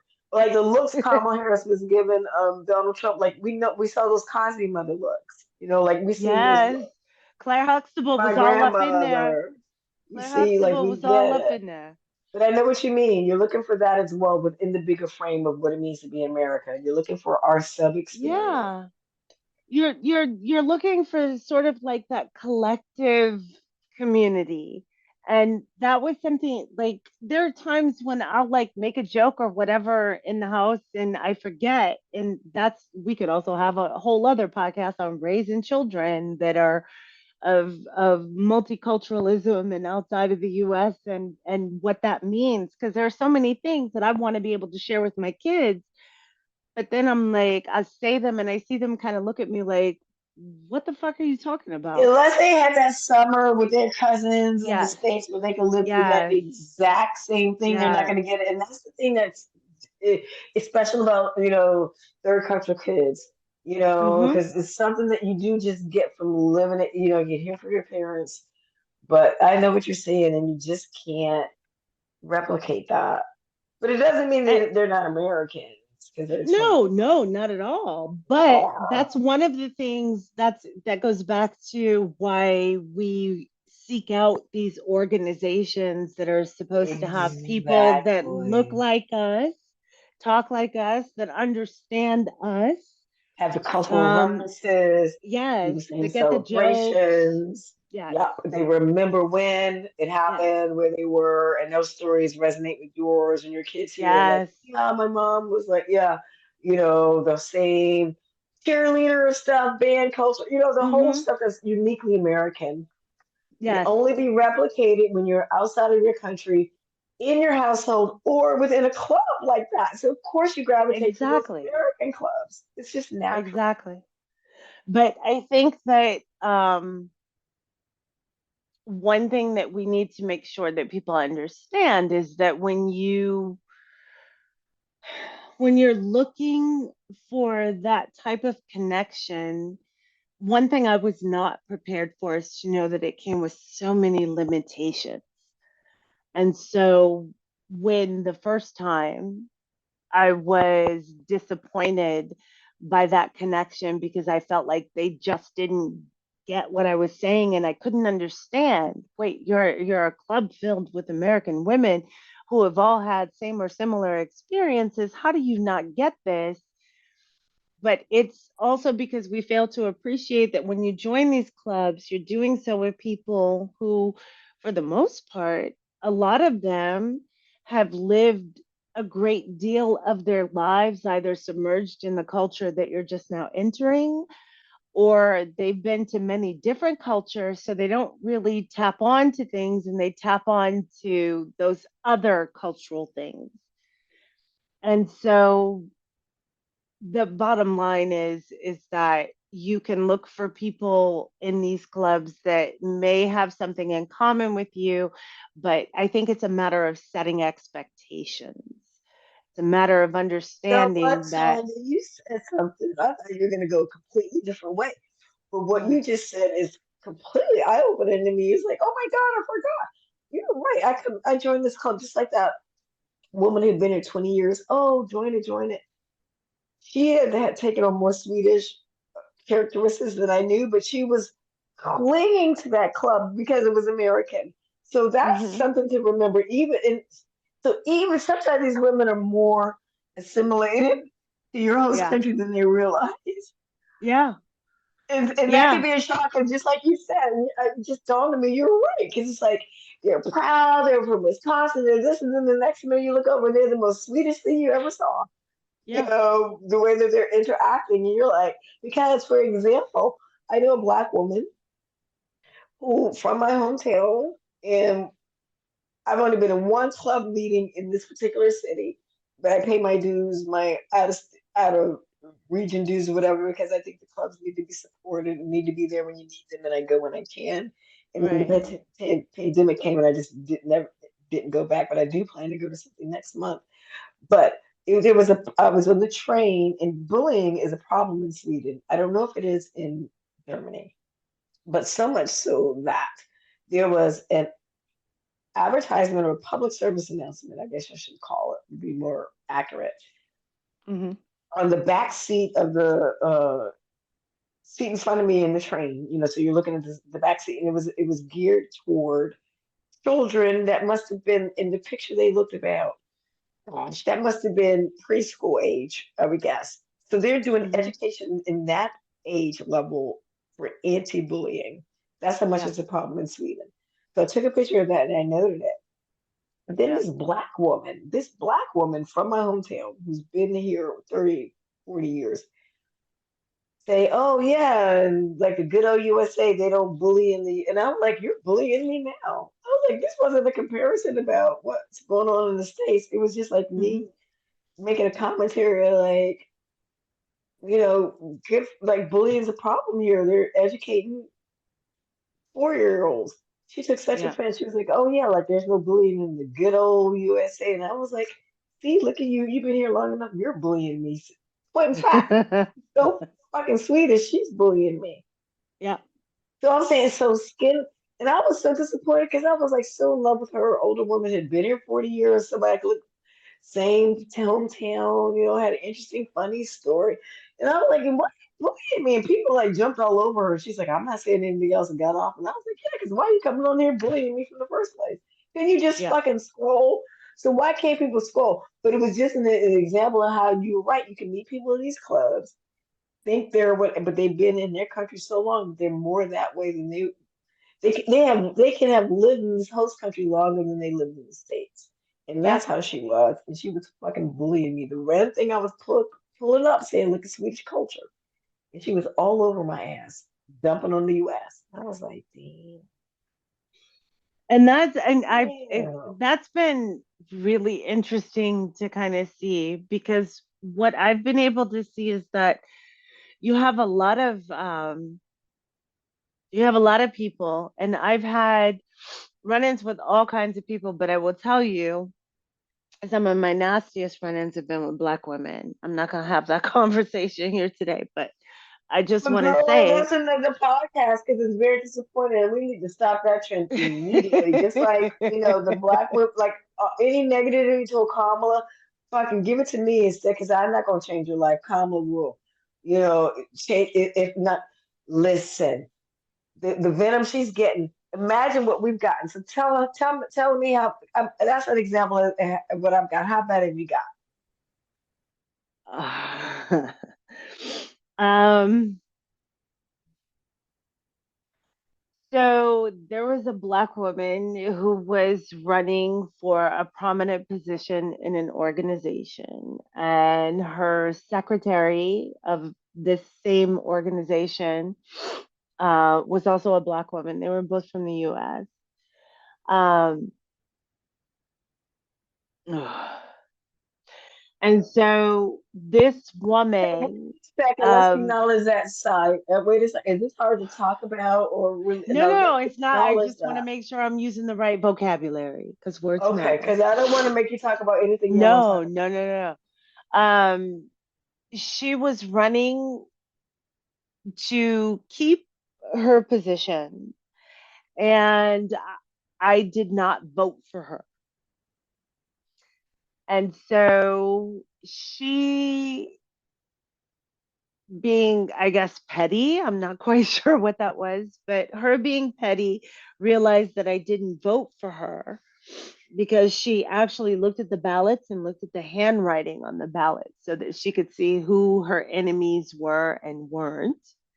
Um, Realized that I didn't vote for her, and her secretary and her came up with a plan that they were going to lure me to some random place so that they about. And kick your could ass. beat me down. Yeah.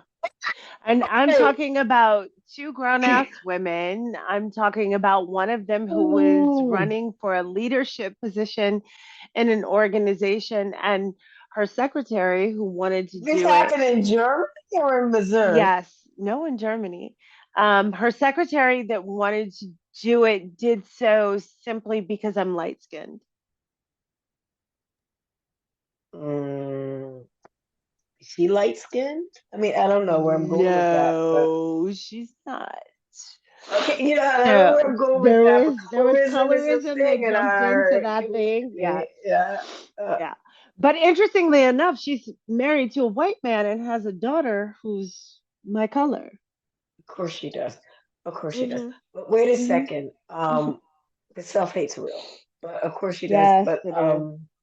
um, and I'm not even going to say what's love got to do with that because that's her business. But there's a lot of things wrong with that. She would beat up a woman who looks like her daughter. Where do we Yeah, go from there? You know what I mean? exactly. That's what I'm saying. Exactly. There's And some then house, the other self woman hate. who was a part of that because I didn't vote for her, she felt so entitled to, how dare you not vote for me? I should get you You somewhere and know, beat you down okay, wait, I for was it. gonna go to that thing like, since when, if I don't vote for you, I'm your enemy? Yeah. Oh, oh, where have we heard that before? You see what I'm saying? We're It's not like, getting political, but I'm just wow. saying. I'm just No, because saying. life is political. People don't want to talk. So, Yes. like, when I say this isn't the political episode, we're just not going to talk about election 2024. No, but But it's not life's about that. You're political. right. Life is What the political. hell? Exactly. Just Exactly. because I didn't vote for, but let me say Exactly. something, and this is a little bit related. I am in an organization where I've run for two elections that have 4-year terms. I won both times. You can only do two consecutive terms, but I do know that one Yay. black woman, thank you, with a vote that could have voted for me, didn't vote for me either time, and I never, and everybody else, like I've won overwhelmingly across the spectrum from age, country, region, gender. So it's just like she just didn't want to vote for me. Like I don't But think you didn't she try to doesn't beat vote her for any down? black woman. How Listen, dare you? she You didn't try to listen. beat her down. Here's How where I'm gonna dare draw the you? line because I can reveal things that would, make it too clear who she is. But I don't think she votes for black women. Yeah. You know what I mean? It's not just Yeah. me. Whereas, like, you black woman, I'll vote because I've heard her say I'm not gonna vote for her just because she's black. And I'm like, well, the hell not. She's the only black woman on there. This is what we got. Like 10% of the But she's vote is also black here. What? qualified. We But go through a also second being round. qualified adds to that. And that's the part that Listen. I think But here's people the thing, just she's stop worked at with this color. woman. She's worked with her woman. She's on her committee. She's worked with her. She knows. You see what I mean? It's not like I'm out Oh, here door yeah. knocking trying to Yeah. convince the unconvinced. She knows this person. I'm like, so she's leading the committee one. So I was like, naturally, we said, I'm not going to just vote for her because she. I'm like, what? Mhm. She's leading that committee, and you're like gladly go let under her lead. Like you could be like under her leadership. We've achieved. I was just. She's just like she's one of those people. Like I'm not gonna black vote for somebody because they're black. She probably Yo, says, I'm not going to vote for somebody because she's a woman. Like, she's one of those people that are like, where we know in the real world, people vote for people who look like them. The people who don't and proudly consciously say that have a hmm fucking problem. It's just not fucking natural. I, Adrienne, let me yeah, tell you something. I'm sorry. You scared me because I felt like I No, was screaming. Thanks for breaking me you're not. down. No, you're not screaming. Oh, girl, please, come on now. No, actually, I only did that because I wanted to just point out white supremacy is a hell of a drug. No, girl, scream bring them in anytime. This is how we flow, no, because I'm like, but because this White woman is supremacy educated, is a because hell of a no, fucking because you drug. know what, she got moved and she grew up in suburban. She's like, well, I know these liberals well, and then she went to Hmm her mother went to a HBCU, which is why I know her because our mothers went to there together, same sorority, Oh pleasant. wow. Like, but didn't she went to a nut to a what do they call if it's not a traditionally white college? I don't know, a TIC, TWC. I don't know what they call it. Acronyms for everything. But I'm like, I your forget. parents I don't met know that acronym. and went to a HBCU, and you had and like you purpose. I never get the black folks that purposely don't go to HBCUs unless Harvard or somebody's giving you a free ride for a fucking PhD. Fucking do your undergraduate with black people. Be black and free and in power. Where you are the president of the student council, not the president of the Black Student Council, where But you you know what? That are brings the up an interesting editor con. of the newspaper, not the Oh, editor of the Black. You know, don't get your let them pay for your graduate degrees. Get your foundation in black, where you can take that class in African history. Talk about somebody you respect, not some white person that went out there because they fascinated with our culture and got their yeah. PhD. We know lots of them. Ooh, let me take a breath, but please, I'm just telling you, if it's a year, give it a year and you don't like it, try another one. Don't give up because you can go to Harvard for 5 years and be miserable. How many people kill themselves at Harvard, Stanford? I'm not even talking about it like that, but I'm just saying if you're black, please try a historically black college and university if you're going to get a higher education. Not everybody's got to go to college. So I'm not even trying to put that pressure on Yeah. people to say that that's the only route. But I'm saying if your parents or you're going to finance your education, if someone's giving me a free ride, I take it.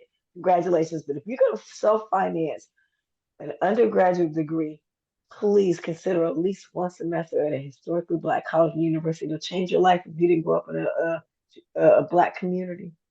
That's my PSA for the day, Tanya. I'm sorry to take over for that, but No, no, no, no, no. That actually I brings got the two things. spirit. I got the Yeah, spirit. I hear it, girl. Take me to church. Amen. Listen, there are two things that you made me think of with that. One is a quote that I saw somebody that said it today, which is, we can have, no, wait. Oh, wait, I want to make sure I get this right. See, you know how I am. That's why I'm very careful with even paraphrasing because I know what you mean. You want Yeah, to honor because it's yeah, in your no, mind, but you can't get it out. I know what you mean. But you want exactly. to It honor. was, we can have Black excellence without erasing Black existence. Ooh, who said that? I don't fucking know. I saw it on Twitter somewhere, but now I Uh, got to go and find it because say I'm it making it a again. t-shirt. No, I'm but making say it it a t-shirt. again. We can have Oh, wait Black a minute. You made excellence. T-shirts. That's what I remember. You made I'm T-shirts. making, Let's talk about it. yeah, I made t-shirts for I remember that. one of the ladies, yeah, with Kamala and everything. That was during 2020 that I made them for her. But we can have Black excellence without erasing Black existence. And that goes to the heart of what you were just saying. I'm making a Except shirt just out of saying, that. listen, so what it makes no much sense to me. So why? So yeah, you know how some things just seem clear. So why do people Yeah. need that on their T-shirt? What's going on? Okay, so that also brings me to the second thing I was going to tell you, which I can't remember the name of the book, but I will send it to you via email. There is a book that I was reading that had to do with people who are descendants of the sect of Black people who were not enslaved. You So say the sect?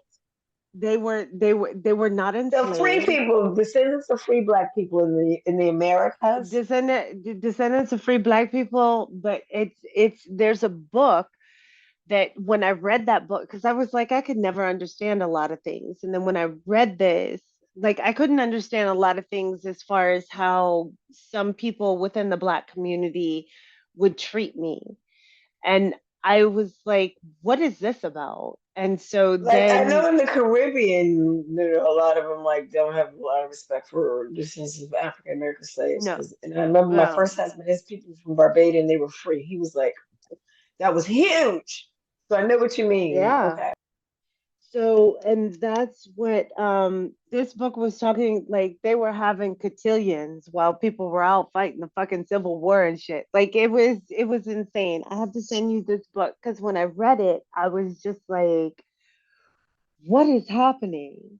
Like this entire world, No, I but know that that's also, real. yeah, it's very real. And so that's how you also have a lot of disconnect. And then you have other people that then again takes you back to white supremacy, which is they have, a movement is something when it can tell people, I mean, it's the same way, that's how white supremacy has been able to survive, right? Is that they told all the other people that they figured less than the Italians, the Irish, the Asian, the everybody, excuse me, that Yeah, they you put know us on what? the You're not bottom of the really pecking accepted, order. but you're Yeah, still better than this down exactly. at the bottom. And so, and that's the thing that when you look at sort of the current political climate and sort of where people are going, and they keep talking about the Latins and the Blacks and the Asians and all these people that are now voting Republican. But here's the thing. Well, first of all, you have a lot of people who are going to be loud and proud, but they'll be the first ones to be harmed if that person is able to get back into office. But then you have this other thing, which is basically if I can feel as though I have this proximity to what is happening, at least if something goes bad for me, it's going to go bad for you first, right? So Listen, there's Tanya, do I dare say history has shown that's happened in the country where you live? yes, yes, yes. I walk by every day fucking reminders of what that was. And let us not also forget that all of that, the execution, not the ideation, but the execution of what happened is that they took from what we were doing in the Jim Crow South. They took from Americans how they were treating Black people in order to create. And not for fucking nothing, when they were coming up with the laws, the Nuremberg laws that they were going to have for Jewish people in this country, they even felt that Jim Crow laws went a little too far. They were like, well, we're not going to do one drop. We're going to do a certain systemic, like, how far back does your Jewish blood actually go? Like, they literally sat and thought out a process, but that process was gleamed from, derived from, inspired by how white people treated Black people in the United States of America.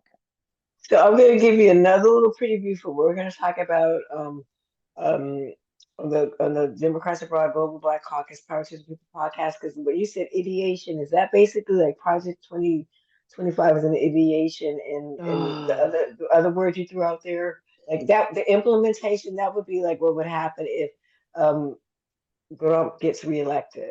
Is that a basic way to break it down? Like an ideation is like, okay, this is like, so they've shown us their blueprint, Project 2025, but the implementation will be okay, it's already started with like this uneven, unbalanced Supreme Court we had. He did that. If he comes back, come on, Thomas will resign. That other old fucking fart will resign. They'll get somebody on there in their fucking 30s or 40s. We're fucking screwed, people. So tune in to the next episode. But Yes, tune in on come Wednesday. on. Because we don't want to be doomsday, but we're trying to be like realistic, and it's not too late to get your ballot. Because it's not too late to vote from abroad, and we're going to talk Girl, let about. me tell you, they're fucking with my ballot this year. But that's a Okay, wait a Wednesday minute. conversation. But I'm It's just a gonna tell Wednesday. you, Ooh, because we're gonna fix that. Wait a minute. no, Back to because I want to make sure because we're gonna wrap it up because you know why? we've been at this for like 5 hours, right? And I love it. It's a therapy session for me. I feel so much better. I'm gonna really I told you, reschedule my be therapy careful telling schedule. me I'm unleashed. If you'd have given No, me because I love it. parameters, you can only No, talk because about this. no, because we're gonna. This isn't the last conversation. So this one prolonged is gonna be like 3 or 5, but it's not the last. But I want to still really make sure that we tightly put this to mental health. So okay, so you're like how so we're gonna roll the band back a little bit. The first insult because we're black women like we can dance underwater and not get wet. We Hmm. can take a lot of we roll with stuff. When did you first not the first insult because we take insults all the time. But when did you first realize, wait a minute, this whole hanging out with American women is just bad for my fucking health? Even when you pursued further relationships, because I figured that out and I was still in leadership positions. So when do you think you can remember? I can't remember if you asked me when I knew I was involved with toxic organizations. I can remember when I said no, but I can't remember when I first knew because I didn't quit when I first knew. Um, for the American Women's Club, I knew that pretty early on from like the first thing. So I would say 3 months in, I knew I was like, these are not my people. But I was an American living in another country. It was mostly American. I was like, I'll deal with this in bits and bites. So I kind of picked and choose when I would subject myself to that. And I did that solely because there were times that I just needed to be connected to people who were American, but I also recognized quick that that was not the way to do it. Okay, Um, so I'm gonna equate this to like a drug because I yeah, know yeah. that's how it is. So when you came down and out off of that or came back, how did it affect your family when you were like, fuck? You know what I mean? Like, because it was like this wasn't really good for me. I thought it was gonna be, but it wasn't. Like, how did it affect your girls and your husband? My girls, it didn't really affect too much because I realized early on that, like, sort of joining like the moms groups and things like that, that taking my kids there was not an option. That wasn't a thing. That's not what they do. So then I was like, okay, so let me look at this as how I can do other things, and maybe during the course of that, What do you I mean they may didn't have need. baby mom groups? They did, but me But and you my didn't want children to were be a never part of it. welcome. No, me and my children were Oh, never what? welcome. We Okay, went wait a to a minute. few You of mean what? them. Wait a minute. Oh, slow down. Your kids Yeah. were rejected. They rejected your Oh, kids. girl. See, now you gonna get me going off into a whole other story in this podcast. I'm not No, because we have to gonna. talk about that. No, I'm here for the children. Girl, I got a whole nother hour for this. We here for the children. What they rejected your beautiful little um, girls. What the fuck? that is I didn't go to too many play dates, but when I did, like the moms didn't want to talk to me. Um, my daughter would just at the time it was just the one, but she was like she would just kind of either stay with me or keep herself busy, and I would try to get her to play with other kids, but at the same token I knew I didn't want her to play with the other kids She because I was like, knew I'm that, not feeling them. She was like, I'm not feeling them well, because usually kids will yeah, she run if wasn't they feel want to be with the other exactly. kids. Like, Exactly. And she knew that, but I also knew that even if she did find a kid that she liked and was okay with playing with, I'd never be able to set up a play date, you thought her right? It mom, would like, oh, she'd be because it would rejected always somehow by the be, mom. oh, yeah. So it It's was, never the kid, right? Because like kids are like whatever. You yeah, know, the kids were they'll like fine. The punch you kids in were the face. fine. You'll be Yeah, friends in 2 seconds after that. Like, you yeah, go to your corners, you come back, you get over it. It's yeah, very rare that two kids just cannot get along just yes, for a long period of time. yes, You know, something's going on with somebody, teasing, whatever. So the fact that she was, because this is like animals, they're like, I'm not going to that person. yeah. Well, so my oldest daughter, she's actually still kind of pretty good with that, with like being able to suss out people. And so there were like kids she just wouldn't play with. She would play by herself. It would be like a parallel play situation. And very few times would she like really interact in a way that like, hey, maybe we should follow up with this. And the couple of times that that did happen, it was, hey, let's schedule a play date. And then whenever I would try to schedule a play date for my child, there was always a reason why it couldn't happen. And then at some point I gave up and they never tried. And so I Okay, was like, Tanya, here's the okay. point where I want to interject in the episode that one Hmm. woman who told me about, who was older than me, who's had joined the American Women's Club of Stockholm. She's a white American Italian, but Hmm. I wouldn't say olive skin, light skin. And she says she could never fit into Swedish society, the American women. Her kids, she had three daughters here. She married a businessman, and his family had a business. She said, but she was, they put her on the cash register. It was a busy store. That's how she learned Swedish.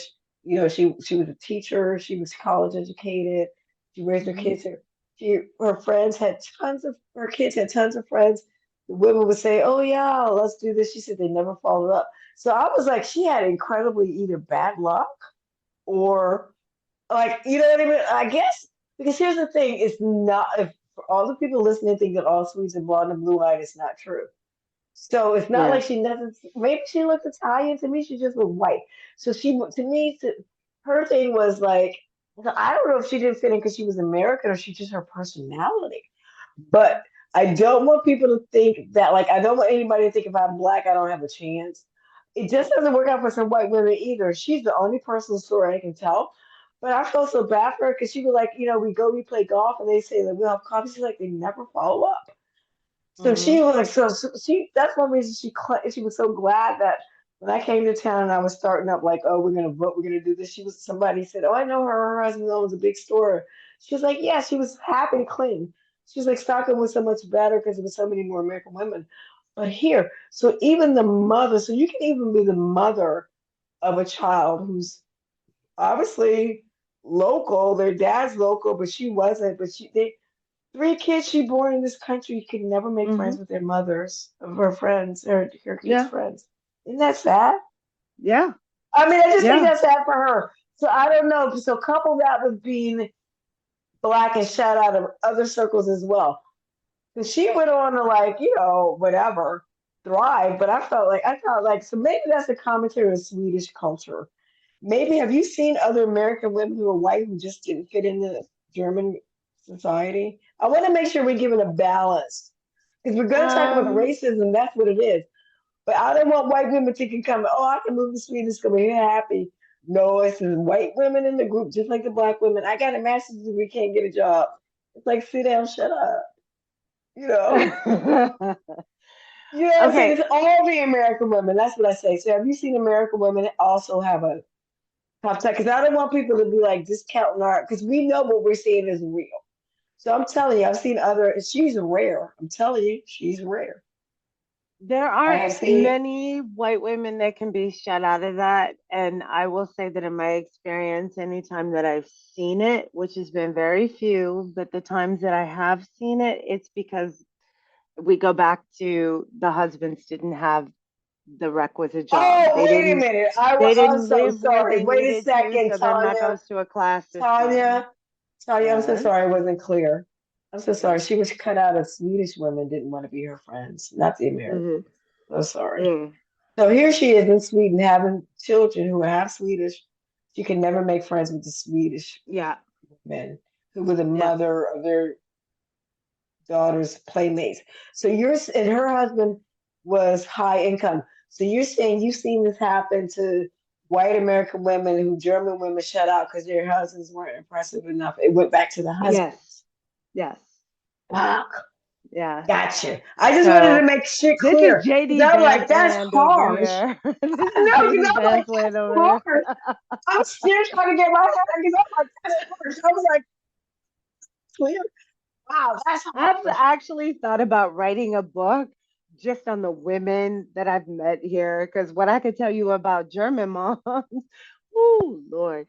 Okay, so we won't go into that. But what I'm saying is that when you're looking for an organization, sort of to take it back to your question about what someone should look for, there are experiences that you've had, there are experiences I've had, there are experiences that lots of women have had.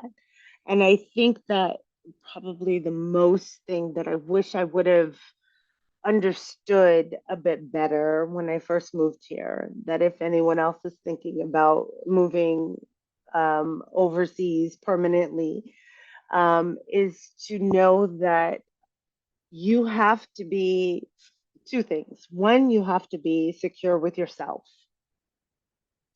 Because if you're not secure with yourself, the first few encounters that you have are going to define who you are. And if you let that happen and they're not positive experiences, it will make it very difficult.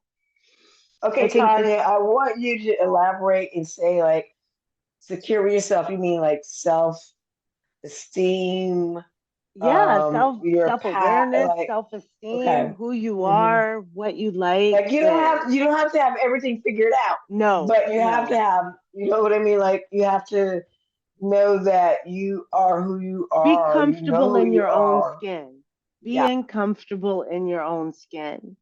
So before I met my husband, I had spent a lifetime trying to figure that out. And then I figured that out probably in like the 5 years before I met my husband. And then all of a sudden I meet this man and he's taking me to this country I don't want to be in. And I'm here. And so that made me question things. So even though I was secure in who I was, right? The person that I was, there were things that I did that I changed to try to fit in with other people. And then at some point, I was like, you know what? Fuck y'all, because y'all are just as miserable as I am. So I could be So that's miserable in my when you goddamn being self. secure.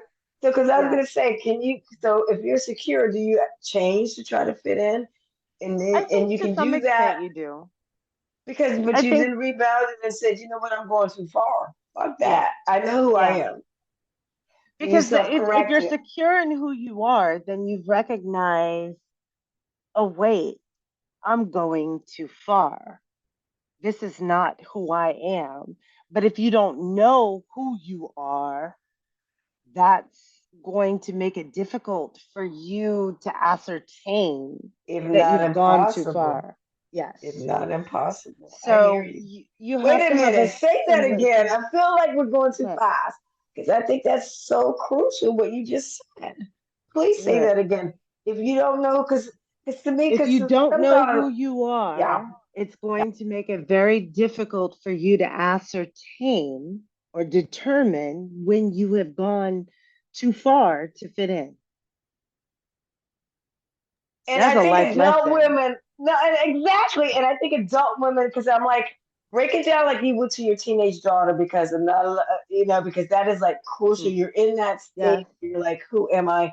And you need to be like, there's so many things coming at you, you know, Hmm. Hmm. so many external influences coming at you, and then internal, like inside. And when I say internal, I don't mean inside your body and the things that are going on and changing. And women's Yes. bodies are constantly changing. So hormones are with us constantly, and they're always changing. But like inside your household, within your clique, your community, your club. So you got all these external forces, internal within. Like I share your bathroom, you're in my house, you're like we're in the same bubble, especially people that were in the pandemic and locked down. Hmm. So knowing who you are, that doesn't mean that you don't make mistakes or that you can't. doubt yourself, right? Can you talk a little bit about that? I think knowing who you are is you're going to definitely make mistakes. You are going to try and give people the benefit of the doubt. You're going to probably stretch more of your mental and spiritual rope for some people than you would for others. But I think at the end of the day, if you have when I say knowing who you are, that's like a question we all strive to figure out. Like, right? Who am I? What do I want? What is my purpose in this world? But I think Yeah, that if you are able to to know what sits right in your bones, if you thank are able you. to take like how you were raised, the things you were taught to believe, and those and let's be clear, some of those things that you'll be taught to believe in may not sit right with your bones, right? That's And right. so And then that's that. you've And got that thank you for space in saying that. between, Oof. right? So you've got that space in between that you have to figure out, okay, this is what I was taught. This is what I think I should be, but then there's this space in between that I think that it is. Give yourself grace, right? You're not going to be able to be perfect in figuring it all out. None of that is going to Oh my God, happen. you know what? You got But a journal for that, don't you? yes, I do. What is it? No, I just told It's me. I'm like, called I know Getting you got the. Unstuck, Unstuck, Unstuck. Um, And so I actually have, so this is separate from the angry black woman. So wait, you asked me a question earlier. I'm sorry for y'all that are listening to this. These are two old black women. They're You see doing what all I'm kinds of saying? conversation. Welcome. I hope you But pulled up your beer or your tea or your wine or whatever, because you're just like, just this is how it just get is. ready and sit in. So the angry black woman came to be, the name came to be because no matter what I said, I was always being aggressive. And it's that trope that is assigned to every single black woman, right? If you're speaking, you're angry. Unless you're agreeing with what I tell you in the way that I want you to do it, any independent thought that you have makes you angry. And so it's funny because I've seen like, oh, I see why you're so angry when I like would say something and it's like, no, that you've just proven my point. I have an opinion. And so that's what it is. And so the birth of the angry black woman was for that to be a place where I could vent, right? So really saving me in some therapy money, but also that I wanted to be able, as an educator, I want to educate people. I want you to know, right? Like why this is happening, why history keeps repeating itself, but now they're banning books and people have not been taught history. So there are so many things that we don't know. And plus, there are conversations like with colorism and with what happens within the Black community that are kind of those are private, those are family conversations. You don't have those in public, but I think we need to start having them in public because I think that there's been a injustice that has been done to our newer generation because I think that they've tried to just go, okay, this is the world that we have now. This is what you get to do, and everything, the sky's the limit. And even if you don't do it, you get a trophy for showing up. And so I think that a lot has been taken away from the struggles and the work that our ancestors have done in order for us to even be able to sit here and have this conversation right now. And so I there were a lot of things I didn't know in growing up, and for a good portion of my children's lives, there's still some things I didn't know, but now I know them. So my children are like, I force them to be educated on it, whether they want it or not. This is your history, you need to know it. And so that was one of the things that I wanted to be able to do with the Angry Black Woman, is to be able to not only voice what I see is happening now and be able to put out sort of my perceptions as to where the world is, but I also wanted it to be a place to where you can go and watch a movie or watch a video or listen to something or read something and be able to have context. So that's the fact that as an educator kind of always sweeps through that, is that, okay, if you're going to watch this movie, here's a discussion guide. Here are things that you can talk about in order to be able to fully understand what it is that you're going to watch, right? So we deal with your preconceived notions before you go in, and then we deal with the afterthoughts that you have. So are they the same? Are they similar? Are they completely different? Why is that?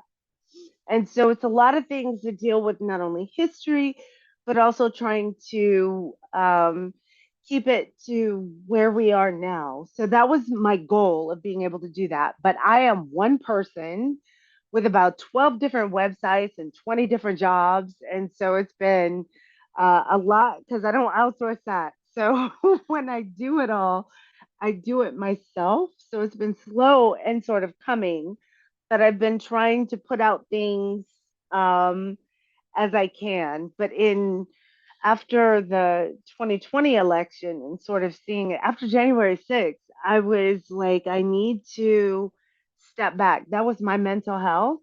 So I hadn't done anything with the website because I was like, I can't process this. Like, I needed to figure out how to process everything that was happening and when it would go, and then life happens.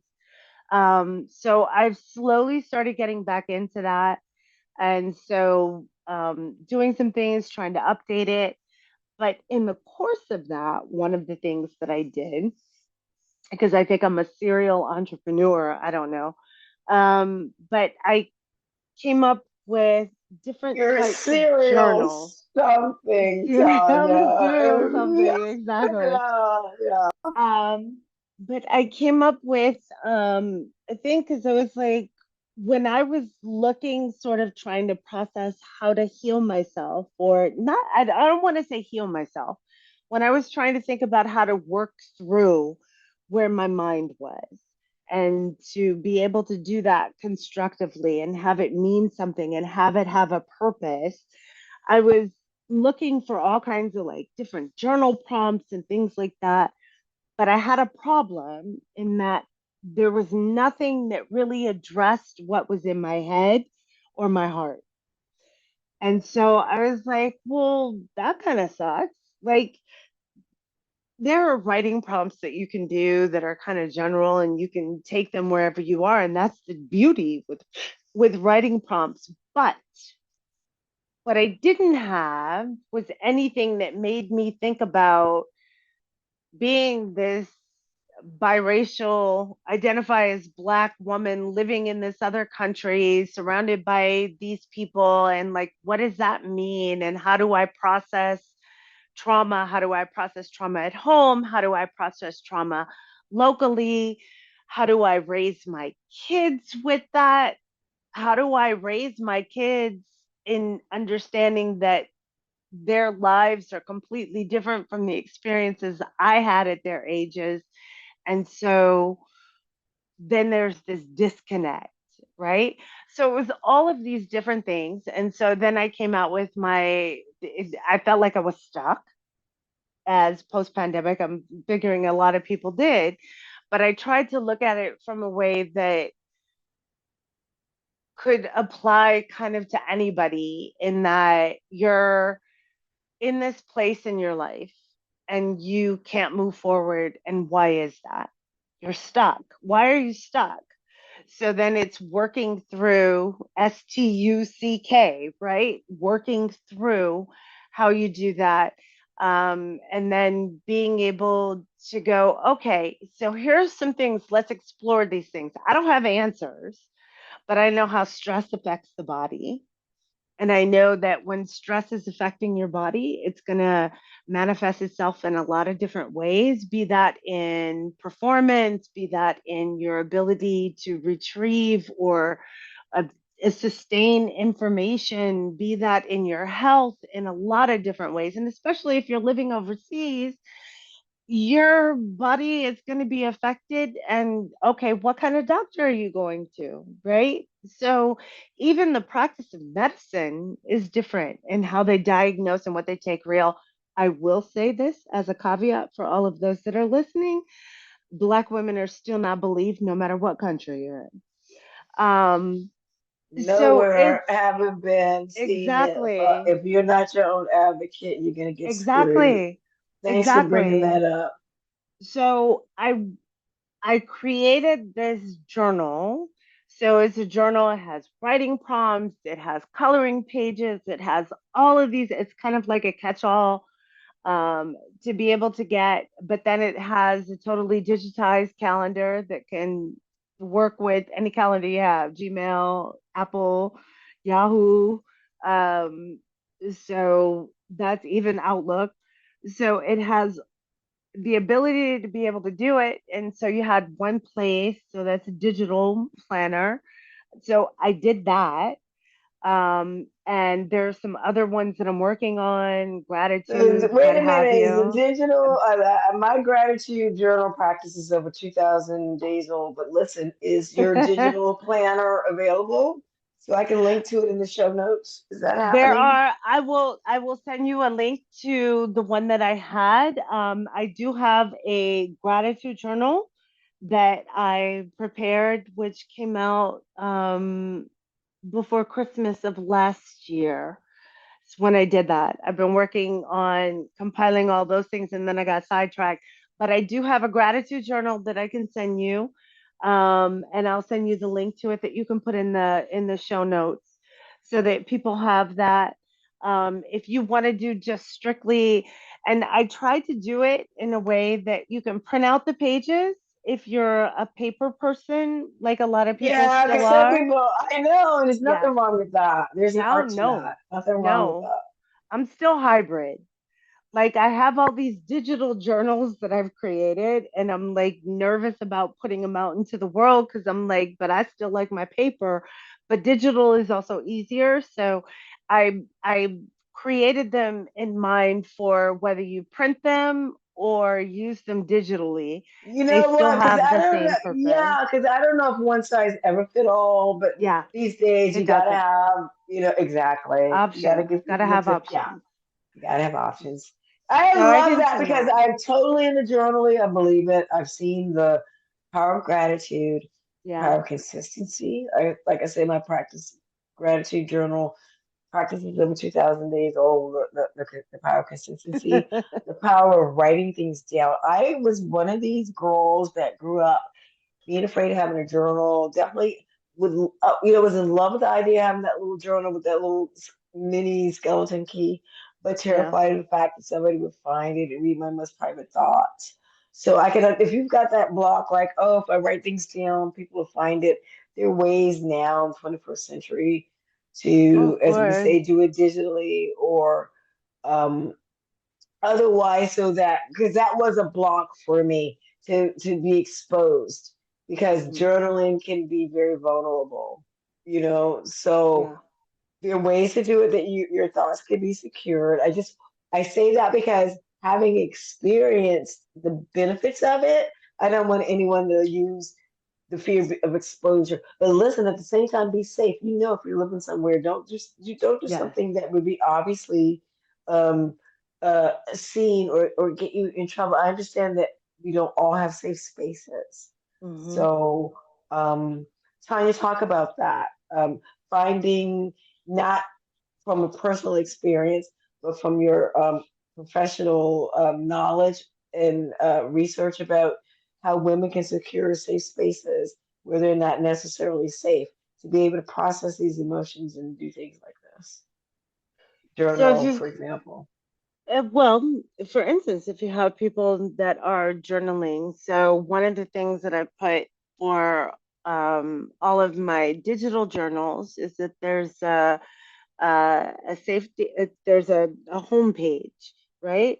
So if you're doing something, you can always, if somebody walks in and you need to get out of what it is that you're writing there, you can just press that button. It takes you back to the home page, which lists everything. You can get to your calendar, whatever, and you're like, oh, I'm just scheduling for my test for next week, right?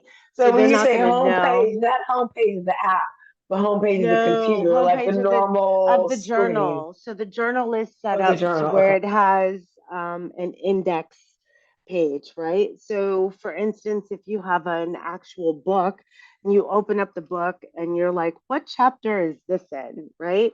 So all of that is digitized.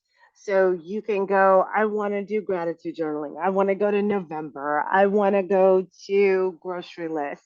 So you have icons that you can press on for that. But what you always have is the home button, right? The home button is what should always be safe. Home should always be safe. It's not always, but it should be.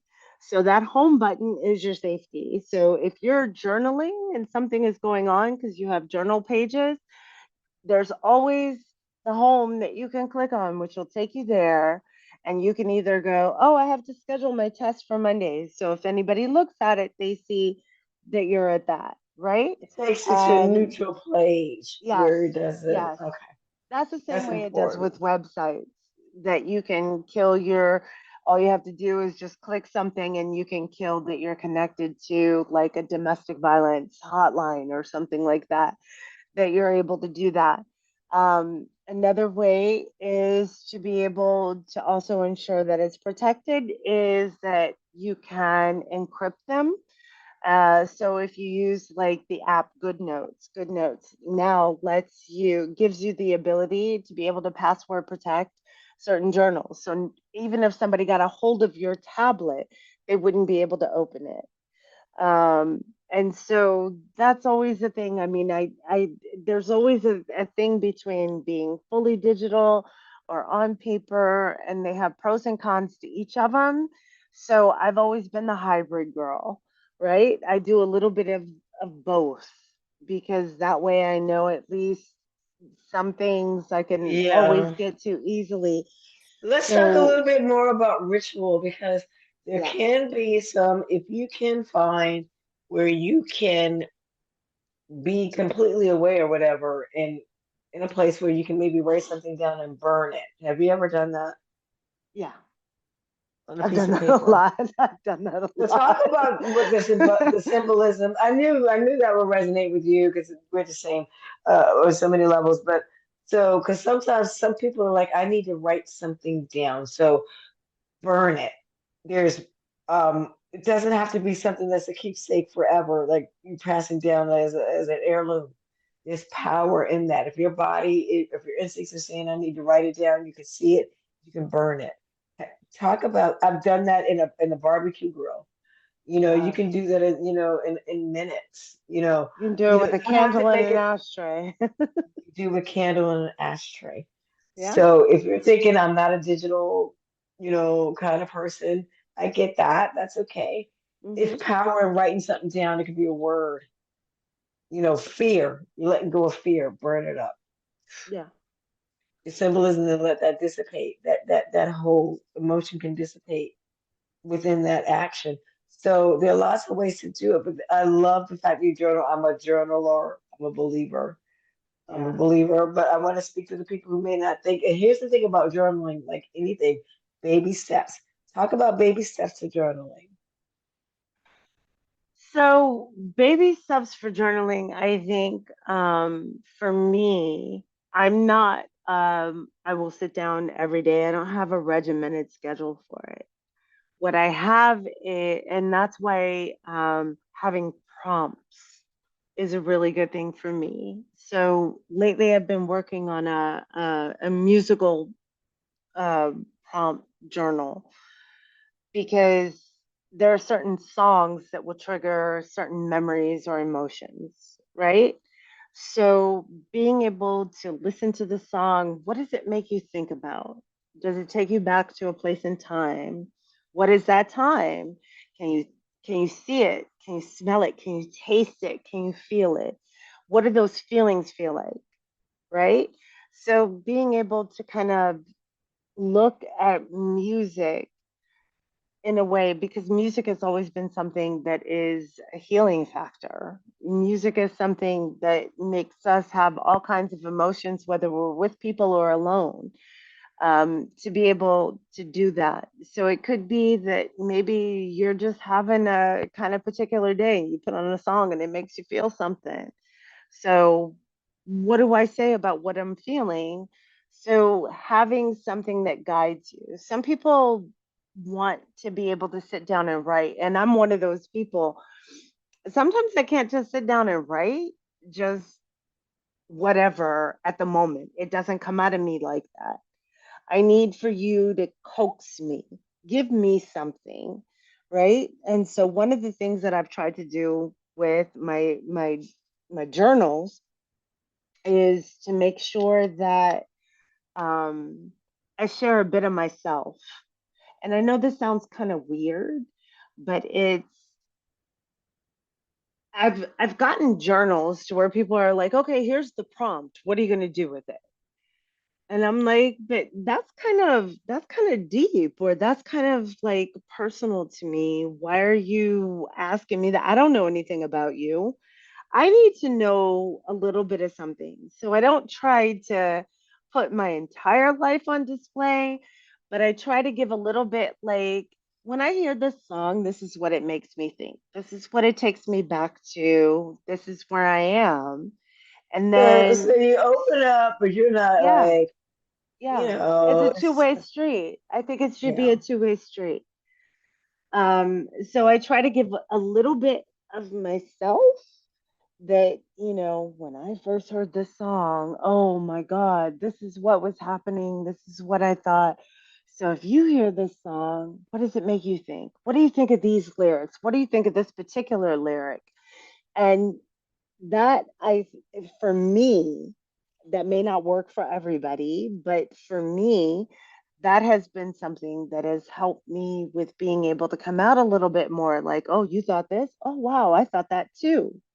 Because sometimes that's what people need to know, they're not alone in a situation. So this is a Um, current project, or it's yes, already that's a okay. current project. That's a current project. My gratitude journal. That one's already a done project. That's under blackwomenplan.de. I will have a link for that. Blah, blah, blah. The angry black woman. It's not there How many now. domain names do you have? You have, About 17. I told you I'm serial. and But I love it though. it's there's three of them that are or four of them, excuse me, five, sorry. Five that are my main focus, but there's the angry black woman, then I have Black Women Plan, which is where all of my different types of planners will be. And then there's another one that I'm working on, because as I was going through looking for planners, trying to talk, looking for things, I saw a lot of stuff that looked interesting, but because political is always in the back of my mind, I looked at who was creating these things. Um, and in all honesty, I'm a Black woman living in another country. I want to know that where I spend my money is going to Black women. I want to know that it's going to Conscious support Black business. buyer. What's Yes, wrong with that? Conscious yes. buyer. So, when if I find a Black owned business, then I keep a note of that. So I have another project where I want to be able to highlight Black owned businesses, and if they have physical products, at some point I want to be able to obtain them, to be able to be an independent seller of those products. But otherwise, just to raise awareness for it. Because I think that if you're looking for something about how to get your mind right, um, looking to a Black woman who understands what I may be experiencing is gold to me. Um, and even for silly things, like if I'm looking for ideas or inspiration on a party invitation or something like that, if it comes from a white owned business, I have questions. Um, I also have a lot of Yeah, questions because hey. there are a lot of things about, um, like even with cookie cutters, right? Having black black hair or black faces or predominantly black figures for cookie cutters, and then I see that it's white people that own this business. Like, why do you get to profit yet again off of black bodies? Hey, girl, break it down. But I tell you, So that's one thing I did with Black women in Europe. Like ages ago, we did like a Black business directory, and I tried it. I've done like for there's a different lot of work, holidays. isn't it? Girl, It's a lot of fucking work. also, girl. So I kind of like shifted and then went to like different, like, holiday, like, if you're gonna buy for Valentine's Day, buy this way, or you're gonna buy for Christmas, buy this way, Hmm. you're gonna buy for different traditional holidays that we celebrate, that aren't necessarily representing our culture, or at least buy it black because we love to Hmm. celebrate stuff. Like we know if we're doing Kwanzaa, hopefully we know we're buying black Kwanzaa stuff from black people. That's something to think Yeah. about. Research. They could be selling Kwanzaa stuff and not even be black. So Yeah. research that. That's good. So look, we gotta wrap it up because I'm exhausted now. You done drained me. I done gave you everything I got. What you want? What you You want? asked for it, baby. You asked What you for it. want? I know and I Absolutely. love it. But listen, I Yeah. want to know if we left anything hanging because it's not like we're not going to talk again, but I want to wrap this rant up, for this top, like put a bow on it. Is there, okay, so you walked away from Falco basically because it just wasn't going to, you weren't going to be able to make the shift that you wanted to make. Like, how do you want to sum up that? I don't want to sum it up for you. So with Falco, I walked away because I recognized it was, you can compare that to being in an abusive relationship, that at some Damn. point people recognize that your abuser really does not love you, no matter how many different ways he tries to say it, he or she tries to say it after they abuse you. It's never going to be the way you want it to be. And at some point, you have to decide yourself. And that's literally how I looked at that. And so at that point, when I walked away, I was, um, I'm done with you abusing me. Go for somebody else. I'm not the one. Um, and I have to tell you, I've never felt more sure or better about any decision that I've made than when I finally walked away from that. And my family was incredibly happy that I did because they saw the physical and emotional toll that when things did not go right, what that meant for me and vis-a-vis what that meant for them. Um, and they were happy to never hear that word or that acronym, excuse me, in this house again. So Okay, it's I said that was going to be the last word, but I don't think I asked you this. Tell me if I asked you this. If Falco was or America. See, now I'm mixing it together because I think, I asked you something Falco specific, but I want to go back to America in general. Mhm. Was a person because you have a medical background, right? Yes, medical and What? legal. Okay, what's the okay, what's the Black medical excellence and diagnosis? existence, baby. Just talk about one of those. She got two of them black jobs. I got a few. Yeah, Not I'm sorry. one, but like three. 'Cause she's also an entrepreneur. So she got few of those black jobs. But what would if the United States was a patient, was a person, what would be the diagnosis and the treatment you would recommend? If what was my patient? United States of America. Ooh. If she was a person, what would be the diagnosis and the recommended treatment?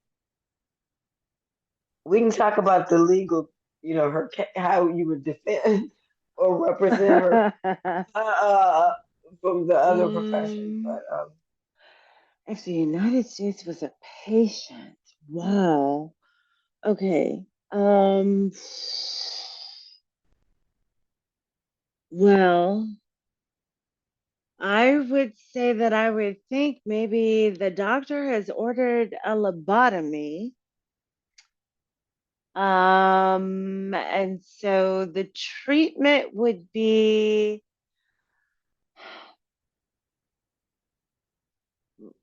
real Christian teaching and not Christian nationalists, coupled with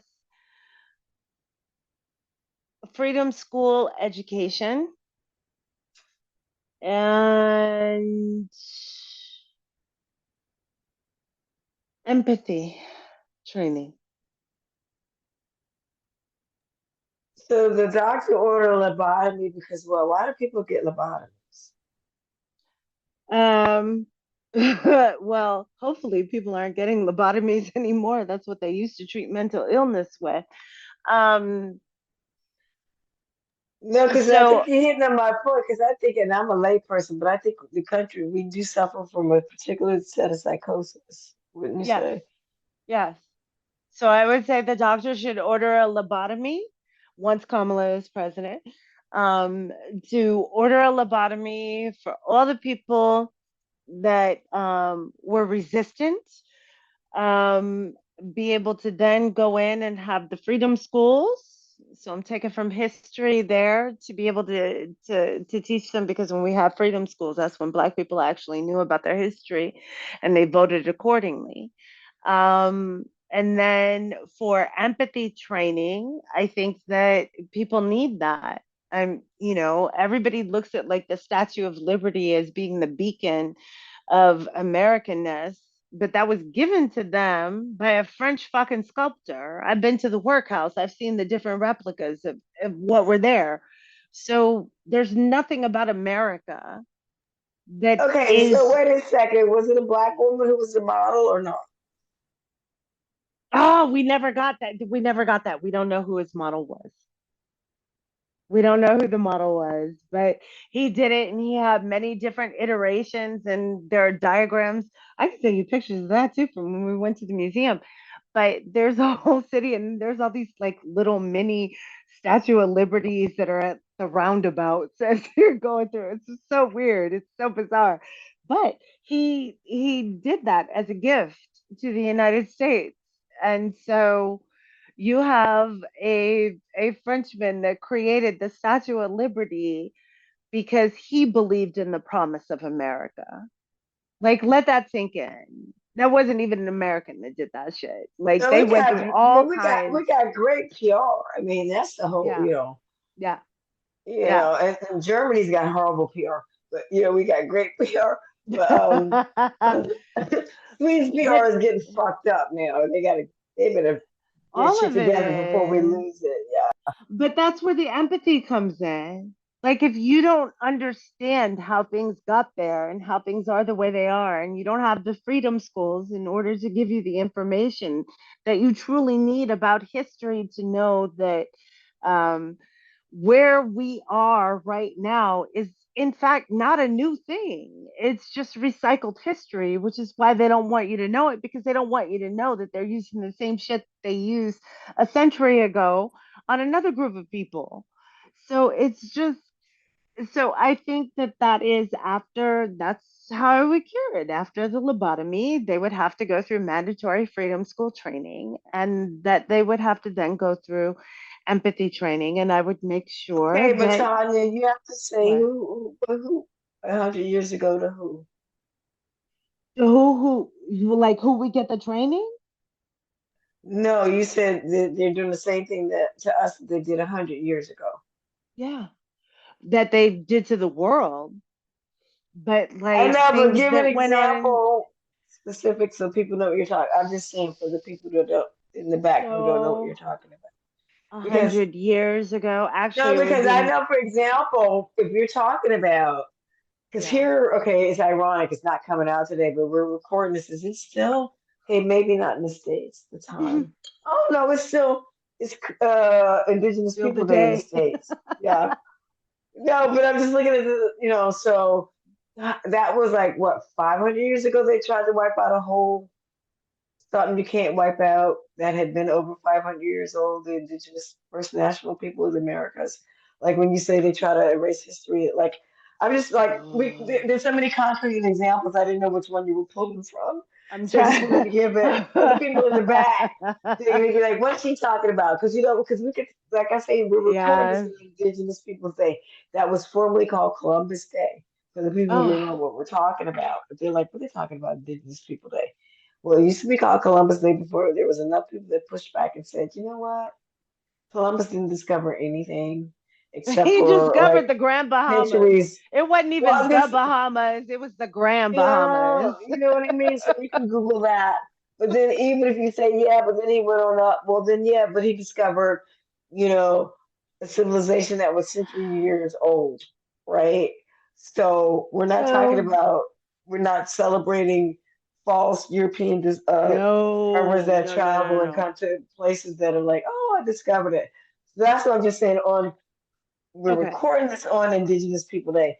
But you were saying like, they tell us these lies because that's just one of the lies. There is no Columbus Day anymore, people, because there was nothing he No. discovered. Is basically so we're busting a little bit of lies here too with that. So I just didn't know if you had a specific example you want to do because you don't need to give one. They're so numerous. Because if you start googling that whole Columbus thing, you're gonna come up with all that other shit. So it's okay, baby. But I just wanted to, because you're dropping so many nuggets. I don't want I'm somebody to be like sorry. going, no, I'm you sorry. no apologies necessary. Are you kidding me? No apologies necessary. But I just Okay, gave you a wait. way to show Let for me me give to you say let me give you Indigenous some Peoples nuggets. Day again. Because thank you, because we want to talk about Indigenous people because they're here in Sweden too, and they have rights that they had to fight for to raise their reindeer. But what'd you find?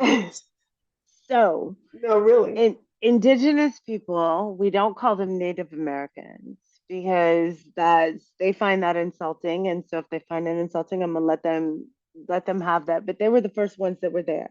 There were indigenous people. There were also indigenous Black people to the United States of America. So there were people who were already there when the white people came in and said, "We found something." Now, how do you find something that already exists? You just stumbled upon it, but you didn't find it. It was not a discovery. So that would be the main thing.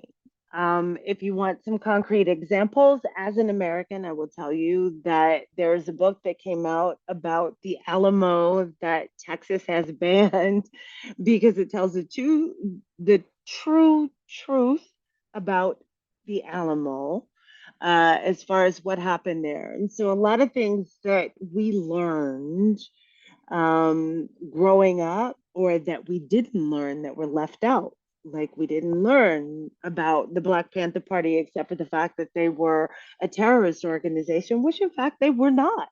Or black Um, cowboys yes, going Black. back to I like was just about to go to that one. where you I didn't no, but even when know. you And my auntie used to take me she was obsessed with fucking westerns and used to drag me wrestling and westerns. I hated them both, but I had to go.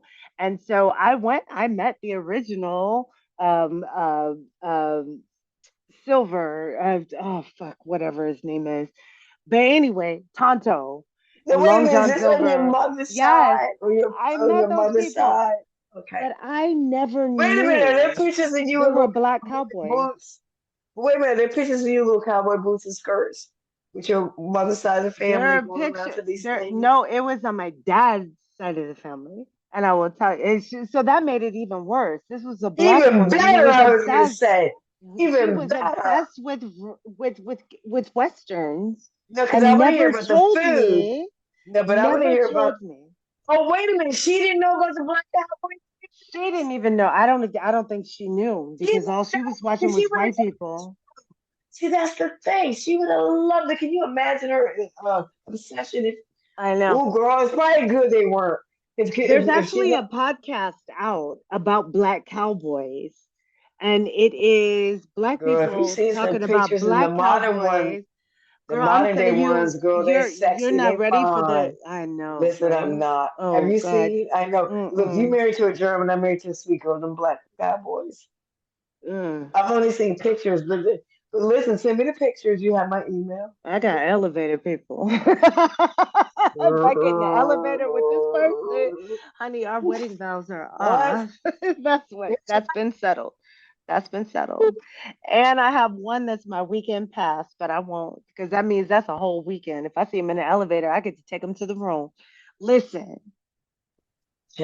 there Child, are a lot of please, we're things not that I playing. will be sending you in slings, but I'm just saying. So when we talk about the history that has been lobotomized, it is the fact that we had black inventors, we had black scientists. Some of the things that we enjoyed today were because a black person figured it out, but they weren't able uh, to be recognized for what they did because a white person stole it, and that You is know what? something that It's systemically oh, goes through history. and it will never be corrected because it's just Mm-mm. not enough records, and their heirs will There's not. die before they acknowledge it and share any rights to any of the billions The of fact that residuals you're that even they've got. healthy, the fact that you're even healthy, Are you gonna thank call you, her Henrietta Henrietta? Locke. Henrietta, I was gonna say you gonna call her Henrietta. Henrietta Locke. I'm just like, and that her Wait a minute, family is that just why settled Falco with did something them. about that? Did they? Wait a minute, Falco did something. They did a thing. Wait a Hmm. minute, there was a settlement. Was there a settlement? The settlement just happened last year, the latter part of last year. The latter part of last year, I think it was. I don't Well, think I it know ever she's was on the this year. stamp. I think she got an American stamp, and the reason I Yeah. think that that's important, whatever settlement can never be just enough. It needs to be No, swift. I mean, it wasn't swift enough. It needs to be won't ever be just enough. But her legacy can never just be like no. swept under, like oh we settled whatever, because it's I just. mean, the Uh, torture that Black women went through for us to even have the modern version of obstetrical care, and now they're still trying to take that away. I mean, just Listen, we've never had it's autonomy too of our many things. bodies. So It's this too whole many white things. women thing, Yes. listen, we've never had autonomy of our bodies. So this whole white women uproar and upset about like, oh, Roe versus Wade, we like, bitch, we've told you that from the beginning. Damn motherfuckers give a You know damn about what? your But I'm really uterus. curious to see what the fuck they do. Because see, now it's you. Now it's not that you can just put Well, it listen, to the all the ones that others. voted for Trump in 2016, how do you think they're going to do the ones that are still living I think they're still and they're gonna not vote. in Did you jail do? and Okay, can wait, vote? wait. I have to ask this question though. Did you see that the 2 nights ago he held a rally out in near Coachella? It wasn't even at Coachella. It was a private property in between, but it was in the middle of the fucking desert. You got all these people out there. Bus them in. Have buses take him out there. Hey, everything's good. He got to say his shit. He got to leave, get on his plane, and go back to where he was. All those people stranded. Wait a minute, people were stranded in the desert. Oh my So God. who got them They were back? stranded. And here's the thing. They're blaming Gavin Newsom at the fact that they were stranded. They were like, we had 30 buses, now there's just one. There's video of these people being stranded in the fucking desert. It was a two Wow. hour walk for them to get back to their cars. Half of the people, Did they were too fucking anybody old, they couldn't do die? it. Let me just say, is it bad that I feel not an ounce of fucking sympathy for any of them?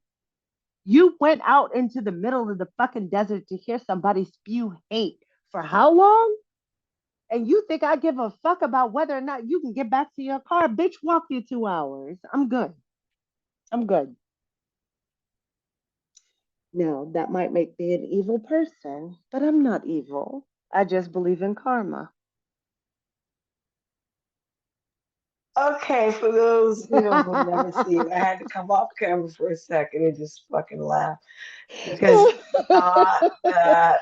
Because first of all, who got on that bus, and why would you think that he would get? And here's the thing: they're going to still vote for. Yeah. Yeah. And that's the thing. That's where I talk about lobotomy. That's where the lobotomy comes in. Because you have literally sold yourself. He left you destitute in the middle of the fucking desert. No light, no food, no toilets, no nothing. Half of your people are too old and infirm to get back to where they need to be. What what? I'm supposed to feel bad for you that now you're stuck? Oh, wait. A Well, you year got the ago, millionaire exactly in treatment. October, he did the same fucking thing to people that came to his rally at some offbeat place. And he has to go to the offbeat places because the mainstream places won't take him They won't anymore let him. But because listen, he that's the doesn't billionaire pay his treatment. bills. Bills. I said that's the main billionaire treatment. Yeah. And the people are like, oh, he's so good for he's going to be great for the economy. I'm like, here's a guy. Here's the thing. I think he's got bankrupt at least 9 times, and that means you don't pay your bills. Isn't that Yeah. a bailout? He doesn't want to like forgive student Yeah. loans. He doesn't want Social Security. He said he doesn't want to pay people. I know I'm preaching to the choir, but just to say he doesn't want to pay overtime. So those people, we just let them go. We lose them. Let them go. Let them identify. This is great. They come out this time. They wear those red hats. Maybe they wear them all year. I don't know. But let them self-identify now. That's good. Herd them together. We're not going to hurt them. But if they're in your Mm-hmm. circle, protect your mental health and don't engage with Yeah. people in your circle that forever, whatever reason, you can't drop. Listen, We I'm will not going to talk be the about one to Project tell you about 2025. dropping. Yeah, but I'm not going to be the one to say you got to drop somebody. But listen, if you identify somebody who's disturbing your peace, and right now we're talking about this particular season, like Tanya said, we're not doing it now. But if you No. already know those people that are disturbing your peace because they're talking about 2025 or whatever things that we just mentioned, this is season of how, what is it? Season four. You're season 4 of the season of healing. So wait, Thank I you. feel So bad if because you I feel like I identify those dropped people, all don't. kinds of weird No, stuff. no, don't. This is wonderful. No, you totally pushed I me on track. feel I feel like I dropped all Listen, kinds of weird stuff. This no, I love conversation has this. veered off in a This lot of is this different is the ways. bomb. I'm gonna have to pay somebody. But let me bring it back to healing. We can close on healing. Thank you. Because I just want to say one thing. This is what I was saying. What we were talking about. I've got cousins who are like, I'm going to vote for Trump because he believes in business and they're entrepreneurs. So the reason that I said that, listen, don't drink the Trump Kool-Aid. Don't have Trumpnesia.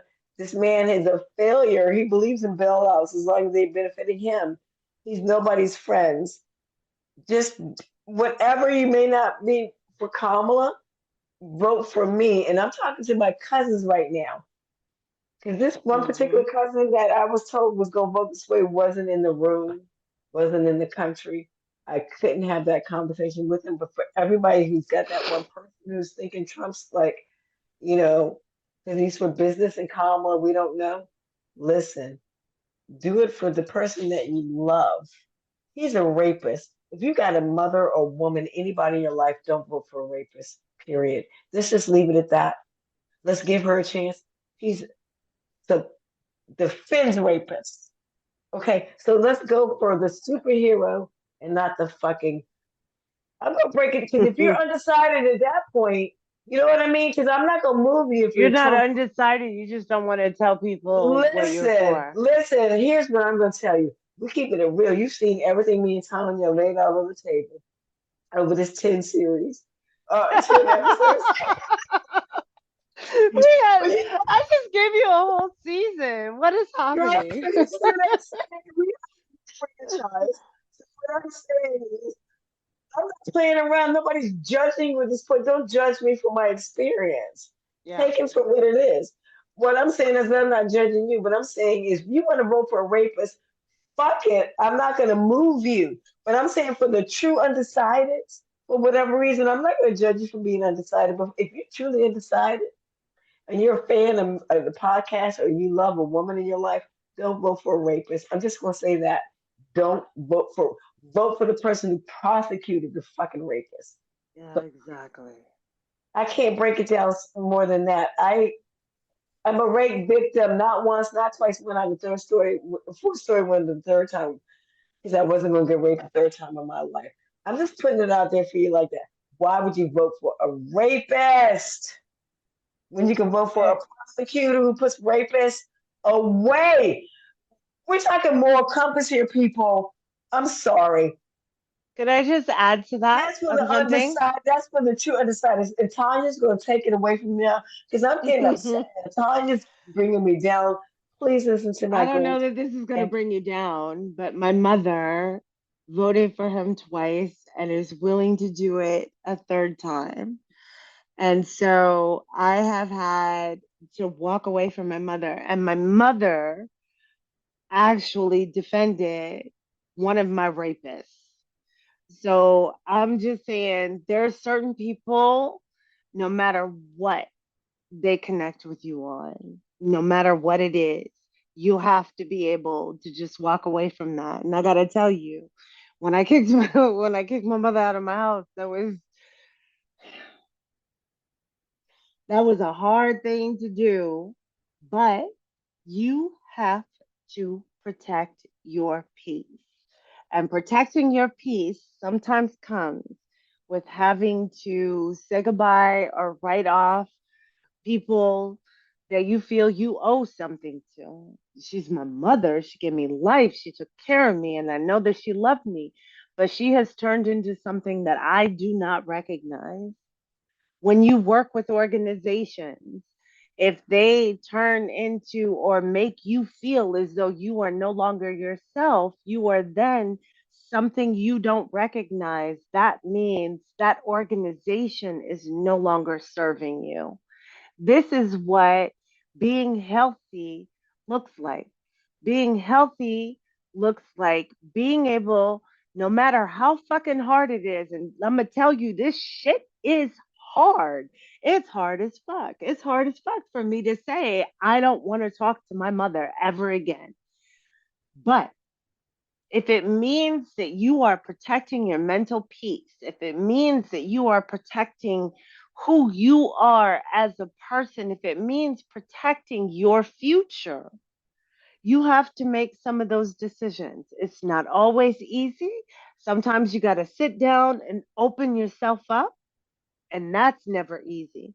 Because the second that we have to open ourselves up, to where even if we have this conversation with nobody else, if you have to have it with yourself, even being honest with yourself is one of the most difficult things you will ever do in life. But I've done it. Adriana has done it, but we're still working on it because everything is a work in progress. But just know you can get to a place of mental, I don't want to say clarity because nobody, I don't think anybody ever reaches that point of euphoria. I think what we get to is a point of I can manage myself and my life. That's so it should never be a question of getting to perfection because when you're seeking perfection, you will always feel less than. And that's not the goal here. But the goal is to say it's okay if you struggle, but what are your ways of struggling? And how can we help you through that struggle to at least make sense? Because I know for me, for struggling, it has been not about finding what's going to make me whole, because I'm still not fucking whole, but it's about finding how can I wake up every day and feel kind of normal. You may never feel totally normal, and that's okay. That's what people don't tell you. It's okay that you don't wake up every day feeling normal. As long as you wake up every day and you're willing to fight to figure out what is normal for you. And Tanya, I'm going to so stop you because you said so that's many it. powerful things, but I'm not going to stop you because I'm silencing you. I'm sorry. I'm going to interrupt you, I should say, because I'm I'm done. trying to think no, no, no. Well, you think you are. Yeah, I guess I got some more questions for you. I know. This is a Are 15 you minute okay? girl. Do I sound crazy? Maybe because I was crying before, because you took me through Oh. some emotions, and I was fighting a cold. But thanks for looking in on me. I'm okay, babes. It's so rare somebody asks if you're okay. I love you. I am okay. Thank you. How you doing? I know it's hard. I'm okay. You I'm okay. okay? I may Okay. not be when we're done with this call, but I'm okay for Well, right do now. you have a few more minutes for me at I least? do. I got what you need. Okay. What you need. Okay, I told you because I'm in lockdown. I have pink eye, man. My family won't girl, let me anywhere near them. ew. Ew. I But know. I can't think of her name. It's gonna come up. Tiff Hadish Tiff Oh, Hadish. Tiffany Haddish. Okay. I Haddish. saw. Haddish. Haddish. Thank you, thank you. Yes. I saw a very short clip, and somebody said, "How are you doing?" And she said, "Successful." And they Hmm. said, and people, she said, I woke up this morning. I won the day. And you just said Yeah. that in another, but this is another way I want to answer that question. The next time somebody says, "How you doing?" I can say successful. Yeah. I woke up today. I'm here with you. That's a different mindset. Yes. And thank you for bringing that. Yeah. Okay, so here's the other thing that I wanted to do. I just because that resonated with me because you're saying some things, and it's not often that I am seeing things from Tiffany Haddish or anybody because but that and then you said so. How you doing today? Successful? That throws people off. What do you mean? I woke up today. I'm here winning. Yes. And people are like Yes.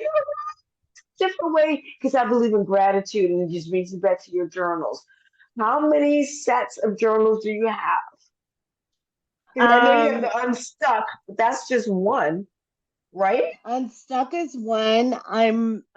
That's the one that I finished. So part of the problem with being a serial entrepreneur is Okay, that now once I forget that. We're reframing. We're reframing. So Unstuck is the first in the series. What are the other ones coming in the series? thank you. So the other ones coming in the series are going to be music, and then there's one that I'm working on that deals with activism. So people that do activism, it's a prompt journal and also some other elements that are part of it. But people that do activism work, they need to be able to unpack that, right? So when you're out there fighting for everybody to have all these different kind of rights and what have you, it's easy to get lost in that, and you need to be able to ground yourself. And sometimes, as we were talking about earlier, it's easier to remember why you're doing the work in the first place, right? So if you don't have a good answer for that, maybe you shouldn't be doing it. Okay. So there's another one that will be geared towards activism. So I have one for activism, for music. Okay, I'm going to pause you on activism after music, okay? Because I've got two Yeah, things to interject. My parents go met for as it. music majors at Howard University. Hmm. So music has always been a big part of my life. You talked about how you were going to incorporate musical prompts like what you were feeling and revealing personal things about yourself. Yeah. The activism thing, how long have you been in activism and what was the first activism that you performed? Oh God. Oh, okay. So first activism that I performed, I think I was 11, and yeah, it was. That's like I fifth grade, right? Fifth grade. yeah, yeah. I What was the can. issue? I'm trying to remember. I know that something had happened to someone. I think it was in class that they had been wrongfully accused of something. And I knew the answer, and I was like, that's Girl, so not. you knew you were gonna be a lawyer in fifth grade. My I client, th- Your Honor, my client has been wrongfully accused, and I will establish. So you laid it out there. You're like, I have well, witnesses. Leroy, stop picking your nose. You're like, Well, interesting thing is because when I was in preschool, they had a frog. This memory has always stayed with me forever. So they had a frog when I was in preschool, and I was the only black girl that was there. And somebody had given the frog some, I think it was corn or food or something that they had put into the thing. But the teacher went around and she asked everybody if they had given something. And I knew that I didn't do it. I didn't have anything to do with it. It was a bunch of white boys that did that shit. But when the teacher got to me, I actually admitted that I had given.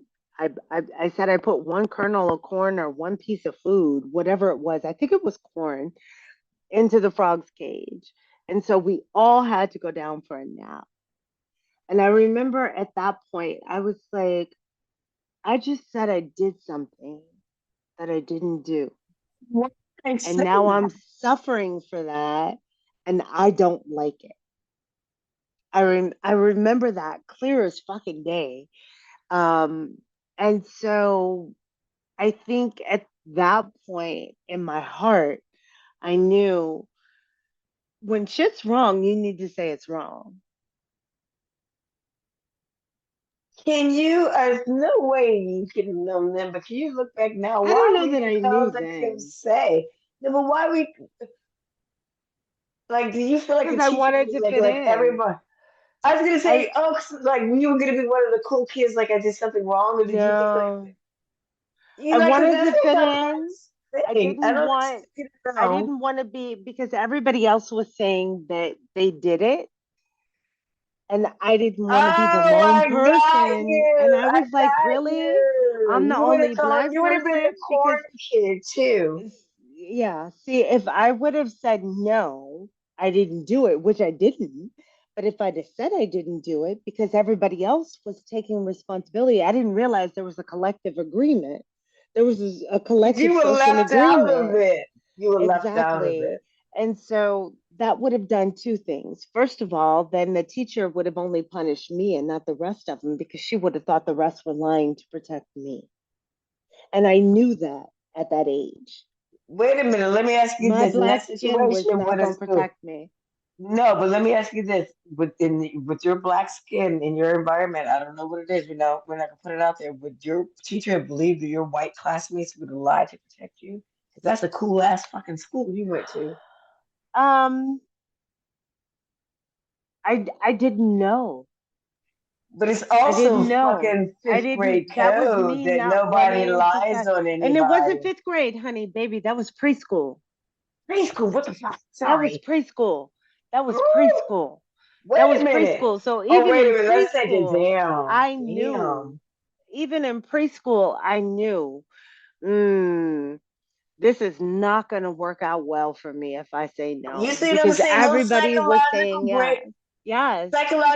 psychological gymnastic Generational trauma, baby. at Generational that trauma. age, It's in our DNA. It's in our at DNA. that at that I knew. age. Yeah. Yeah, how sophisticated are we already compared to our?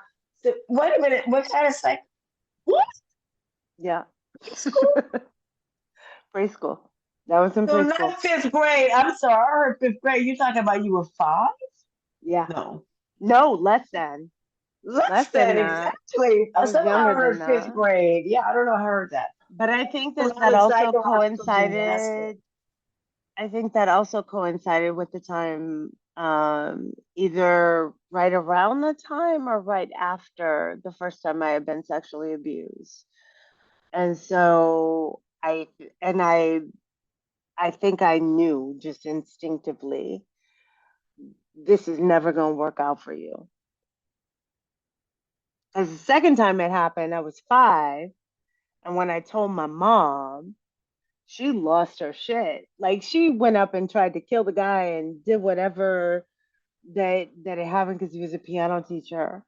And so when that happened, Gosh, yeah. I saw the way that she responded, but And I saw the way your she words have responded to power. me first. Yeah, your Oh words yeah. have a tremendous amount of power. Yeah. So from that point on, I knew I can't tell my mom shit. Well, when I had that incident of sexual harassment in my parents were out of the country. I told you that. But I told my grandmother because she had been out of the house. She had come in from another state to take care of me and my sister. But I remember they, told me not to tell my father because he Mm-hmm. would kill the man. Mm-hmm. So we're talking about words. So then, what does that do to me? So that means anything else that happens to me bad after, I can't say it because what's gonna happen, Yeah. right? I'm gonna trigger my protectors to do something that's gonna get them. They're gonna kill the person that hurt me. You know what I mean? That was like the Mm-hmm. message that I was taught. So when we talk about the power, so then when you That's a are, lot that's put on the head, the shoulders of you, children, and see right? that's When the thing. adults So should how know did, better. so, but they, should they or do they, and how did you deal with it? Um, I don't know that I ever actually. I don't know that I ever actually did deal with that. I had to get to a point where I was, um, I think I just, from that age on, I went into this version of survival mode. And it doesn't necessarily work that way for everybody, but, um, and I don't know that it's always worked for me, but it's what I've known. So I can't remember a time in my life where I wasn't like I need to just survive.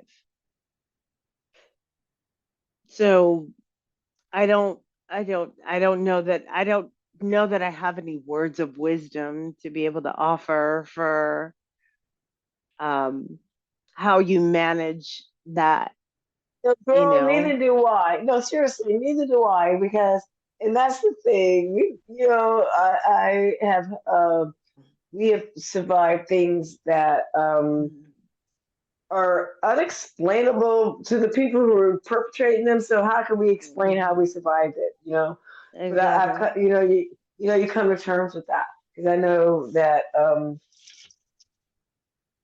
we love language and being able to talk about things, but some things you just can't talk about because there's not words for it. And it doesn't Yes. mean that it didn't happen or our experiences aren't valid or they shouldn't be repeated. You know what I mean? It's just that, Yeah. some things you just, and you don't wish this on anybody else who could be like, oh, yeah, I know what you mean. You, Yeah. I don't want anybody I else to don't be able to want be like, anybody, I don't want somebody to no, know what I mean. no, I hate exactly, that. I'm like, because no. if you know what I mean, then that means we come from the same fucked up Fuck. piece of shit. Like, Exactly. It means no. you're fucked too. Exactly. Yeah. Yeah. So I don't Yeah. want that, but I'm saying that because I get it, you get it, and somebody listening Yeah. is gonna get it as well. So just to say it's okay when you can't express it, because I know I went years, decades without even daring to talk about it. So then Yeah. when you even get the balls to talk about it, then you can't find the words. I don't want you to feel like, oh fuck, I shouldn't have said anything anyway. Nope, that's not Yeah. true. Not true. It's okay But I felt because like that for a minute. I felt like that for a oh for minute because sure, oh for sure, I can for tell you sure. everything about the moment that I Yeah. told my mom about the piano teacher. And I remember, out of all the things Yeah. I don't remember about my childhood, that's something I That vividly remember. remember. And I remember her reaction. And so Yeah. it's, How did her reaction make you feel? like I did something wrong, like it was me. Yeah. That's not, I don't believe that's how she meant it, but I think that No, but but that's what you here's felt. here's the other part of, um this that we don't understand, especially for older generations, Yeah. like I am. And I'm thinking you might be close to where I I'm am. I'm older. not I'm gonna call older you than out. you. The girls, hey, baby, I'm happy to be alive. No, because I have friends that I mourn. So it's okay. It's Exactly. quite okay. Yeah, it's quite okay. Exactly. Thanks for the But respect, babes, but it's quite um I think that one of the things that has been a big learning curve, and also I don't want to say healing, but okay. a neutralizing, let's say neutralizing effect for me, is because I know the environment that my mother was raised, and I know what that did to her. So I one You thing have that empathy. well, Isn't that yeah, called but empathy, it, or is it sympathy? it's called, I Yeah. think that is sympathy, because it's understanding that she had limited coping mechanisms because I know the people that raised her. So the fact that I'm still here is a testament to I Girl, it's a don't know mini what. miracle. It's a mini miracle. It's beyond a miracle, girl. But um I think that we forget that, especially for my generation, like the newer generation, I don't give them as much grace because there's enough information that's available for them. But for my generation, there wasn't that opportunity. And you had to really figure things out in a way that there was no blueprint, there was no plan, there was no internet, there was none of that. And Yeah, so, huh? you were on your own. It was like, Yes, yes. There weren't things that you talked about. There wasn't any of that. And so, knowing I came from a generation where that didn't happen, the generation before me was even worse, and that's my mom's generation, right? So, and I know what she grew up with. And so I've tried to give her grace for a lot of things, and understanding that she didn't have the tools to deal with what was put before her. Now it's a different conversation because she has the tools and she knows how to use them, and she chooses not to. So that now is a different conversation.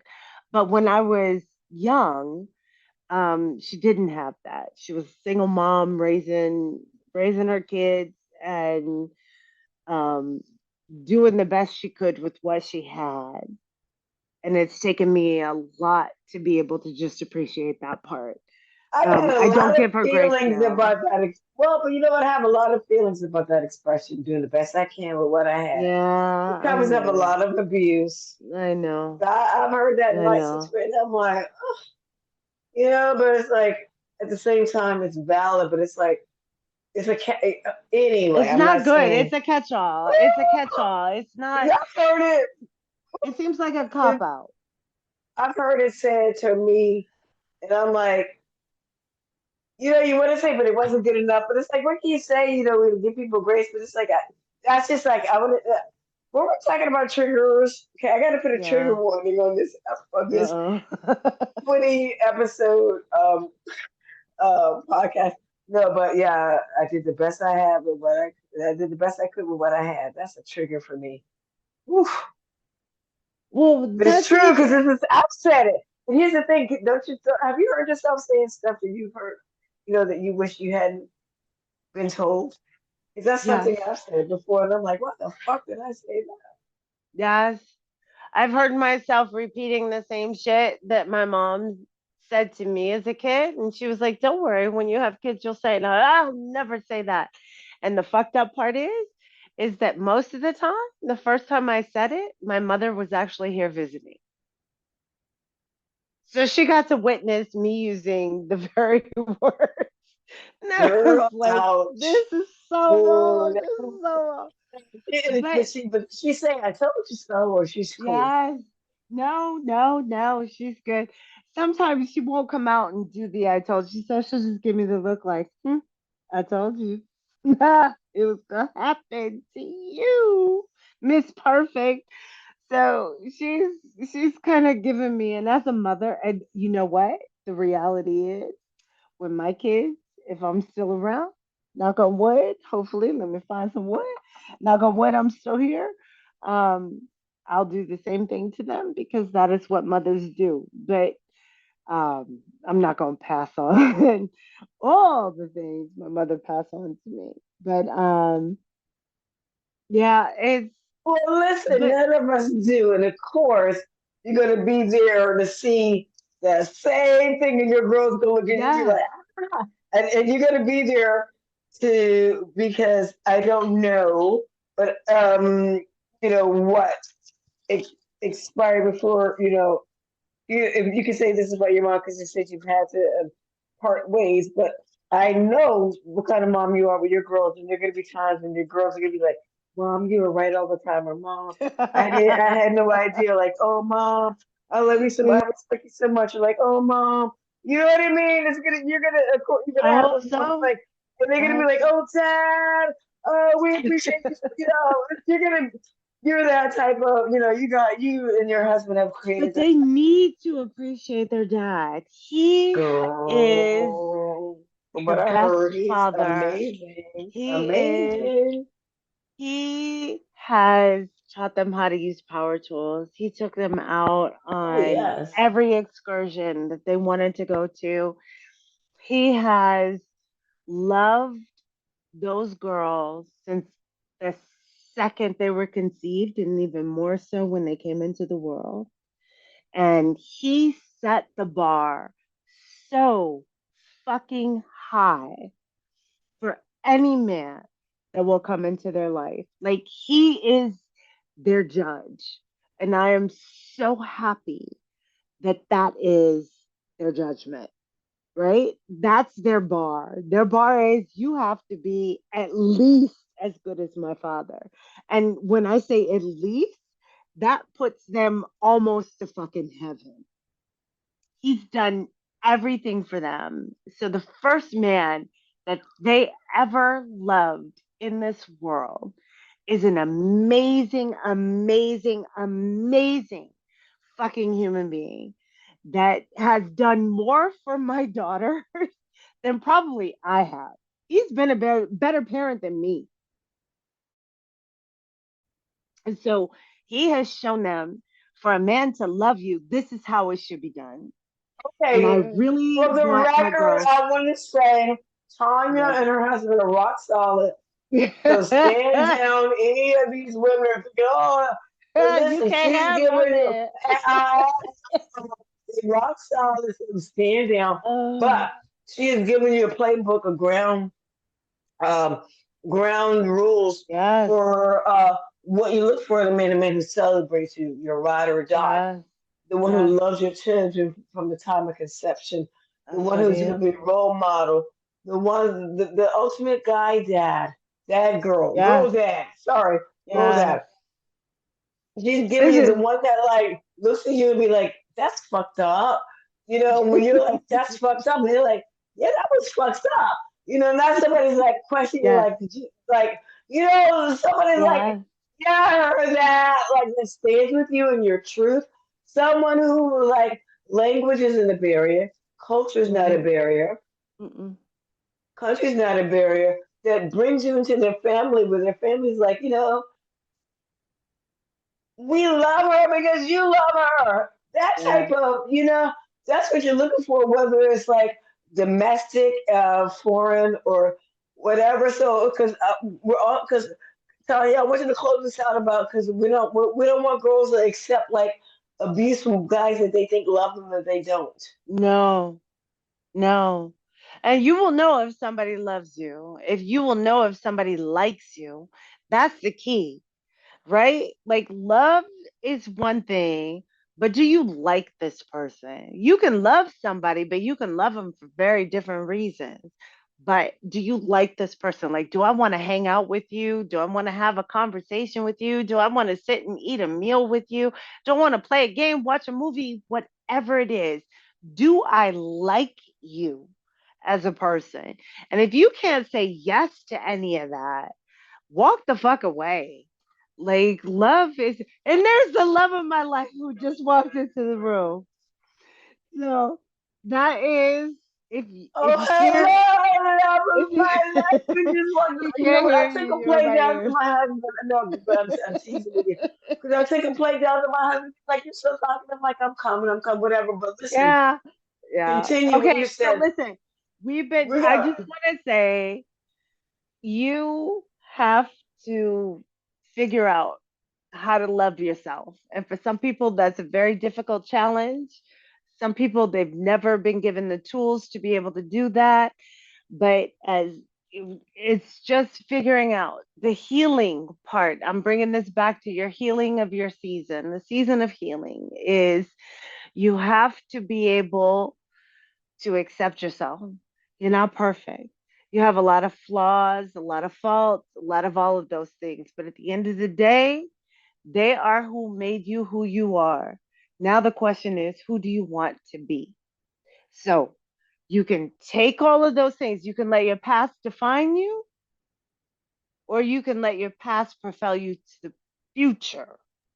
and you know what, There's Tanya? One thing I like, want to say that you just amplified and demonstrated without unwittingly is that I could hear that your husband's voice lit up when he saw you, and your voice lit up. You're like, there's my baby. So I want everybody to remember you are that to somebody. You may not know that person yet, yeah. but and that's who you're looking for, and that's who you.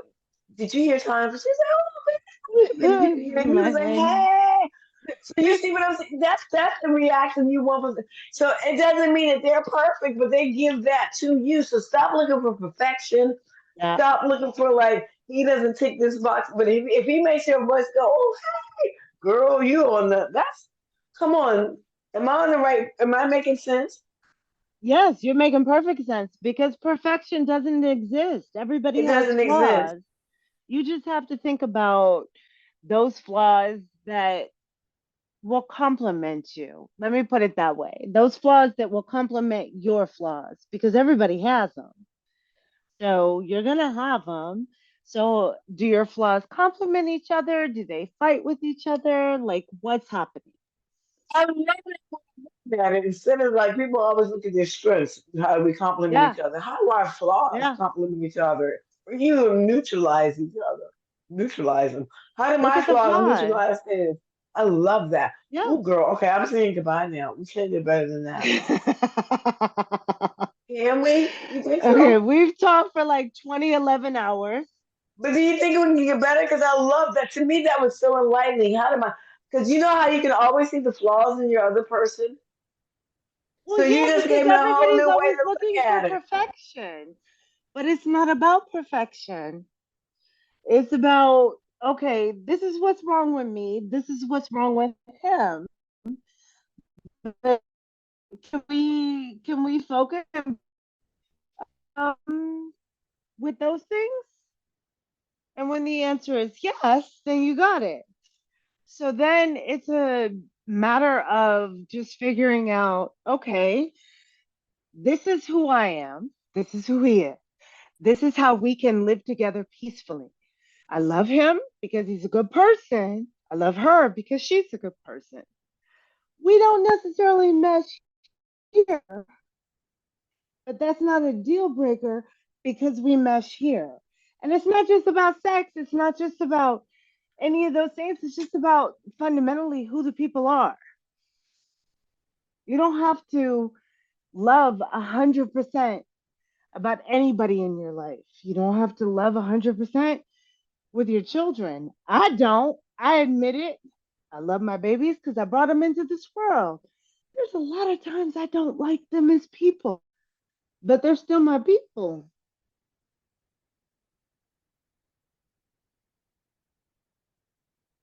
I don't know if that helps. Not sure. Not sure. tremendous thing because I was trying to think who do I love 100%, like that. You know what I mean? So that's why I was silent because I was trying to come back to like, yeah, but no. There's times your mama gets on your nerves, your daddy got on your husband. No, Yeah. your Yeah. church. I was trying to think, so I was silent because I was trying to come back like, what? There's not one person that you love 100%. I shouldn't No. say aren't thrilled with 100%, but you will love them through and through. So I Yes. stand corrected. I stand corrected. What I meant to say, you will love your family, and family can mean chosen family. Doesn't have to be Yes. somebody that bore Yes. you or you bore or you have bloodline with. Family is a special definition. Um, we get to define our own family, especially when we're living in times where people want to dictate who we can love and be with and what is and what isn't and stuff. Yeah. But you're right. You don't have to 100% agree with somebody. That's what I wanted to say. Or Mm-hmm. and your family to be like, you're my ride and die. You bring so much joy to this season, this podcast, to my life. I love and respect you. I feel so much closer to you that Oh, we've had this you're so sweet. intimate talk. No, really, and we're gonna build on this, dear listener. If you like Black women in Europe, and you want to make sure that we do our best to save democracy, United States democracy, that is, listen to the next episode of the Power to the People podcast because Tanya's going to be back. She's did an incredible thing with her um, Angry Black Women. She put together a voting guide, because Woohoo. we like smart, we like articulate. And if y'all are Sorry, just too bored about listen, hearing this, it's okay. sorry. If you feel like y'all talked about a bunch of shit we're not interested in, that's okay too. We're not for No, everyone. look, But no, but here's the thing. I'm not. We're not trying to be for everyone. We're trying to be right now for the exactly. undecided. Because here's the thing. We know you for you. Because if you're not undecided, you for anything. So give us a try. Listen to us.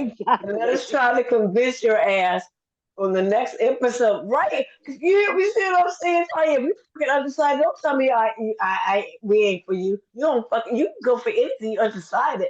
So we're gonna give you something to stand for. Because that's gonna give you something to feel better about you.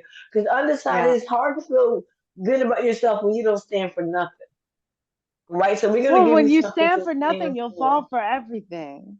Which is why Every those people time. got stranded out in the middle of the desert last night. Every time, every time, every time, and you know what's Love going to it. happen to somebody else. This Huh? campaign's not over. It's not. It's not. And the fact that it's close, I mean, I have thoughts on it being close, but we can't really get into that. This is not about politics. This is about healing thyself. So listen, let's end this on a heal thyself note. Um, love who you are. Okay, Love Tanya. y'all. Okay, Tanya. So I'm so glad you said that. So listen, we done talked to you for 50 million minutes, so I'm going to edit this out anyway. So Tanya, give me 5 more minutes, and let's close this with a nice meditation I and breath could work. not You down for imagine that? what you're gonna do with trying to edit this 6 hour. Listen, no, but listen. So listen. Since I need to figure it out before I have a heart, so we're gonna do 5 minutes of meditation and breath work. Is that okay with you? Yes. To close Yes. out for right now. So that can give me the positive because time, you know, see, life's stressful. I don't have to be stressful about editing the conversation. I only have to edit the names to protect the innocent. And me and Tanya are not innocent, so we don't have to worry about that. But we See what are I'm gonna saying? There are no innocents except us. hello, hello, and your And babies. our But we didn't names miss. are already out I was gonna there. say, I was gonna say your babies' names. I know. I was thinking that, girl. We out there. We public. We're not Beyonce and Taylor level, but we public. People know who we Exactly. are. I love me some So what? Beyonce though. You know, freedom, We freedom. didn't Wait a we second. didn't have the whole we need to have a whole conversation on Cowboy Carter to break that down. Girl, I'm planning your podcast. Yes. I'm just saying. There's future. Listen, like black people didn't invent country music. We didn't invent it. Every form of American music exists. See what I'm saying? And that takes us back to the whole white people wanting to appropriate our culture without our struggle, but meanwhile, black people invented this shit. Like we knew But black listen, people it's invented okay to this have motherfucker. ice, ice, baby. Dun, dun, dun, dun, dun, dun, See what I'm dun. oh his Ice, ice, ass. I, baby. Dun, dun. I When can't nobody stand upset, him. like, what you doing?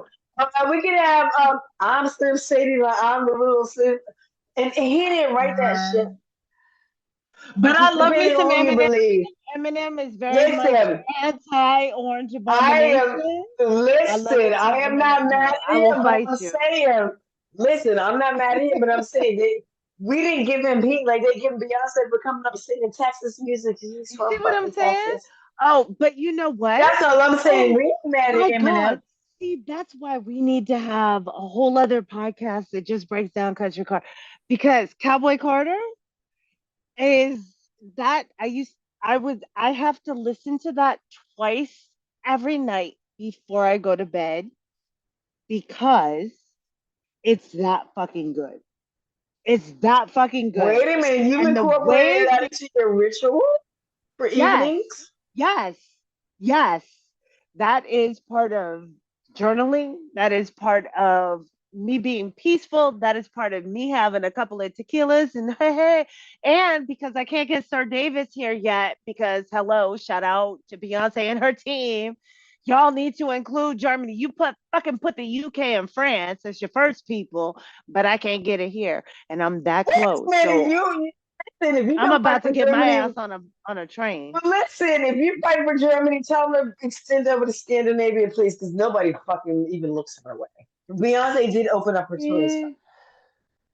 Yeah. Have you tried Sacred? Sacred is beyond. Okay, we need to have a whole other just pure let's talk Beyonce and all her shit because Sacred, I got me some. It's so good. It's so fucking good. It's so fucking good. And I have had to hoard it because my girls, they have all I these don't know what pearls you're and talking everything. about. Is that what are you talking about? Sacred is her Sacred? hair What? care line. No, I had no idea. Where have I You been? didn't know about the hair care line? Oh, we need to have a whole No, other conversation about that because that shit's good. no. That shit is Where did so you get good. it from? Where do I get So it good. from? I ordered it from her. She may deliver it to you now. At first, when she first came out, she wasn't. I was able to get it shipped here. You got to pay a fuck ton in shipping, but it's worth it. It's so Okay, good. I'll get And it sent to my mom in the States. I'm about, Sacred no, because dot then she still com. has to send it to you and they're going to double you. So What? No, we'll I'll have a get it when I separate go home because conversation. I go home for Christmas. No, I'm going home. I still go Hmm. home to the States. Then, girl, get your oil on and make sure you get some stuff because now How she did has I on an not edge cream. I don't know how you didn't know about Sacred. Goddamn. know? No, you So should see that my is, face. Okay, wait a minute. I turned the camera on. And I'm like, I can't see you. I don't have the camera. I see you. I see you. No, but she even has stuff that'll work with your locks and everything. Yes. Yes. okay, wait a minute. How did I not Yes. know? Okay, good. So I don't okay, know how you didn't Beehive, know. K-Hive. Okay, we're buzzing all the way to the, okay, we're vibrating. Tanya, I love you so much. I And love you I too, baby. admire you so much. And I'm so excited because I get to talk to you like the day after tomorrow. So I feel like, okay, tomorrow, yeah, I'm gonna get this out. I'm gonna get this out because I gotta get this out because You we just already gotta talking warn the about stuff people. we This gotta is gonna be follow. like a No, 7 hour because and conversation. here's the Y'all just thing, I need to love like, it. but I don't know what's gonna happen, but what I do know is that the conversation continues. The conversation continues. So goodbye, darling. I love you. Don't okay. You sure your family's not mad at me because I took like 5 hours of your time? No, Damn, your it's family is midnight. good because they didn't want to Seven, be eight, around me. nine, 10. Oh, girl, No, 5, 6, 7, 8, 9, 10, 11, 12. 5:30 is 12 here. So, We've what, been seven it's and a same half here. hours?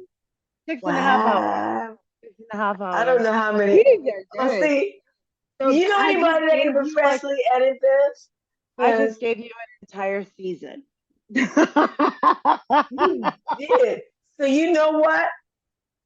Freedom, freedom. No, because I everybody like, you can't just free move. me, move. Freedom. Wow. Okay, babes, I love you. I'll talk to you on Wednesday. Dear listener, Love you you just too. got like Bye, Robert. like this. I've been trying to catch up with this superstar for years. So Here. thank you for witnessing. Think I'm gonna try to make like okay, this is gonna be pay per view, 7 hours, but no, I'm gonna break it up in like little different episodes. Honestly, I'm gonna break it up in little episodes because this is a This lot is for one awesome. person. But if you're gonna like drive like from the East Coast to the West Coast, this is your podcast. If you're gonna fly like over the ocean, but I'm gonna We break this got up. But you. we gotta give props to Tanya, Angry Black Woman in Germany, the original OG. Love you, babes. Yay. Love you back. Talk to you on Love you Wednesday. back. Talk to you on Wednesday. Peace Bye. out. I'm cutting out everything. I know I'm cutting out everything. Bye. Peace Okay, out. bye. Wait a minute. Bye. I love that. Because we old school. So is this where I say mic drop? What do I do? Mic Mic drop? drop, baby. Drop the mic. Yeah, No, do it peace again. out. Do it again. So say Tupac peace. for So let's life. do it again like we know what we're doing. Say it again one more time for me. So Okay. say it. You were like, Peace I out. loved it. Peace Mic out. drop. Mic Mic drop. drop. Mic Mic drop. drop. Mic drop. Okay. See you on Wednesday. Okay, bye, babe. Bye. Thanks for listening, you guys. This was too much fun. Okay. Bye. Okay, bye. Hey, we hope you enjoyed that episode from season 4, and we look forward to seeing you next time. Until then, be well.